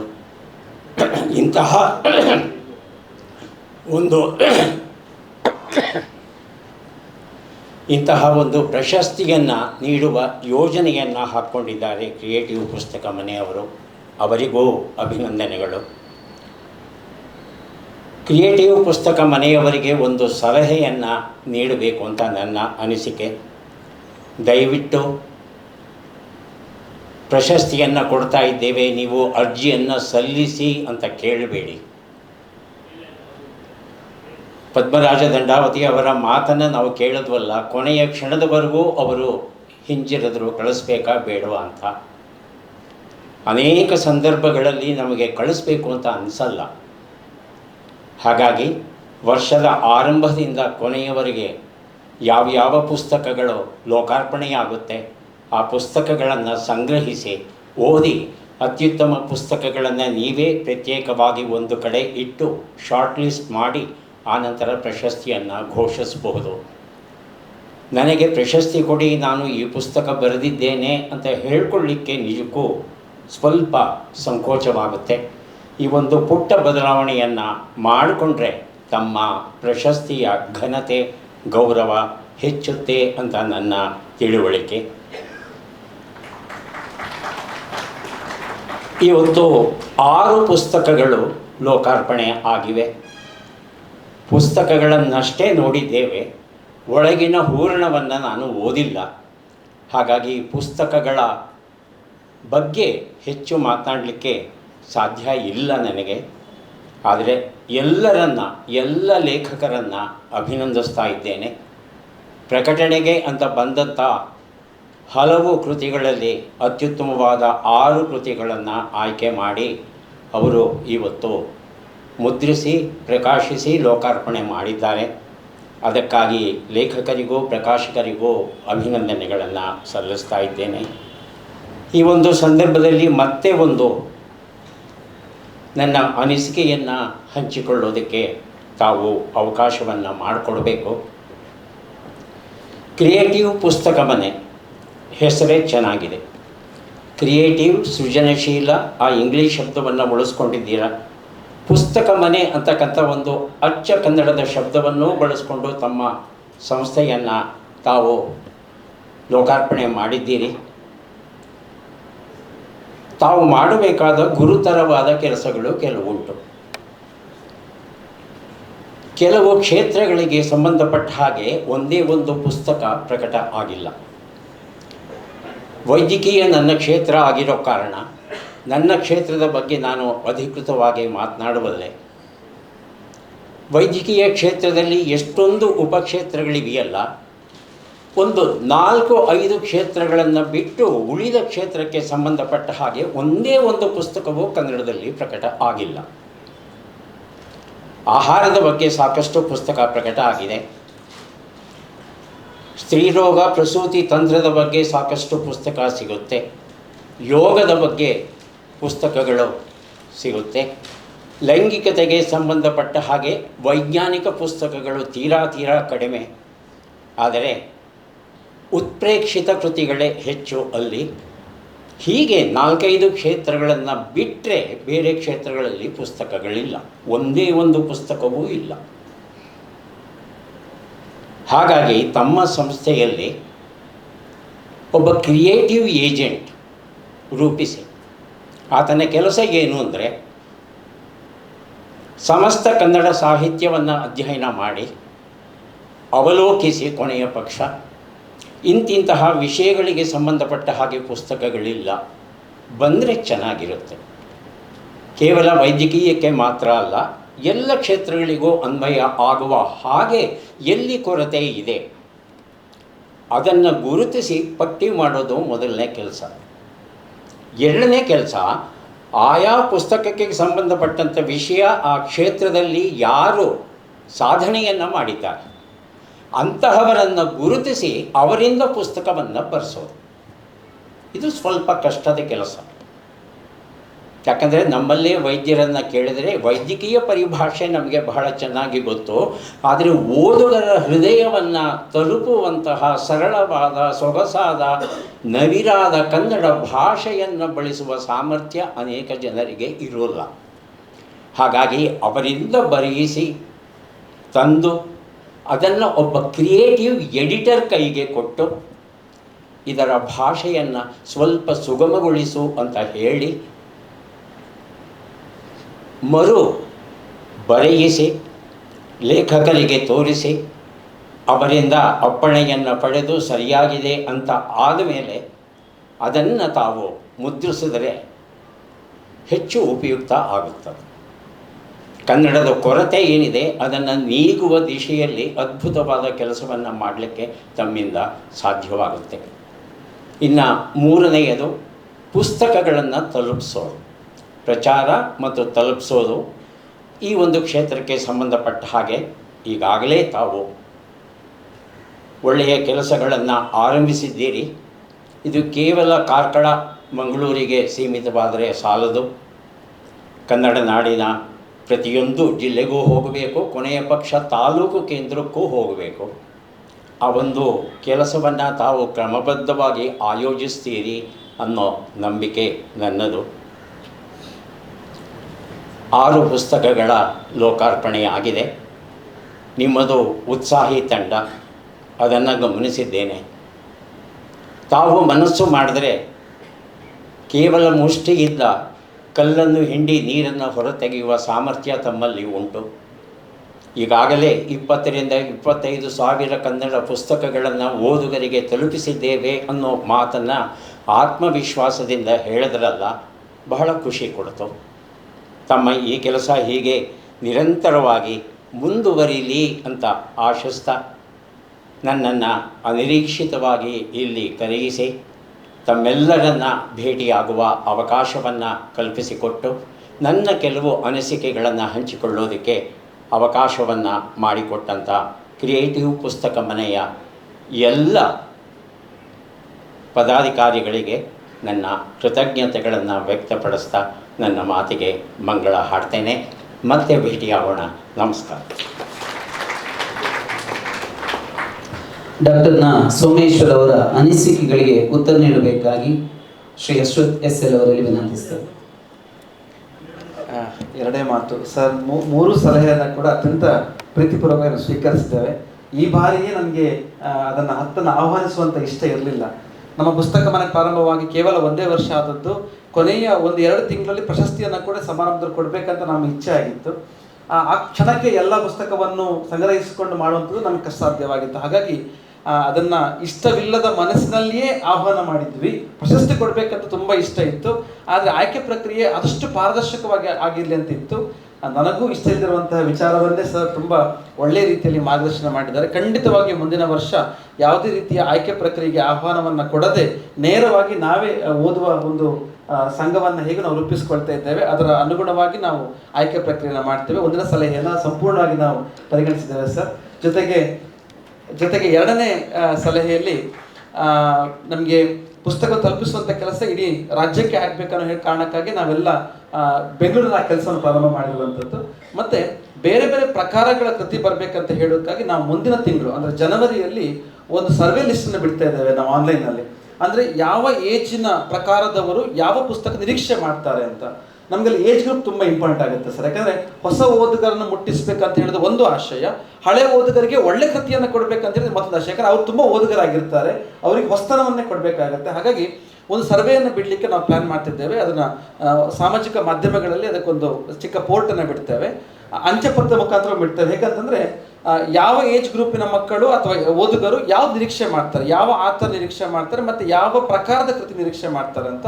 ಅದರಲ್ಲಿ ಸರ್ ಹೇಳಿದ ಹಾಗೆ ಕ್ರೀಡೆ ಇರ್ಬೋದು, ವಿಜ್ಞಾನ ಕ್ಷೇತ್ರ ಇರ್ಬೋದು, ಹೊಸ ಹೊಸ ರೀತಿಯ ಪುಸ್ತಕ ತರಬೇಕಂತ ಹೇಳೋದು ನಮ್ಮ ಆಶಯ. ಅದಕ್ಕೆ ಅನುಗುಣವಾಗಿ ನಾವು ಖಂಡಿತ ಕೆಲಸ ಮಾಡ್ತೇವೆ. ನಿಮ್ಮಂಥ ಮಾರ್ಗದರ್ಶಕರು ಇಂಥ ಸಲಹೆಗಳನ್ನ ಕೊಟ್ಟಾಗ ನಾವು ಇನ್ನಷ್ಟು ಮತ್ತಷ್ಟು ಇದರಲ್ಲಿ ನಾವಿನ್ನು ತರಲಿಕ್ಕೆ ಸಾಧ್ಯ ಆಗುತ್ತೆ ಹೇಳ್ಕೊಳ್ತಾ ಪ್ರೀತಿಪೂರ್ವಕ ನಮಸ್ಕಾರ ತಿಳಿಸಿ. ಆತ್ಮೀಯರೇ, ಈ ದಿನ ಕೊಡಮಾಡಲ್ಪಟ್ಟ ಚೊಚ್ಚಲ ಕ್ರಿಯೇಟಿವ್ ಪುಸ್ತಕ ಪ್ರಶಸ್ತಿ 2024. ಇದಕ್ಕೆ ಆಯ್ಕೆಗಾಗಿ 82 ಕೃತಿಗಳು ಬಂದಿದ್ದವು. ಅವುಗಳಲ್ಲಿ 1 ಕೃತಿಗೆ ಪ್ರಶಸ್ತಿಯನ್ನು ನೀಡಲಾಯಿತು. ಆಯ್ಕೆಗೊಂಡ ಅತ್ಯುತ್ತಮ 10 ಕೃತಿಗಳಲ್ಲಿ ಇನ್ನುಳಿದ 9 ಕೃತಿಗಳಿಗೆ ಮತ್ತು ಅದರ ಕೃತಿಕಾರರಿಗೆ ಇದೀಗ ಗೌರವಾರ್ಪಣೆ. ಮೊದಲಿಗೆ ಚಂದ್ರ ಲೇಔಟ್ ಕೃತಿಯ ಕರ್ತೃ ಶ್ರೀ ಶ್ರೀಧರ ಗಸ್ತಿಯವರು ವೇದಿಕೆಗೆ ಬಂದು ಗೌರವವನ್ನು ಸ್ವೀಕರಿಸಬೇಕಾಗಿ ವಿನಂತಿ ಮಾಡ್ತಾ ಇದ್ದೇನೆ. ಈ ದಿನದ ವಿಶೇಷ ಅತಿಥಿಗಳಾದ ಡಾಕ್ಟರ್ ಸೋಮೇಶ್ವರ ಅವರು ಲೇಖಕರುಗಳನ್ನ ಗೌರವಿಸಬೇಕಾಗಿ ವಿನಂತಿಸ್ತಾ ಇದ್ದೇನೆ. ಭಗವಂತನ ಸಾವು ಕೃತಿಯನ್ನು ಬರೆದ ಶ್ರೀ ವಿಕ್ರಮ್ ಕಾಂತಿಕೆರೆ ಅವರು ವೇದಿಕೆಗೆ ಬರಬೇಕು. ಈ ಗೌರವವನ್ನು ಸ್ವೀಕರಿಸಬೇಕಾಗಿ ವಿನಂತಿ ಮಾಡ್ತಾ ಇದ್ದೇನೆ. ಶ್ರೀ ವಿಕ್ರಮ್ ಕಾಂತಿಕೆರೆ.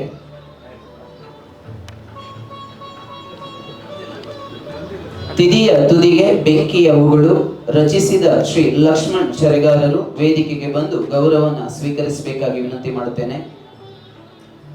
ಶ್ರೀ ಲಕ್ಷ್ಮಣ್ ಶರಗಾರರು.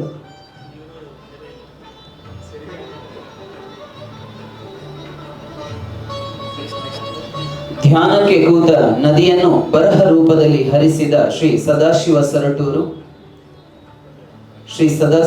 ಸೊರಟೂರು ಅವರು ವೇದಿಕೆಗೆ ಬಂದು ಗೌರವವನ್ನು ಸ್ವೀಕರಿಸಬೇಕು. ರುಧಿರ ಮಳೆಯನ್ನು ಅಕ್ಷರಗಳಾಗಿ ಸುರಿಸಿದ ಶ್ರೀ ಸಿದ್ಧಾರೂಢ ಕಟ್ಟಿಮನಿಯವರು ವೇದಿಕೆಗೆ ಬಂದು ಗೌರವವನ್ನು ಸ್ವೀಕರಿಸಬೇಕು.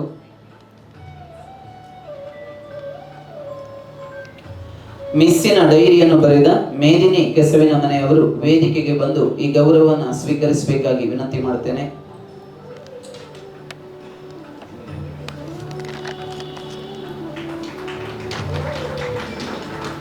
ಮುಂದೆ ಅತೀತ ಭಾವ ಕೃತಿಯನ್ನು ರಚಿಸಿದ ಅಶ್ವಿನಿ ಸುನಿಲ್ ಅವರು ವೇದಿಕೆಗೆ ಬರಬೇಕಾಗಿ ವಿನಂತಿ ಮಾಡ್ತೇನೆ.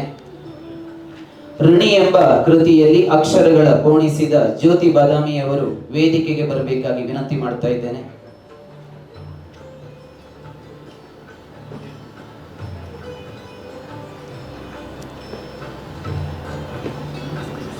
ಮುಂದೆ ಚಿಲಿಪಿಲಿ ಶ್ರೀಗಂಧವನ್ನು ಪುಸ್ತಕ ರೂಪದಲ್ಲಿ ಪಸರಿಸಿದ ಶ್ರೀ ಚಂದ್ರಗೌಡ ಕುಲಕರ್ಣಿಯವರು ವೇದಿಕೆಗೆ ಬರಬೇಕಾಗಿ ವಿನಂತಿ ಮಾಡ್ತಾ ಇದ್ದೇನೆ.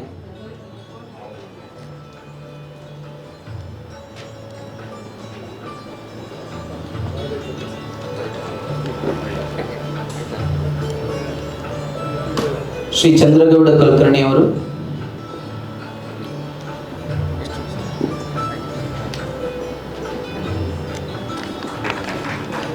ಎಲ್ಲ ಕೃತಿಕಾರರನ್ನ ಗೌರವಿಸಿದ ಡಾಕ್ಟರ್ ನಾ ಸೋಮೇಶ್ವರ್ ಅವರಿಗೆ ವಂದನೆಗಳು. ಮುಂದೆ ಈ ದಿನದ ಮುಖ್ಯ ಅತಿಥಿಗಳಲ್ಲಿ ಇನ್ನೋರ್ವರಾದ ಶ್ರೀ BR ಲಕ್ಷ್ಮಣ್ ರಾವ್ ಅವರಿಂದ ಇದೀಗ ಮಾತು. ಎಲ್ಲರಿಗೂ ನಮಸ್ಕಾರ. ಈ ಕ್ರಿಯೇಟಿವ್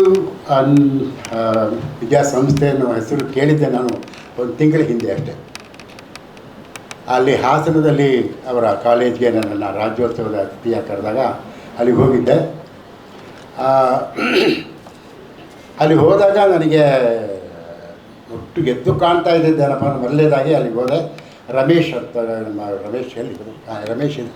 ರಮೇಶ್ ನನ್ನನ್ನು ಅವರೇ ಕರೆದಿದ್ದು. ಆಮೇಲೆ ಅವರೇ ಕರ್ಕೊಂಡೋಗಿ ಎಲ್ಲ ಕಾಲೇಜ್ಗೆ ಹೋದರು. ನಮ್ಮ ಪ್ರಿನ್ಸಿಪಾಲ್ರನ್ನು ನೋಡೋಣ ಬನ್ನಿ ಅಂದರು. ಪ್ರಿನ್ಸಿಪಾಲ್ ಚೇಂಬರ್ಗೆ ಹೋದೆ. ಯಾರೋ ವಯೋವೃತ್ತರಾದ ಒಬ್ಬರು ಇರ್ತಾರೆ ಅಂದರೆ ಅಲ್ಲಿ ಪ್ರಿನ್ಸಿಪಾಲ್ರು ಒಬ್ಬ ನವ ಯುವಕರ ಹಾಗೆ ಅಥವಾ ಸಿನಿಮಾ ಹೀರೋ ಥರ ಒಬ್ಬರು ಪ್ರಿನ್ಸಿಪಾಲ್ ಇದ್ದರು.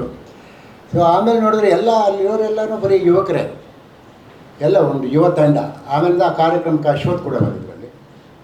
ಹೀಗೆ ಇವರೆಲ್ಲರ ಪರಿಚಯ ನನಗೆ ಅಲ್ಲೇ ಆಗಿದ್ದು.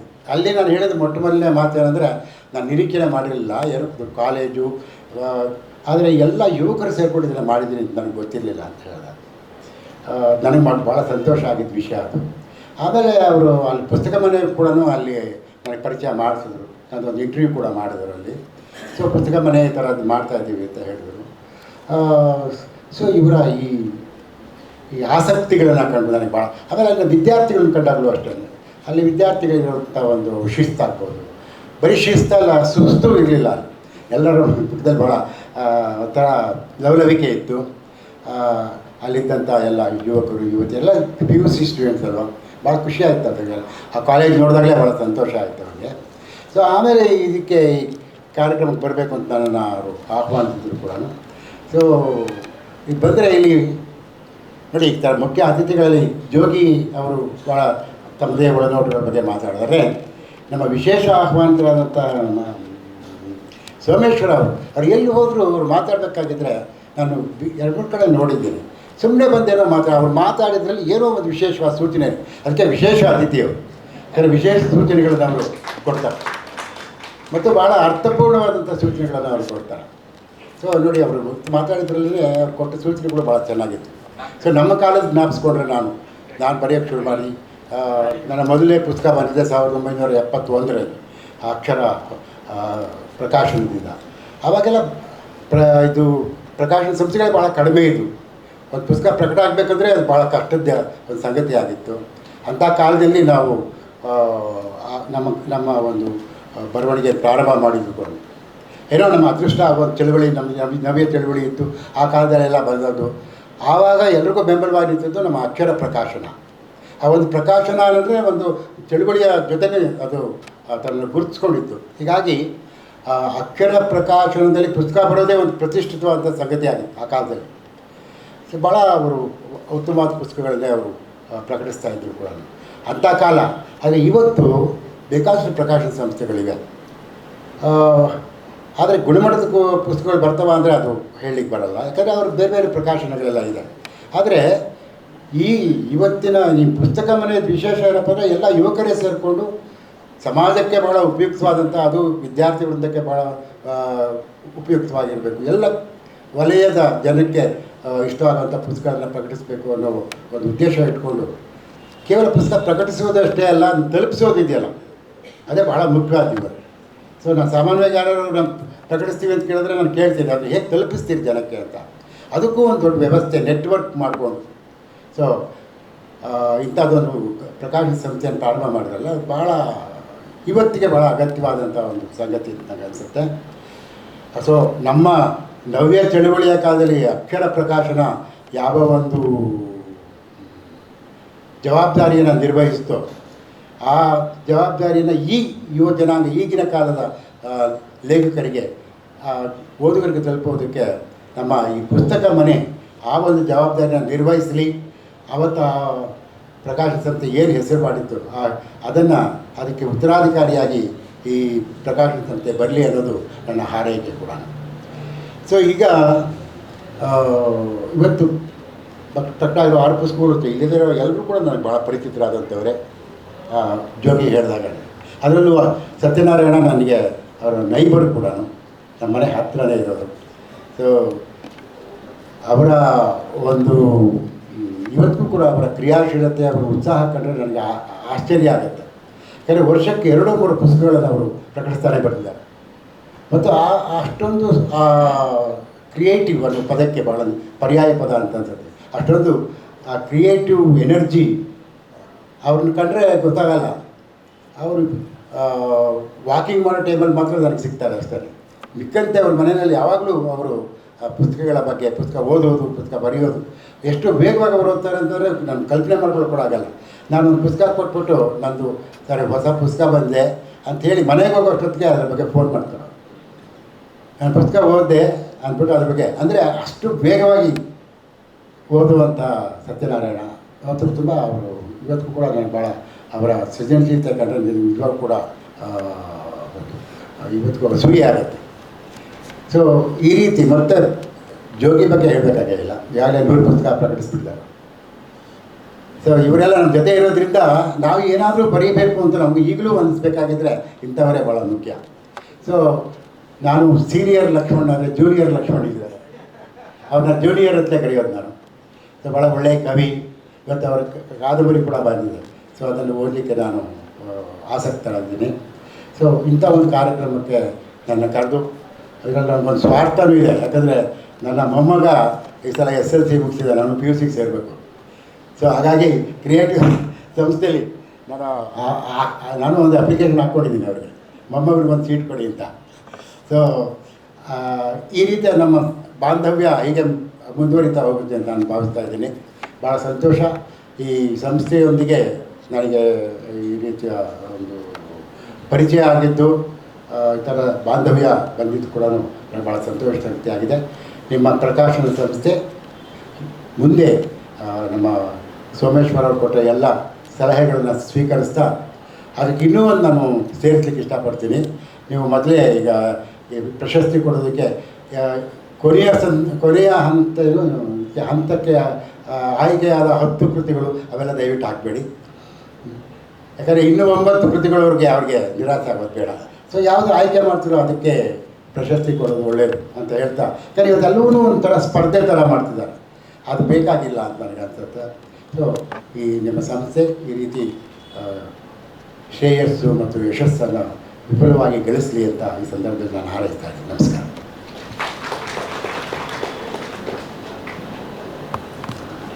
ಇದೀಗ ಬಿಡುಗಡೆಯಾದ ಪುಸ್ತಕಗಳ ಲೇಖಕರ ನುಡಿ. ಮೊದಲಿಗೆ ಶ್ರೀ ಕೆ. ಸತ್ಯನಾರಾಯಣ ಅವರಿಂದ.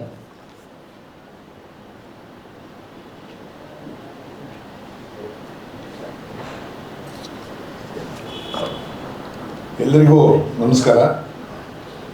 ಕ್ರಿಯೇಟಿವ್ ಸಂಸ್ಥೆ ಮತ್ತು ಕ್ರಿಯೇಟಿವ್ ಪ್ರಕಾಶನದ ವಿಶೇಷತೆ ಏನು ಅನ್ನೋದ್ರ ಬಗ್ಗೆ ಈಗಾಗಲೇ ಎಲ್ಲರೂ ಹೇಳೋದ್ರಿಂದ ನಾನು ಅದಕ್ಕೆ ಮತ್ತೇನೋ ಹೇಳೋಕ್ಕೆ ಇಷ್ಟಪಡಲ್ಲ. ಅದರ ಒಂದು ಮಾತು ನನಗೆ ಅವರ ಒಡನಾಟದಲ್ಲಿ ಏನು ಅನುಭವ ಆಯಿತು ಅಂತಂದರೆ, ಪುಸ್ತಕಗಳನ್ನ ಪಬ್ಲಿಷ್ ಮಾಡೋದು ಇವತ್ತೇನು ಸಮಸ್ಯೆ ಇಲ್ಲ, ಲಕ್ಷ್ಮಣರಾವ್ ಹೇಳಿದಾಗ ಮಾಡಿಸ್ಬೋದು. ಪುಸ್ತಕಗಳನ್ನ ತಲುಪಿಸೋಕ್ಕೂ ವ್ಯವಸ್ಥೆ ಮಾಡ್ಕೊಂಡಿದ್ದಾರೆ, ಅದು ತುಂಬ ಸಂತೋಷ ಸಿಗುತ್ತೆ. ನನಗೇನು ಅಂತಂದರೆ, ಈ ಪುಸ್ತಕವನ್ನು ಪಬ್ಲಿಷ್ ಮಾಡೋಕ್ಕೆ ಮುಂಚೆ ಒಂದು 3-4 ಜನ ಅವ್ರ ಸಂಸ್ಥೆನಲ್ಲಿ ಓದಿದ್ರು. ಅದೇ ನನಗೆ ಮುಖ್ಯವಾದ ಖುಷಿ. ಸುಮ್ಮನೆ ಓದದೆ ಪಬ್ಲಿಷ್ ಮಾಡಿಬಿಟ್ಟು ಹಂಚ್ಬಿಟ್ಟು ಪ್ರಶಸ್ತಿ ಕೊಟ್ಬಿಟ್ರೆ ನಾವೇನು ಮಾಡಬೇಕು? ಅನು ಬೆಳ್ಳಿಯವರು ಓದಿದ್ರು, ನರೇಂದ್ರ ಪೈ ಅವರು ಓದಿದ್ರು, ಅಶ್ವಥ್ ಅವ್ರು ಓದಿ ತುಂಬ ಪ್ರೀತಿಗೆ ಮಾತುಗಳನ್ನ ಬರೆದ್ರು. ಇವತ್ತು ರಾಜಶೇಖರ ಹಳೆಮನೆಯವರು ಆ ಪುಸ್ತಕದ ಬಗ್ಗೆ ತುಂಬ ಪ್ರೀತಿಯಿಂದ ಮಾತಾಡಿದ್ದಾರೆ. ಈಗ ಒಂದು ಪುಸ್ತಕ ಹರಡಬೇಕಾದ್ದೇ ಹೀಗೆ ಬಾಯಿಂದ ಬಾಯಿಗೆ, ಸ್ನೇಹಿತರಿಂದ ಸ್ನೇಹಿತರಿಗೆ. ಅದರಿಂದ ನನ್ನ ಪುಸ್ತಕವನ್ನು ಓದಿ ಇಷ್ಟಪಟ್ಟು ಪ್ರೀತಿಯಿಂದ ಪ್ರಕಟಿಸಿದಂಥ ಕ್ರಿಯೇಟಿವ್ ಪ್ರಕಾಶನದವ್ರಿಗೆ ನಾನು ತುಂಬ ಋಣಿಯಾಗಿದ್ದೇನೆ. ಇನ್ನೊಂದು, ಈ ಪುಸ್ತಕ ಸಂದರ್ಭದಲ್ಲಿ ಬರೀಬೇಕಾದ ಒಂದು ಪರಿಚಯ ನೆನೆಸ್ಕೋಬೇಕಾದ ಒಬ್ಬರು ವ್ಯಕ್ತಿ ಅಂತಂದರೆ ಪ್ರಮೋದ್ ಮುತಾಲಿಕ್ ಅಂತ ಅಂದ್ಬಿಟ್ಟೊಬ್ಬರು ನ್ಯಾಷನಲ್ ಕಾಲೇಜ್ ಪ್ರೊಫೆಸರ್, ಈಚೆಗೆ ತೀರು ಹೋದರು. ಅವರು ಚಿನುವ ಅಚುಬೆ, ಕಾರಂತ, ತರಾಸು ಪುಸ್ತಕಗಳನ್ನೆಲ್ಲ ಕನ್ನಡದಿಂದ ಇಂಗ್ಲೀಷಿಂದ ಕನ್ನಡಕ್ಕೆ ಅನುವಾದಿಸಿದವರು. ಅವ್ರು ಯಾವಾಗಲೂ ನನಗೆ ಹೇಳ್ತಾಯಿದ್ರು, ನೀವು ಶಾಸ್ತ್ರವೇ ಬರೀತೀರಿ, ಎಸ್ಸೆ ಬರೀತೀರಿ, ಆಟೋಬಯೋಗ್ರಫಿ ಬರೀತೀರಿ, ಅದೆಲ್ಲ ಚೆನ್ನಾಗಿದೆ, ಆದರೆ ನೀವು ನಾವೆಲ್ ಬರೀಬೇಕು ಅಂತೇಳಿ ಹೇಳ್ತಾಯಿದ್ರು. ನಾನು ಈ ನಾವೆಲ್ಲು ರೆಡಿ ಆಗ್ತಾಯಿದ್ದಾದ್ಮೇಲೆ DTFI ಆದಮೇಲೆ ಅವ್ರಿಗೆ ತೋರಿಸೋಣ ಅಂದ್ಕೊಂಡಿದ್ದೆ. ಅಷ್ಟೊತ್ತಿಗೆ ಅವ್ರಿಗೆ ಆರೋಗ್ಯ ಸಮಸ್ಯೆ ಆಯಿತು. ಆಮೇಲೆ ಇದನ್ನು ಪ್ರಿಂಟ್ ಆದಮೇಲೆ ಕೊಡೋಣ ಅಂತ ಅಂದ್ಕೊಂಡಿದ್ದೆ. ಅಷ್ಟೊತ್ತಿಗೆ ಅವ್ರು ತೀರೇ ಹೋಗ್ಬಿಟ್ರು ಅವರು. ಸೊ ಅದರಿಂದ ಈ ಸಂದರ್ಭದಲ್ಲಿ ಅವ್ರು ಆಗಾಗ್ಗೆ ನನಗೆ ನಿಂತ ಇದ್ದಂಥ ಸಲಹೆ ಸೂಚನೆಗಳನ್ನ ನೆನೆಸ್ಕೊಳ್ತೀನಿ ನಾನು. ಈ ಕಾದಂಬರಿ ನನ್ನಲ್ಲಿ ಸುಮಾರು 50 ವರ್ಷಗಳಿಂದ ಬೆಳ್ಕೊಂಡು ಬಂದಿದೆ. ಅದನ್ನು ನನ್ನ ಮಗ ಚಂದನ್ ಅವರ ಸಿಯಾಟಲ್ ಮನೆಯಲ್ಲಿ ನಾನು ಬರೆದೆ. ಆವಾಗ ಎಲ್ಲ ನಮ್ಮ ಸುಮಿತ್ರ, ಧೃತಿ, ಈಶಾನಿ ಅವರೆಲ್ಲ ನನ್ನ ಜೊತೆಗೆ ಇದ್ದರು. ಅವ್ರಿಗೆಲ್ರಿಗೂ ಕೂಡ ವಂದನೆಯನ್ನು ನಾನು ಹೇಳೋಕ್ಕೆ ಇಷ್ಟಪಡ್ತೀನಿ. ಈ ಕಾದಂಬರಿಯ ವಿಶೇಷದ ಬಗ್ಗೆ ಒಂದು 2 ಮಾತುಗಳನ್ನ ಹೇಳೋದಾದರೆ, ನಾವೆಲ್ಲರೂ ನಮಗೆ ಕತೆ ಇದೆ ಅಂತ ಅಂದ್ಕೊಂಡ್ಬಿಟ್ಟಿರ್ತೀವಿ. ನಾವು ಒಂದು ವಯಸ್ಸಾಯಿತು, 50-60 ವರ್ಷ ಆಯಿತು, ಇನ್ನು ನಮ್ಮ ಕತೆ ಹೇಳ್ಬೋದು ಅಂತ. ನಮ್ಮ ಕತೆ ಇಲ್ಲದೇ ಇದ್ದರೆ ಏನು ಮಾಡಬೇಕು? ಇನ್ನೊಬ್ಬರ ಕಥೆಯನ್ನು ಹೇಳಬೇಕಾಗತ್ತೆ, ಇನ್ನೊಬ್ಬರ ಕಥೆಯನ್ನು ಹುಡುಕಬೇಕಾಗತ್ತೆ. ಆ ಥರದ ಒಂದು ಪಾತ್ರವನ್ನು ಇಲ್ಲಿ ಸೃಷ್ಟಿ ಮಾಡಿದ್ದೀನಿ. ಆಮೇಲೆ ಅದೇ ರೀತಿ ಕುಟುಂಬ, ಮದುವೆ, ಮಕ್ಕಳು ಅನ್ನೋದ್ರ ಬಗ್ಗೆ ನಮಗೆಲ್ಲ ಒಂದು ಪರಿಕಲ್ಪನೆ ಇರುತ್ತೆ. ಈ ನಾಟಕದಲ್ಲಿ ಕೆಲಸ ಮಾಡ್ತಕ್ಕಂಥ ಹೆಂಗಸರಿಗೆ ಮತ್ತು ವೇಶ್ಯಾವಾಟಿಕೆಯನ್ನೇ ವೃತ್ತಿಯನ್ನಾಗಿ ತೆಗೆದುಕೊಂಡ ಹೆಂಗಸರಿಗೆ, ಅವ್ರಿಗೆ ಕುಟುಂಬ ಮತ್ತು ಮಕ್ಕಳು ಅಂತಂದು ಒಂಥರ ಜಿಗುಪ್ಸೆ ಇರುತ್ತೆ. ನಾವು ಅವ್ರನ್ನ ನೋಡ್ತಾ ಇದ್ದೀವಿ ಅಂತ ಅಂದ್ಕೊಂಡಿರ್ತೀವಿ, ಅದು ಅವರೇ ನಮ್ಮನ್ನು ಬೇರೆ ಥರ ನೋಡ್ತಾ ಇರ್ತಾರೆ. ಆ ದೃಷ್ಟಿಕೋನವನ್ನು ಕೂಡ ನಾನು ಇಲ್ಲಿ ತಂದಿದ್ದೀನಿ. ಆಮೇಲೆ ಇಲ್ಲಿ ಪಾತ್ರಗಳೇನು ಅಂತಂದರೆ, ಒಂದು ಪಾತ್ರ ಇನ್ನೊಂದು ಪಾತ್ರವನ್ನು ಬೇರೆ ಬೆಳಕಲ್ಲಿ ತೋರಿಸುತ್ತೆ. ಯಾವ ಪಾತ್ರ ನೇರವಾಗಿರಲ್ಲ, ಆ ಪಾತ್ರ ಇನ್ನೊಬ್ಬರ ಬಗ್ಗೆ ಮಾತಾಡ್ತಾ ಇರ್ತಾರಲ್ಲ, ಅದ್ರ ಮೂಲಕ ಈ ಪಾತ್ರಗಳು ಬೆಳೀತಾ ಹೋಗುತ್ತೆ. ಕ್ರಾಸ್ ನೆರೇಟಿವ್, ಕ್ರಾಸ್ ಕ್ಯಾರೆಕ್ಟರೈಸೇಷನ್ ಅಂತ ಹೇಳ್ತಾರಲ್ಲ, ಆ ತಂತ್ರವನ್ನು ನಾನು ಅನುಸರಿಸಿದ್ದೀನಿ. ನೀವೆಲ್ಲ ಓದಿ ಹೇಗಿದೆ ಅಂತ ಹೇಳಿದ್ರೆ ನನಗೆ ತುಂಬ ಸಂತೋಷ ಆಗುತ್ತೆ. ಇವತ್ತು ತುಂಬ ಕಾದಂಬರಿಗಳು ಬರ್ತಾಯಿದೆ, ತುಂಬ ಕಥೆಗಳು ಬರ್ತಾಯಿದೆ ಅಂತ ಹೇಳ್ತಾ ಇದ್ದಾರೆ, ಅದು ಸಂತೋಷ ಸಂಗತಿ. ಆದರೆ ಫಾರಮ್ ಬಗ್ಗೆ ಇವತ್ತು ನಮ್ಮಲ್ಲಿ ಡಿಸ್ಕಷನ್ ಇಲ್ಲ. ಕಥೆಯ ಸ್ವರೂಪದ ಬಗ್ಗೆ, ಕಥನದ ಸ್ವರೂಪದ ಬಗ್ಗೆ, ಭಾರತೀಯ ಕಥಾ ಪರಂಪರೆ ಬಗ್ಗೆ ಇಲ್ಲ. ಅದೇ ರೀತಿ ಕಾದಂಬರಿಯ ಪ್ರಕಾರದ ಬಗ್ಗೆನೂ ಕೂಡ ಅಂತ ವಿಶೇಷವಾಗಿ ಚರ್ಚೆ ಏನಿಲ್ಲ.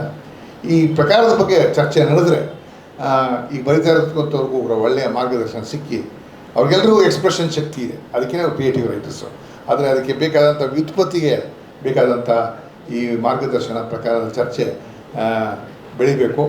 ಇದನ್ನೇ ಯಾವ ರೀತಿ ಬೆಳೆಸಬೇಕು ಅಂತ ನಾವು ಕಾದಂಬರಿ ಬರಿತಾ ಇರೋರು ಮತ್ತು ಅದನ್ನು ವಿಮರ್ಶಿಸ್ತಕ್ಕಂಥವ್ರು, ಪ್ರಕಾಶಕ ಸಂಸ್ಥೆಗಳು ಎಲ್ಲ ಯೋಚನೆ ಮಾಡಬೇಕು ಅಂತ ಹೇಳಿ ಒಂದು ಸೂಚನೆಯನ್ನು ಕೊಟ್ಟು ನನ್ನ ಮಾತನ್ನು ಮುಗಿಸ್ತೇನೆ. ನಮಸ್ಕಾರ. ಮುಂದಿನ ಮಾತು ಲೇಖಕ DS ಚೌಗಲೆ ಅವರಿಂದ.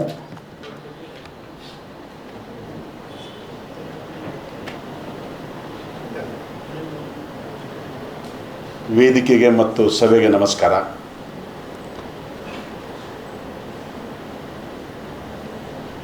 ದೂರದ ಗಡಿಯ 3 ಜನ ಲೇಖಕರು ಈ ಪುಸ್ತಕ ಬಿಡುಗಡೆಯಲ್ಲಿ ಇದ್ದೀವಿ.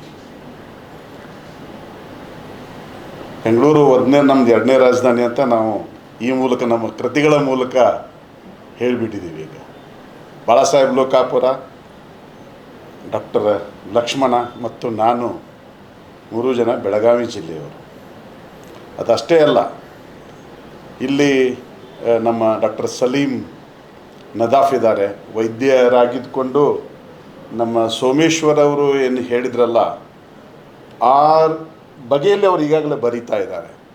ಅವರ ವೈದ್ಯಕೀಯ ಅನುಭವಗಳನ್ನು ಭಿನ್ನ ರೀತಿಯಲ್ಲಿ ಅವರು ಒಂದು ಟ್ರಾವಲಾಗ್ನಲ್ಲಿ ಇರುವಂಥ ನೆಲೆಯೊಳಗೆ ಆಗಲಿ ಹೀಗೆಲ್ಲ ಅವರು ಬರೀತಾ ಇದ್ದಾರೆ. ಒಳ್ಳೆಯ ಕಥೆಗಾರ. ಆಮೇಲೆ ಜ್ಯೋತಿ ಬಾದಾಮಿಯವರು ಕೂಡ ಬೆಳಗಾವಿಯವರೇ, ನಿಮ್ಮ ಟಾಪ್ 10ನಲ್ಲಿ ಅವರು ಇರುವಂಥವರು. ಹೀಗಾಗಿ ಬೆಳಗಾವಿಯ ಒಂದು ಡಾಮಿನೆನ್ಸ್ ನಾನು ಇಲ್ಲಿ ಇದೆ ಅಂತ ನಾನು ಜೋಗಿಯವರಿಗೆಲ್ಲ ಹೇಳಲಿಕ್ಕೆ ಇಚ್ಛೆ ಪಡ್ತಾ ಇದ್ದೇನೆ. ಯಾಕಂದರೆ ಬಸವರಾಜ್ ಕಟ್ಟಿಮನಿ, ಮಿರ್ಜೆ ಅಣ್ಣಾರಾಯ್, ಕೃಷ್ಣಮೂರ್ತಿ ಪುರಾಣಿಕರ, ಆಣೆ ಉಪಾಧ್ಯಾಯವರಾಗಿರ್ಬೋದು, ಕುಂದನಗಾರರಾಗಿರ್ಬೋದು, ಇಂಥ ಒಂದು ದೊಡ್ಡ ಪರಂಪರೆ ಇರುವ ಬೆಳಗಾವಿಯಿಂದ, ಆ ಮಣ್ಣಿಂದ ಬಂದವರು ನಾವು. ಅಲ್ಲಿಯ ಘಮಲನ್ನು, ಅಲ್ಲಿಯ ಬದುಕಿನ ಒಂದು ಘಮಲ್ ಇದೆಯಲ್ಲ, ಒಂದು ಫ್ಲೇವರ್ ಇದೆ, ಅದು ಲ್ಯಾಂಗ್ವೇಜ್ನಲ್ಲಿ ಇರ್ಬೋದು. ಇಲ್ಲಿ ನಮ್ಮ ಹಳೆಮನೆ ಸರ್ ಬಾಳಾಸಾಹೇಬ ಅಥವಾ ನನ್ನ ಕಥೆಗಳನ್ನು ಇಟ್ಕೊಂಡು ಮಾತಾಡುವಾಗ ಹಾಗೆ ಹೇಳಿದರು. ಆ ಥರದ ಭಾಷಿಕವಾಗಿ ಅಲ್ಲಿಯ ಬದುಕನ್ನು ಹೇಗೆ ಇವರು ಒಂದು ಕಥೆಯಾಗಿಸ್ತಾರೆ, ಅದನ್ನು ಕಲೆಯಾಗಿಸ್ತಾರೆ ಅನ್ನೋದು. ನನ್ನ ನಾಟಕಗಳಲ್ಲೂ ಕೂಡ ಅದನ್ನು ಬೇರೆ ಬೇರೆ ರೀತಿಯಲ್ಲಿ ವಿಮರ್ಶಕರು ಹೇಳ್ತಿರ್ತಾರೆ. ಇಲ್ಲಿ ಅನೇಕ ನನ್ನ ಸ್ನೇಹಿತರು ಬಂದಿದ್ದಾರೆ. ನಮ್ಮ ಕರೆಗೆ ಹೋಗೊಟ್ಟು ಅವರಿಗೆ ನಾನು ಧನ್ಯವಾದಗಳನ್ನು ಹೇಳ್ತೇನೆ. ಇಲ್ಲಿ ಇಂದ್ರಕುಮಾರ್ ಇದ್ದಾರೆ, ಸಿದ್ಧಾರೂಢ್ ಇದ್ದಾರೆ, ನಮ್ಮ ಸೋಮಶೇಖರ್ ಥಿಯೇಟರ್ನವರು ಸಾಫ್ಟ್ವೇರ್ ಇದ್ಕೊಂಡು, ಸೂರಜ್ ಸ್ಟಿಫನ್ ಡಿಸೋಜಾ ಅವರು ಇಂಗ್ಲೀಷ್ ಥಿಯೇಟರ್ನವರಿದ್ದಾರೆ, ಅನಿಲ್ ಹುಲಿಯಾ, ತುಂಬ ಜನ ಬಂದಿದ್ದಾರೆ ಇಲ್ಲಿ. ಅವರಿಗೆಲ್ಲ ನಮ್ಮ ಕರೆಗೆ ಬಂದ ಒಗ್ಗೊಟ್ಟು ಈ ಕ್ರಿಯೇಟಿವ್ ಪುಸ್ತಕ ಮನೆಯ ಕಾರ್ಯಕ್ರಮಕ್ಕೆ ಬಂದಿದ್ದರಲ್ಲ, ನಿಮಗೆಲ್ಲ ನಾನು ಧನ್ಯವಾದಗಳನ್ನು ಹೇಳ್ತೇನೆ. ಅನು ಬೆಳ್ಳೆ ನನಗೆ ಸಿಕ್ಕಾಗ, ಸರ್ ನಿಮ್ಗೆ ನಾಟಕ ಬೇಕು ಅಂತ ಕೇಳಿದ್ರು ಅವರು. ನಾಟಕ ಈಗ ಬೇರೆ ಒಂದು ಬರೀತಾ ಇದ್ದೀನಿ, ಅದು ನಿಮಗೆ ಕೊಡಲ್ಲ, ಅವ್ರು ಯಾರಿಗೋ ಕೊಡಿಸ್ತಾರೆ, ಅದು ಪ್ರೊಡಕ್ಷನ್ ಆದ್ಮ್ಯಾಗ. ಬಟ್ ನಾನು ಇನ್ನೊಂದು ನಾಟಕ ಮಾತ್ರ ನಿಮಗೆ ಕ್ರಿಯೇಟಿವ್ ಪುಸ್ತಕ ಮನೆಗೆ ಖಂಡಿತ ಕೊಡ್ತೀನಿ. ಸಾಮಾನ್ಯವಾಗಿ ನನ್ನ 16 ನಾಟಕಗಳಲ್ಲಿ ಎಲ್ಲವೂ ಪ್ರೊಡಕ್ಷನ್ ಆಗಿ ಆಮೇಲೆ ಪುಸ್ತಕ ಆಗ್ತವೆ. ಸೊ ಪ್ರೊಡಕ್ಷನ್ ಆದ ನಂತರ ಅದನ್ನು ಖಂಡಿತವಾಗಿ ಮುಂದಿನ ನನ್ನ ಕ್ರಿಯೇಟಿವ್ ಪುಸ್ತಕ ಮನೆಗೆ ಒಂದು ನಾಟಕ, ಅದು ವ್ಯಾನ್ ಗಾಗ್ನ ಛಾಯೆಯಲ್ಲಿ ಬರುವಂಥ ಒಂದು ನಾಟಕ ಆಗುತ್ತೆ. ವ್ಯಾನ್ ಗಾಗ್ ಅದರಲ್ಲಿ ಎಲ್ಲೋ ನೆರಳಾಗಿರ್ತಾನೆ ಅಷ್ಟೇ, ಆ ಥರದ ಒಂದು ನಾಟಕ ಇದೆ. ಸೊ ಅನು ಬೆಳ್ಳೆ ಮತ್ತು ಅಶ್ವಥ್ ಅವರಿಗೆ ಧನ್ಯವಾದಗಳು, ಪ್ರತಿನಿಧಿಗಳನ್ನು ಹೇಳ್ತಾ, ಈ ಕೃತಿ ಬಗ್ಗೆ ಈಗಾಗಲೇ ಹೇಳಿದ್ದಾರೆ, ಸಾಕಷ್ಟು ಮಾತುಗಳನ್ನು ಆಡಿದ್ದಾರೆ. ನನ್ನ ಮಾತೃಭಾಷೆ ಕನ್ನಡ ಆದರೂ ಕೂಡ ನಾವು ಗಡಿಯಲ್ಲಿ ಇರೋದರಿಂದ ಸ್ವಾಭಾವಿಕವಾಗಿ ನಮಗೆ ನೆರೆಯ ಭಾಷೆಯ ಒಂದು ಪ್ರಭಾವ ಇದ್ದೇ ಇರ್ತದೆ, ಅದು ವ್ಯಾವಹಾರಿಕವಾದಂಥ ನೆಲೆಯೊಳಗೆ. ಯಾಕಂದರೆ ನಮ್ಮ ಗಡಿ ಭಾಗದಲ್ಲಿ ನಮಗೆ ಈಚಲಕರಂಜಿ, ಕೊಲ್ಲಾಪುರಗಳು ವ್ಯಾಪಾರ, ಸಾಂಗ್ಲಿ ಇವೆಲ್ಲ ವ್ಯಾಪಾರದ ಕೇಂದ್ರಗಳು ರೈತರಿಗೆ. ನಮ್ಮದೆಲ್ಲ ರೈತಾಪಿ ಕುಟುಂಬಗಳಿಗೆ. ಮೊದಲು ಸಕ್ಕರೆ ಕಾರ್ಖಾನೆಗಳು ಇಷ್ಟಿರಲಿಲ್ಲ ನಮ್ಮ ಜಿಲ್ಲೆಯಲ್ಲಿ. ಆಗ ಬೆಲ್ಲ ತಗೊಂಡು ವ್ಯಾಪಾರಕ್ಕೆ ನಮ್ಮ ಗಾಡಿಯಲ್ಲಿ ಚಕಡಿಯಲ್ಲಿ ನಮ್ಮ ಅಪ್ಪ ಹೋಗುವಾಗ ನಾನು ಹೋಗ್ತಿದ್ದೆ. ಅದು ಕೊಲ್ಲಾಪುರ ಬೆಲ್ಲದ ವ್ಯಾಪಾರ. ಸಾಂಗ್ಲಿ ದವಸ ಧಾನ್ಯಗಳಿಗಾಗಿ ವ್ಯಾಪಾರ. ಈಚಲಕರಂಜಿ ಬಡವರು, ಕೂಲಿಗಾರರಿಗೆ ಹೊಟ್ಟೆಗೆ ಅನ್ನ ಕೊಡುವಂಥ ಒಂದು ಇದು ಏನು ಅಂದರೆ ಕೇಂದ್ರ, ಅದು ನೇಕಾರ ಮುಖ್ಯವಾಗಿ. ಸೊ ಹೀಗೆ ಅಂದರೆ ನಮಗೆ ಈ ಮೈಸೂರು ಪ್ರಾಂತ್ಯಕ್ಕೆ ಆದಂಥ ಒಂದು ಅನನ್ಯತೆ ಇದೆ. ಬೆಂಗಳೂರು, ಕೋಲಾರಗಳಿಗೆ ಒಂದು ಬೇರೆ ರೀತಿ ಸಾಮಾಜಿಕ ರಾಜಕೀಯ ನೆಲೆಯೊಳಗೆ ಇದೆ. ಆದರೆ ನಮ್ಮ ಮೇಲೆ ಏನಾಗಿದೆ, ಒಂದು ಕಡೆಗೆ ಪೇಶ್ವಾಯಿ ಕಲ್ಚರ್, ಇನ್ನೊಂದು ಕಡೆಗೆ ಶಾಹು ಫುಲೆ ಅವರ ಸಂಸ್ಕೃತಿನೂ ಇದೆ. ಇವೆರಡರ ಮೇಳೈವಿಕೆಯಲ್ಲಿ ನಮ್ಮನ್ನು ನಾವು ಹೇಗೆ ಸಿದ್ಧಗೊಳಿಸಬೇಕು ಅನ್ನೋದು ಅಲ್ಲಿಯ ಜನಸಮುದಾಯದ ಒಂದು ಬದುಕಿನ ಸಂಘರ್ಷ ಇರ್ತಿರ್ತದೆ. ಈ ನೆಲೆಯೊಳಗೆ ನಾವು ನಮ್ಮ ಪ್ರದೇಶದ ಒಂದು ನೀವೇನದು ಈಗಿನ ಪರಿಭಾಷೆಯಲ್ಲಿ ಹೇಳ್ತಾರೆ, ಒಂದು ಜರ್ನೋರ್ ಅಂತ ಏನು ಹೇಳ್ತೀರ, ಅದನ್ನು ನಾವು ಇದನ್ನು ನೋಡ್ಬೋದು. ಹೀಗೆ ಇರುವ ನಿಟ್ಟಿನೊಳಗೆ ನಾವು ಕೆಲಸ, ನಮ್ಮ ಬರಹದ ಕೆಲಸ ನಮ್ಮ ಪಾಡಿಗೆ ನಾವು ಮಾಡ್ತಾಯಿದ್ದೀವಿ. ನಾನು ಇಲ್ಲಿ ಒಂದು ಅನೌನ್ಸ್ ನಮ್ಮ ಲಕ್ಷ್ಮಣನ ಬಗ್ಗೆ ಮಾಡಬೇಕಂತೀನಿ. ಜೋಗಿ ಅವರೇ, ಆತ ಭಾಳ ದಿನಗಳವರೆಗೆ ನಮ್ಮ ಕಡೆ ಮತ್ತು ನಂಗೆ ಗೊತ್ತೇ ಇರಲಿಲ್ಲ. ಡಾಕ್ಟರ್ ಲಕ್ಷ್ಮಣ ವಿ ಎ ಅಂತ ಬರೀತಿದ್ದ. ಯಾವಾಗ ಬೆಳಗಾವಿ ಜಿಲ್ಲೆ ಮೋಳೆ ಅನ್ನೋ ಊರಿನವನು ಅಂತ ಗೊತ್ತಾಯ್ತಲ್ಲ, ಆವಾಗ ಅವನಿಗೆ ಬೈದೆ ಹಿಡಿದು. ಯಾಕೆಂದರೆ ನಾವು ಸಂಯುಕ್ತ ಕರ್ನಾಟಕ ನಮ್ಮಲ್ಲಿ ಜಾಸ್ತಿ ಬರ್ತಿತ್ತು ಸರ್. ಮೊದಲು ಆ ಮೋಳೆದು ಸುದ್ದಿ ಇರ್ತಿತ್ತು, ಯಾವಾಗಲೂ ಒಂದು ಮೋಳೆ ಸುದ್ದಿ ಇರ್ತಿತ್ತು. ಅದರಲ್ಲಿ ಮೋಳೆ ಸುದ್ದಿ ಇದರಲ್ಲಿ ಭಾಳ ಹೆಚ್ಚಾಗಿರೋದು ಏನಂದರೆ ಎಮ್ಮೆ ಕಳೆದಿದೆ, ಕೋಣ ಕಳೆದಿದೆ ಅನ್ನೋ ಸುದ್ದಿಗಳೇ ಇರ್ತಿತ್ತು. ಈ ಥರ ಪ್ರಸಿದ್ಧ ಒಂದು ಊರಿನ ಇಬ್ಬರು ಲೇಖಕರು, ಅಲ್ಲಿ ಸಲೀಂ ಮತ್ತು ಇವ್ರದ್ದು VA ಅದ್ಭುತವಾದ ಅಡ್ಡೆಸರಿದೆ ಸರ್, ಅಟ್ಪಟ್ಕರ್ ಅಂತ. ಮನೆತನದ ಹೆಸರು ಅದು. ಈಗ ಚೌಲೆ ನನ್ನ ಮನೆತನದ ಹೆಸರು, ಈಗ ಅವ್ರ ದೆರ್ಲ ಊರಿಂದ ಒಂದೊಂದು ಮನೆತನದ ಹೆಸರು. ಇನ್ನು ಮುಂದೆ ನೀನು ಈ ಕಾದಂಬರಿ ಮೂಲಕನೇ ಶುರು ಮಾಡಪ್ಪ, ಡಾಕ್ಟರ್ ಲಕ್ಷ್ಮಣ್ ಅಟ್ಪಟ್ಕರ್. ಆದರೂ ಮತ್ತು VA ಅಂತ ಇಲ್ಲಿ ಬೆಂಗಳೂರ ಬ್ರ್ಯಾಂಡ್ಗೆ ಒಳಗಾಗಿದ್ದಾನೆ. ಈಗ ಮುಂದಿನ ಕೃತಿಗಳು ಒಂದು ಆ ನೆಲದ ಘಮಲ ಹೇಳ್ತವೆ. ಆಗಲಿ ನೀನು ಬೆಂಗಳೂರಲ್ಲೇ ಉಳ್ಕೊಂಡ್ರೂ ಕೂಡ ಆ ಜಿಲ್ಲೆಯನ್ನು, ಅಲ್ಲಿಯ ನಿನ್ನ ಅನುಭವ ಜಗತ್ತನ್ನು ಸಾಹಿತ್ಯದ ಮೂಲಕ ಕೊಡುವ ಪ್ರಯತ್ನ ಮಾಡು. ಈ ಒಂದು ಅವಕಾಶ ನಮಗೆ ನೀವು ಲಭ್ಯ ಮಾಡಿಕೊಟ್ಟಿದ್ದೀರಿ. ನನ್ನ ಸಮಯನೂ ಮುಗೀತು. ನಿಮಗೆಲ್ಲ ಕೇಳುಗರಿಗೆಲ್ಲ ವಂದನೆಗಳು ಹೇಳಿ ನಾನು ಮಾತು ಮುಗಿಸ್ತೀನಿ.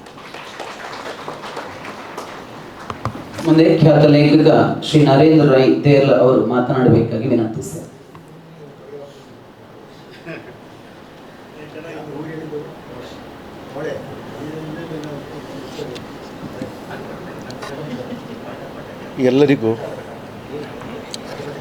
ಎಲ್ಲರಿಗೂ ಮೊದಲಾಗಿ ನನ್ನ ಅತ್ಯಂತ ಪ್ರೀತಿಯ ನಮಸ್ಕಾರ. ಇಬ್ಬರು ನರೇಂದ್ರರ ಪೈಕಿ ನಾನೊಬ್ಬನೇ ಮಾತನಾಡ್ತಾ ಇದ್ದೇನೆ, ಇನ್ನೊಬ್ಬರು ಬಂದಿಲ್ಲ ಇವತ್ತು. ನಾನು ನನ್ನ ಪುಸ್ತಕದ ಬಗ್ಗೆ ಏನನ್ನೂ ಮಾತನಾಡದೆ ಪುಸ್ತಕ ಮನೆಯ ಬಗ್ಗೆ ಒಂದು ಎರಡು ಮಾತು. ನಮ್ಮ ಕರಾವಳಿಯಲ್ಲಿ ಲೆಕ್ಕದ ಮೇಷ್ಟ್ರುಗಳಿಗೆ ತುಂಬ ಬೇಡಿಕೆ, ತುಂಬ ಶ್ರೀಮಂತರು ಕೂಡ. ಆದರೆ ಅಶ್ವಥ್ ಕಿಸೆಯ ಶ್ರೀಮಂತರು ಅಲ್ಲ, ಹೃದಯದ ಸಿರಿವಂತರು.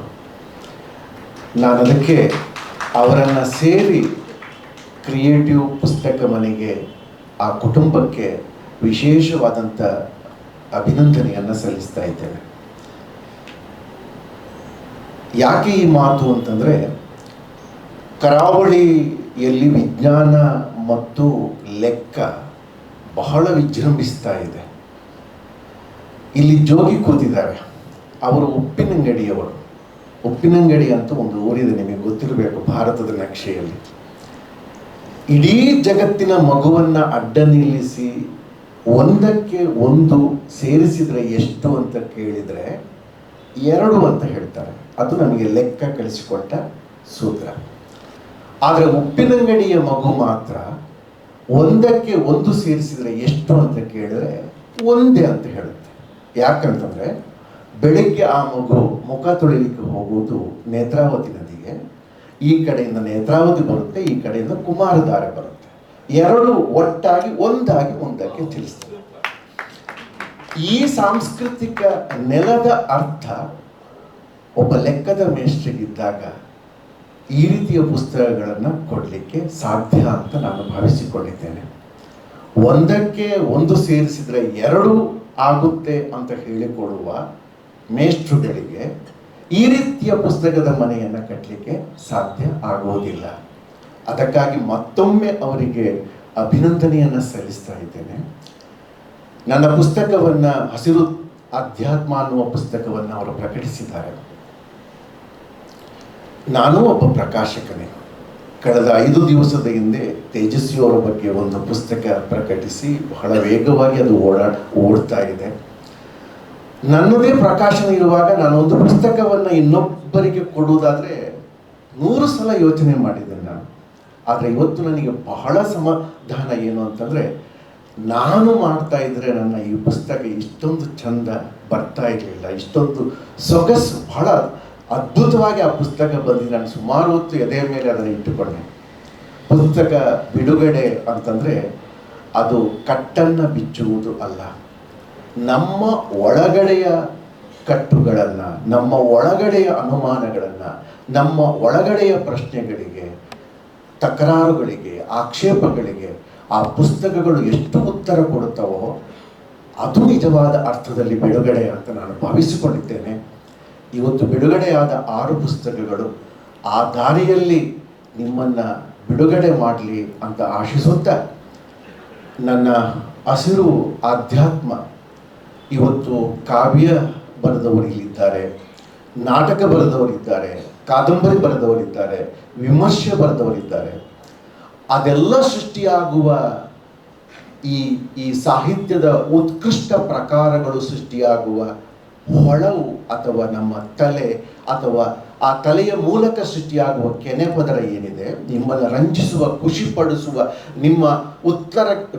ನಿಮ್ಮ ಪ್ರಶ್ನೆಗಳಿಗೆ ಉತ್ತರ ಕೊಡುವ ಆ ನೆಲೆ ನಿಂತಿರುವ ಈ ಜೀವ ನಿಂತಿದೆಯಲ್ಲ, ಇದು ಉಸಿರಾಡುವ ಗಾಳಿ ಮಲಿನವಾಗಿದೆ, ಇದು ತಿನ್ನುವ ಅನ್ನ ವಿಷವಾಗಿದೆ, ಇದು ಕುಡಿಯುವ ನೀರು ವಿಷ ಆಗಿದೆ ಅನ್ನುವ ನೆಲೆಯಲ್ಲಿ ನಾನು ಈ ಪುಸ್ತಕವನ್ನು ಬರೆದಿದ್ದೇನೆ.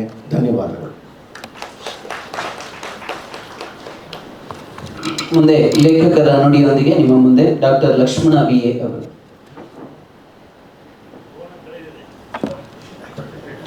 ಎಲ್ಲರಿಗೂ ನಮಸ್ಕಾರ. ಎಲ್ಲರೂ ದೊಡ್ಡ ದೊಡ್ಡವರು ಇದ್ದಾರೆ. ದೊಡ್ಡ ದೊಡ್ಡವರು ಅಂತಂದರೆ ಹೇಗೆ ಅಂತಂದರೆ ಅವ್ರನ್ನೆಲ್ಲ ಓದ್ಕೊಂಡು ಬೆಳೆದವ್ರು ನಾವು. ಸೊ ಆ ಒಂದು ಇಂಥ ಒಂದು ದೊಡ್ಡ ಲೇಖಕರ ಮಧ್ಯೆ ನಾನೊಬ್ಬ ಚಿಕ್ಕವನಾಗಿ ಆ ಒಂದು ಸಂತೋಷ, ಪುಳಕ, ಒಂದು ಭಯ, ಬೆರಗು ಎಲ್ಲ ಇಟ್ಕೊಂಡು ಒಂದೆರಡು ಮಾತು ಹೇಳಲಿಕ್ಕೆ ಇಷ್ಟಪಡ್ತೀನಿ. ಸಾಮಾನ್ಯವಾಗಿ ಚೌಗ್ಲೆ ಸರ್ ಹೇಳಿದರು ಅಟ್ಪಟ್ಕರ್ ಅಂತ ಇಟ್ಕೊಳ್ಬೇಕು ಅಂತ ಹೇಳಿದರು. ನನಗೆ ಎಲ್ಲರೂ ಹೋದರೆ ಯಾರಾದರೂ ಕೇಳ್ತಾರೆ ಯಾವ ಊರು ನಿಮ್ಮದು ಅಂತ ಕೇಳ್ತಾರೆ. ನನಗೆ ತುಂಬ ಕನ್ಫ್ಯೂಸ್ ಆಗಿಬಿಡ್ತದೆ. ನನಗೆ ಯಾವ ಊರು ಅಂಥೇಳಿ, ನಾನು ಹುಟ್ಟಿದೂರು ಮೋಡೆ, ಅಲ್ಲಿ ಹುಟ್ಟೆ ನಾನು. 10 ವರ್ಷ ಧಾರವಾಡದಲ್ಲಿ ಎಜುಕೇಷನ್ ಮಾಡಿದೆ, ಶಿಕ್ಷಣ ಕೊಡ್ತು, ಬೇಂದ್ರೆಯವ್ರ ಊರು. ಆಮೇಲೆ ಒಂದು 10 ವರ್ಷ ಕನಕಪುರದಲ್ಲಿದ್ದೆ. ಆ ಊರು ಕನಕಪುರ, ಬೆಂಗಳೂರು ಗ್ರಾಮ ಅಂತ. ಆಮೇಲೆ ಬೆಂಗಳೂರು ನೆಲೆ ಕೊಡ್ತು. 40 ವರ್ಷಗಳಲ್ಲಿ ತಲಾ 10 ವರ್ಷ ಒಂದೊಂದು ಊರಲ್ಲಿ ಮಾಡಿದ್ದೀನಿ. ಇನ್ನು ಯಾವ ಊರು ಅಂತ ನಾನು ಹೇಳಬೇಕು ಅಂದರೆ ಆ ಥರ ಒಂದು ನನಗೆ ಈ ಕನ್ಫ್ಯೂಷನ್ನಿಂದ ಹೆಸರು ಕೂಡ ಹಾಗೆ ಕನ್ಫ್ಯೂಷನ್ನು. ನಾನು ಅಟ್ಪಟ್ಕರ್ ಇಟ್ಕೊಳ್ಳೋ, ಲಕ್ಷ್ಮಣ್ ವಿ ಇಟ್ಕೊಳ್ಳೋ, ಅಥವಾ ಏನೇ ಆಗಿದ್ದರೂ ಕೂಡ ನಾನು ಲಕ್ಷ್ಮಣ ಒಳಗಡೆ ಒಂದು ಲಕ್ಷ್ಮಣನೇ ಇರ್ತೀನಿ. ಮತ್ತು ಈ ಎಲ್ಲ ಲಕ್ಷ್ಮಣ ಆಗೋದ್ರ ಹಿಂದೆ ನಮ್ಮ ಚೌಗ್ಲೆ ಸರು, ನಮ್ಮ ಜೋಗಿ ಸರು, ನಮ್ಮೆಲ್ಲ ಲಕ್ಷ್ಮಣರಾವ್ ಸರು, ಇವರ ನಾವು ಚಿಕ್ಕಂದರಿಂದ ಓದ್ಕೊಂಡು ಬೆಳ್ಕೊಂಡವರೆಲ್ಲ ನಾವು. ಜೋಗಿಯವ್ರ ಜಾನಕಿ ಕಾಲಮ್, ನಾವು ಧಾರವಾಡದಲ್ಲಿದ್ದಾಗ ಜಾನಕಿ ಕಾಲಮ್ ಒಂದು ಹಾಯ್ ಬೆಂಗಳೂರಲ್ಲಿ ಬರೋದು. ಒಂದೇ ಒಂದು ಸಲ ನನಗೆ ಆಸೆ ಇತ್ತು, ಒಂದೇ ಒಂದು ಸಲ ಜೋಗಿಯವ್ರನ್ನ, ನಮ್ಮ ಜಯಂತವ್ರನ್ನ ಒಂದು ಸಿಕ್ಕರೆ ನಮ್ಮ ಪುಣ್ಯಪ್ಪ ಅಂತ ಹೇಳ್ಬಿಟ್ಟು ಅಂಥ ಒಂದು ಕನಸು ಕಾಣುವಂಥ ಒಂದು ಸಂದರ್ಭ ಇತ್ತು ಒಂದು ಕಾಲದಲ್ಲಿ. ಈಗ ಅವರ ಕೈಯಿಂದ ಪುಸ್ತಕ ಬಿಡುಗಡೆ ಮಾಡೋ ಭಾಗ್ಯ ಇದೆಯಲ್ಲ, ಇದಕ್ಕಿಂತ ಇನ್ನೇನು ಬೇಕು ಜೀವನದಲ್ಲಿ ಅಂತ ಅಷ್ಟು ಖುಷಿ ಆಗುತ್ತೆ. ಆಮೇಲೆ ಇನ್ನೊಂದು ಅಂತಂದರೆ ಜೋಗಿ ಸರು ನನ್ನ ಮೊದಲ ಎಲೆಕ್ಟ್ರಿಕ್ ಬೇಲಿ ಮತ್ತು ಪಾರಿವಾಳವನ್ನು ಮೊದಲ ಸಂಕಲನ ಪ್ರಕಟ ಮಾಡಿದವರು ಅವರು. ಈ ಚೊಚ್ಚಲ ಕಾದಂಬರಿಯನ್ನು ಕೂಡ ಅವರೇ ಅವರು ಬಿಡುಗಡೆ ಮಾಡ್ತಾ ಇರೋದು. ಇದನ್ನು ಹೇಗೆ ಯಾವ ಅಕ್ಷರಗಳಲ್ಲಿ ಯಾವುದೊಂದು ಯೋಗದಲ್ಲಿ ಹೇಳಬೇಕು ಅಂತ ಅರ್ಥ ಆಗ್ತಾ ಇಲ್ಲ ನಿಜವಾಗ್ಲೂ. ಅಂದರೆ ಹೇಗೆ ಅಂದರೆ ಈಗ ಈ ಮನುಷ್ಯನಿಗೆ ಜಂಗಮತನ ಅನ್ನೋದು ಅಂದರೆ ಹಾಗೆ ನನ್ನ ಹೆಸರು ನಿಜವಾದ ಹೆಸರ, ನನ್ನ ಊರು ನಿಜವಾದ ಊರ, ಹಾಗೆ ಕನ್ನಡ ಶಾಲೆ ಮಾಸ್ತರು ಕಲಿಸಿದ್ರು ಅಂತ ಹೇಳ್ತೀವಿ, ಆ ಊರು ಕಲಿಸಿದ್ರು, ಇವ್ರು ಕಲಿಸಿದ್ರು ಅಂತ ಹೇಳ್ತೀವಿ. ಕಥೆ ಕೂಟದಲ್ಲಿ ಸಾಕಷ್ಟು ಕಲ್ತಿದ್ದೀವಿ ನಾವೆಲ್ಲ. ಆಮೇಲೆ ನಮ್ಮ ಚೌಗ್ಲೆಯವ್ರ ನಾಟಕಗಳು, ನಮ್ಮ ಮರಾಠಿ ಸೊಗಡು ಅಲ್ಲೆಲ್ಲ ಕಲ್ತಿದ್ದೀವಿ. ಹೆಂಗೆ ಯಾರು ಮೇಷ್ಟ್ರು, ಏನು ಕತೆ, ಎಲ್ಲೆಲ್ಲಿ ಬಂತು ಜೀವನ, ಒಂದು ಹಿಂತಿರುಗಿ ನೋಡಿದಾಗ ಒಂಥರ ಏನೋ ಪಜಲ್, ಜೀವನ ಲೈಫ್ ಪಜಲ್ ಅನಿಸ್ಬಿಡ್ತದೆ. ಹೀಗಾಗಿ ಇವರು ಚೌಗ್ಲೆಯವರು ನಮ್ಮೂರು ಒಂದು ಓಕೆ ಸರ್, ಜೋಗಿ ಸರ್ ಕತೆ ಕೊಡೋದು, ನಾವು ಕತೆ ಕೊಡೋದು ಇನ್ನೇನು. ಸೊ ನಾನು ಒಂದು PGDMH ಒಂದು ಕೋರ್ಸ್ ಮಾಡ್ತಾಯಿದ್ದೀನಿ. ಹೀಗಾಗಿ ಸ್ವಲ್ಪ ಒತ್ತಡಗಳಿರೋದ್ರಿಂದ ಆ ಒಂದು ಕತೆ ಅಲ್ಲಿ ಈ ಒಂದು ಕಾದಂಬರಿಯ ಒಂದು ಹಿಂದೆ, ನನ್ನ ಬರವಣಿಗೆ ಹಿಂದೆ ಕಥೆಕೂಟದ ಒಂದು ಭಾಳ ದೊಡ್ಡ ಶ್ರೇಯಸ್ಸಿದೆ. ನಾನು ಅದನ್ನು ಭಾಳ ಹೃತ್ಪೂರ್ವಕವಾಗಿ ಸ್ಮರಿಸ್ಕೊಡ್ತೀನಿ. ಯಾಕೆಂದರೆ ಅಲ್ಲಿ ಜೋಗಿ ಸರು, ಕುಂಟ್ನಿ ಸರು ನಮ್ಮನ್ನೆಲ್ಲ ಅವರು ಅಲ್ಲಿ ತಯಾರು ಮಾಡ್ತಾರೆ. ಅದೊಂದು ಥಿಂಕ್ ಟ್ಯಾಂಕ್ ಹಾಗೆ. ಮತ್ತೇನು ಹೇಳಬೇಕು, ನಮ್ಮ ಪ್ರೀತಿಗೆ ಹೋಗೊಟ್ಟು ನಮ್ಮ ಡಾಕ್ಟರ್ ಸಲೀಂ ನದಾಫ್ ಬಂದಿದ್ದಾರೆ, ದಾವಣಗೆರೆಯಿಂದ ಇಂದ್ರ ಕುಮಾರ್ ಬಂದಿದ್ದಾರೆ, ಧಾರವಾಡದಿಂದ ಬಸವರಾಜ್ ಹಳ್ಳಿಕೇರಿ ಸರ್ ಬಂದಿದ್ದಾರೆ. ಮತ್ತು ಇನ್ನೇನು ಹೇಳಬೇಕು, ಎಲ್ಲರಿಗೂ ಇನ್ನೊಂದು ಸಲ ಪುಸ್ತಕವನ್ನು ನೀವು ಪ್ರೀತಿ ಹೇಗೆ ಹೇಳೋದು, ರಾಜಶೇಖರ್, ಬೆಳಗ್ಗಿಂದ ಬಸವರಾಜ್ ಅಂತಲೇ ಕರಿತಾ ಇದ್ದೀನಿ ಕನ್ಫ್ಯೂಸ್ ಆಗಿ, ರಾಜಶೇಖರ್ ಹಳೆಮನಿಯವರು, ಇವರಿಗೆಲ್ಲ ನಾನು ಹೃತ್ಪೂರ್ವಕವಾದ ಧನ್ಯವಾದಗಳನ್ನು ಹೇಳ್ತಾ ನನ್ನೊಂದೆರಡು ಮಾತು ಮುಗಿಸ್ತೀನಿ. ಧನ್ಯವಾದಗಳು. ಆತ್ಮೀಯರೇ, ಕ್ರಿಯೇಟಿವ್ ಪುಸ್ತಕ ಮನೆಯ ಕ್ರಿಯೇಟಿವ್ ಪುಸ್ತಕ ಪ್ರಶಸ್ತಿ ಪ್ರದಾನ, ಈ ಸಮಾರಂಭದ ಸವಿನೆನಪಿಗಾಗಿ ಇದೀಗ ಸ್ಮರಣಿಕೆ ಸಮರ್ಪಣೆ. ಈ ಸಮಾರಂಭದ ಮುಖ್ಯ ಅತಿಥಿಗಳಾಗಿ ಆಗಮಿಸಿದ ಶ್ರೀ ಜೋಗಿ ಅವರಿಗೆ ಸಂಸ್ಥಾಪಕರಲ್ಲವರಾದ ಶ್ರೀ ಅಶ್ವಥ್ SL ಅವರು ಸ್ಮರಣಿಕೆಯನ್ನು ನೀಡಿ ಗೌರವಿಸಬೇಕಾಗಿ ವಿನಂತಿಸ್ತಾ ಇದ್ದಾರೆ.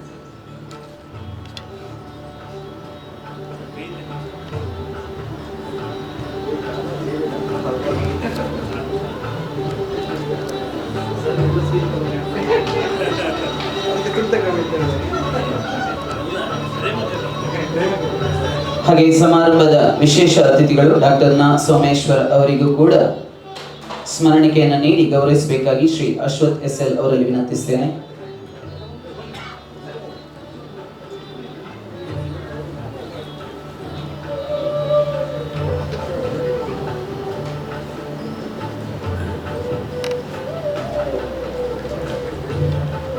ಕ್ರಿಯೇಟಿವ್ ಶಿಕ್ಷಣ ಪ್ರತಿಷ್ಠಾನದ ಸಂಸ್ಥಾಪಕರಾದ ಶ್ರೀ ವಿಮಲ್ ರಾಜ್ ಜಿ ಅವರು ಕೂಡ ಅತಿಥಿಗಳನ್ನು ಗೌರವಿಸುವುದಕ್ಕೆ ಸೇರಿಕೊಳ್ಳಬೇಕಾಗಿ ವಿನಂತಿ.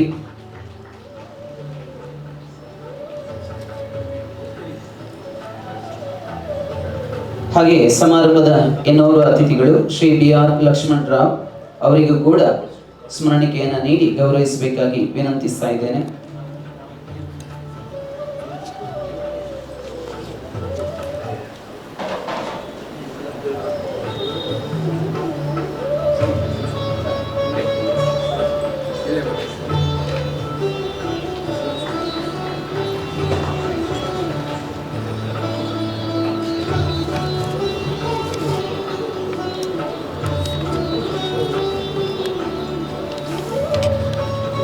ಹಾಗೆ ಈ ದಿನ ಬಿಡುಗಡೆಗೊಂಡಂತ ಕೃತಿಗಳನ್ನು ಪರಿಚಯಿಸಿದ ಶ್ರೀ ಹಳೆಮನೆ ರಾಜಶೇಖರ್ ಅವರಿಗೂ ಕೂಡ ಸ್ಮರಣಿಕೆಯನ್ನು ನೀಡಿ ಗೌರವಿಸಬೇಕಾಗಿ ಶ್ರೀ ಅಶ್ವಥ್ SL ಹಾಗೂ ಶ್ರೀ ವಿಮಲ್ ರಾಜ್ ಜಿ ಅವರಲ್ಲಿ ವಿನಂತಿಸ್ತಾ ಇದ್ದಾರೆ.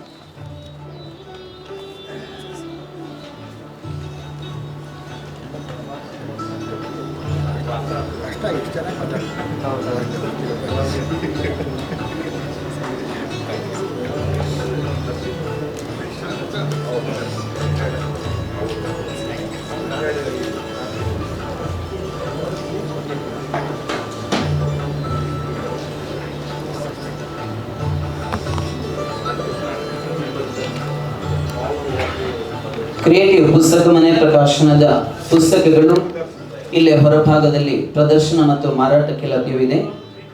20% ರಿಯಾಯಿತಿಯಲ್ಲಿ ಈ ಪುಸ್ತಕಗಳು ಲಭ್ಯವಿದೆ.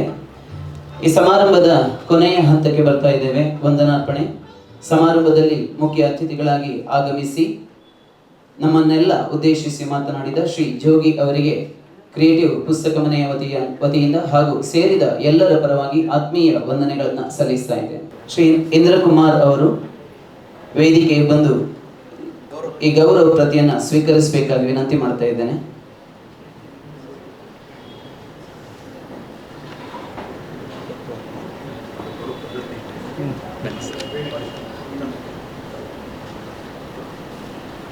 ಹಾಗೆ ಸಮಾರಂಭದ ಮುಖ್ಯ ಅತಿಥಿಗಳ ವಿಶೇಷ ಅತಿಥಿಗಳಾಗಿ ಆಗಮಿಸಿದ ಡಾಕ್ಟರ್ ನ ಸೋಮೇಶ್ವರ ಅವರಿಗೂ ಕೂಡ ಕ್ರಿಯೇಟಿವ್ ಪುಸ್ತಕ ಮನೆಯ ವತಿಯಿಂದ ಹಾಗೆ ಸೇರಿದ ಎಲ್ಲರ ಪರವಾಗಿ ಪ್ರೀತಿಪೂರ್ವಕ ವಂದನೆಗಳನ್ನು ಸಲ್ಲಿಸ್ತಾ ಇದ್ದೇನೆ. ಅಂತೆಯೇ ಕಾರ್ಯಕ್ರಮದಲ್ಲಿ ಪಾಲ್ಗೊಂಡ ಇನ್ನೋರ್ವ ಅತಿಥಿಗಳು ಶ್ರೀ BR ಲಕ್ಷ್ಮಣ್ ರಾವ್ ಅವರಿಗೂ ಕೂಡ ಎಲ್ಲರ ಪರವಾಗಿ ಪ್ರೀತಿಪೂರ್ವಕ ವಂದನೆಗಳನ್ನು ಸಲ್ಲಿಸ್ತೇನೆ. ಕೃತಿಗಳನ್ನು ಪರಿಚಯಿಸಿದ ಶ್ರೀ ಹಳೆಮನೆ ರಾಜಶೇಖರ್ ಅವರಿಗೂ ಕೂಡ ಪ್ರೀತಿಪೂರ್ವಕ ವಂದನೆಗಳು. ಪ್ರಶಸ್ತಿಯನ್ನು ಸ್ವೀಕರಿಸಿದ ಶ್ರೀ ಪದ್ಮರಾಜ ದಂಡಾವತಿ ಅವರಿಗೂ ಕೂಡ ಆತ್ಮೀಯ ವಂದನೆಗಳನ್ನು ಸಲ್ಲಿಸ್ತಾ ಇದ್ದೇನೆ. ಪುಸ್ತಕ ಮನೆ ಪ್ರಕಾಶನದ ಮೂಲಕ ಪುಸ್ತಕ ಪ್ರಕಟಿಸಲು ಪುಸ್ತಕಗಳನ್ನು ನೀಡಿದ 6 ಮಂದಿ ಲೇಖಕರಿಗೂ ಕೂಡ ಪ್ರೀತಿಯ ವಂದನೆಗಳನ್ನು ಸಲ್ಲಿಸ್ತಾ ಇದ್ದೇವೆ. ಪುಸ್ತಕ ಪ್ರಶಸ್ತಿಗೆ ಕೃತಿಗಳನ್ನು ಕಳುಹಿಸಿದ ಎಲ್ಲ ಲೇಖಕರಿಗೂ ಕೂಡ ಪ್ರೀತಿಪೂರ್ವಕ ವಂದನೆಗಳನ್ನು ಸಲ್ಲಿಸ್ತಾ ಇದ್ದೇವೆ. ಆಯ್ಕೆಯ ಪ್ರಕ್ರಿಯೆಯಲ್ಲಿ ಸಹಕರಿಸಿದ ಸಾಹಿತಿಗಳಿಗೆ ಪ್ರೀತಿಪೂರ್ವಕ ವಂದನೆಗಳು. ವೇದಿಕೆ ಒದಗಿಸಿದ ಕನ್ನಡ ಸಾಹಿತ್ಯ ಪರಿಷತ್ತಿನ ಸರ್ವ ಪದಾಧಿಕಾರಿಗಳಿಗೆ ಸಿಬ್ಬಂದಿಗಳಿಗೆ ಪ್ರೀತಿಪೂರ್ವಕ ವಂದನೆಗಳನ್ನು ಸಲ್ಲಿಸ್ತಾ ಇದ್ದೇನೆ. ಕಾರ್ಯಕ್ರಮವನ್ನು ಸಂಘಟಿಸಿದ ಕ್ರಿಯೇಟಿವ್ ಶಿಕ್ಷಣ ಪ್ರತಿಷ್ಠಾನದ ಸಂಸ್ಥಾಪಕರುಗಳಾದ ಶ್ರೀ ಅಶ್ವಥ್ SL, ಶ್ರೀ ವಿಮಲ್ ರಾಜ್ ಜಿ ಹಾಗೂ ಎಲ್ಲ ಸಪ್ತ ಸಂಸ್ಥಾಪಕರಿಗೂ ಕೂಡ ಪ್ರೀತಿಪೂರ್ವಕ ವಂದನೆಗಳನ್ನು ಸಲ್ಲಿಸ್ತಾ ಇದ್ದೇನೆ. ಕಾರ್ಯಕ್ರಮದಲ್ಲಿ ಪಾಲ್ಗೊಂಡ ಸರ್ವ ಸಭಾಸದ ಸಾಹಿತ್ಯ ಪ್ರೇಮಿಗಳಿಗೂ ಕೂಡ ಪ್ರೀತಿಪೂರ್ವಕ ವಂದನೆಗಳನ್ನು ಸಲ್ಲಿಸ್ತಾ ಇದ್ದೇನೆ.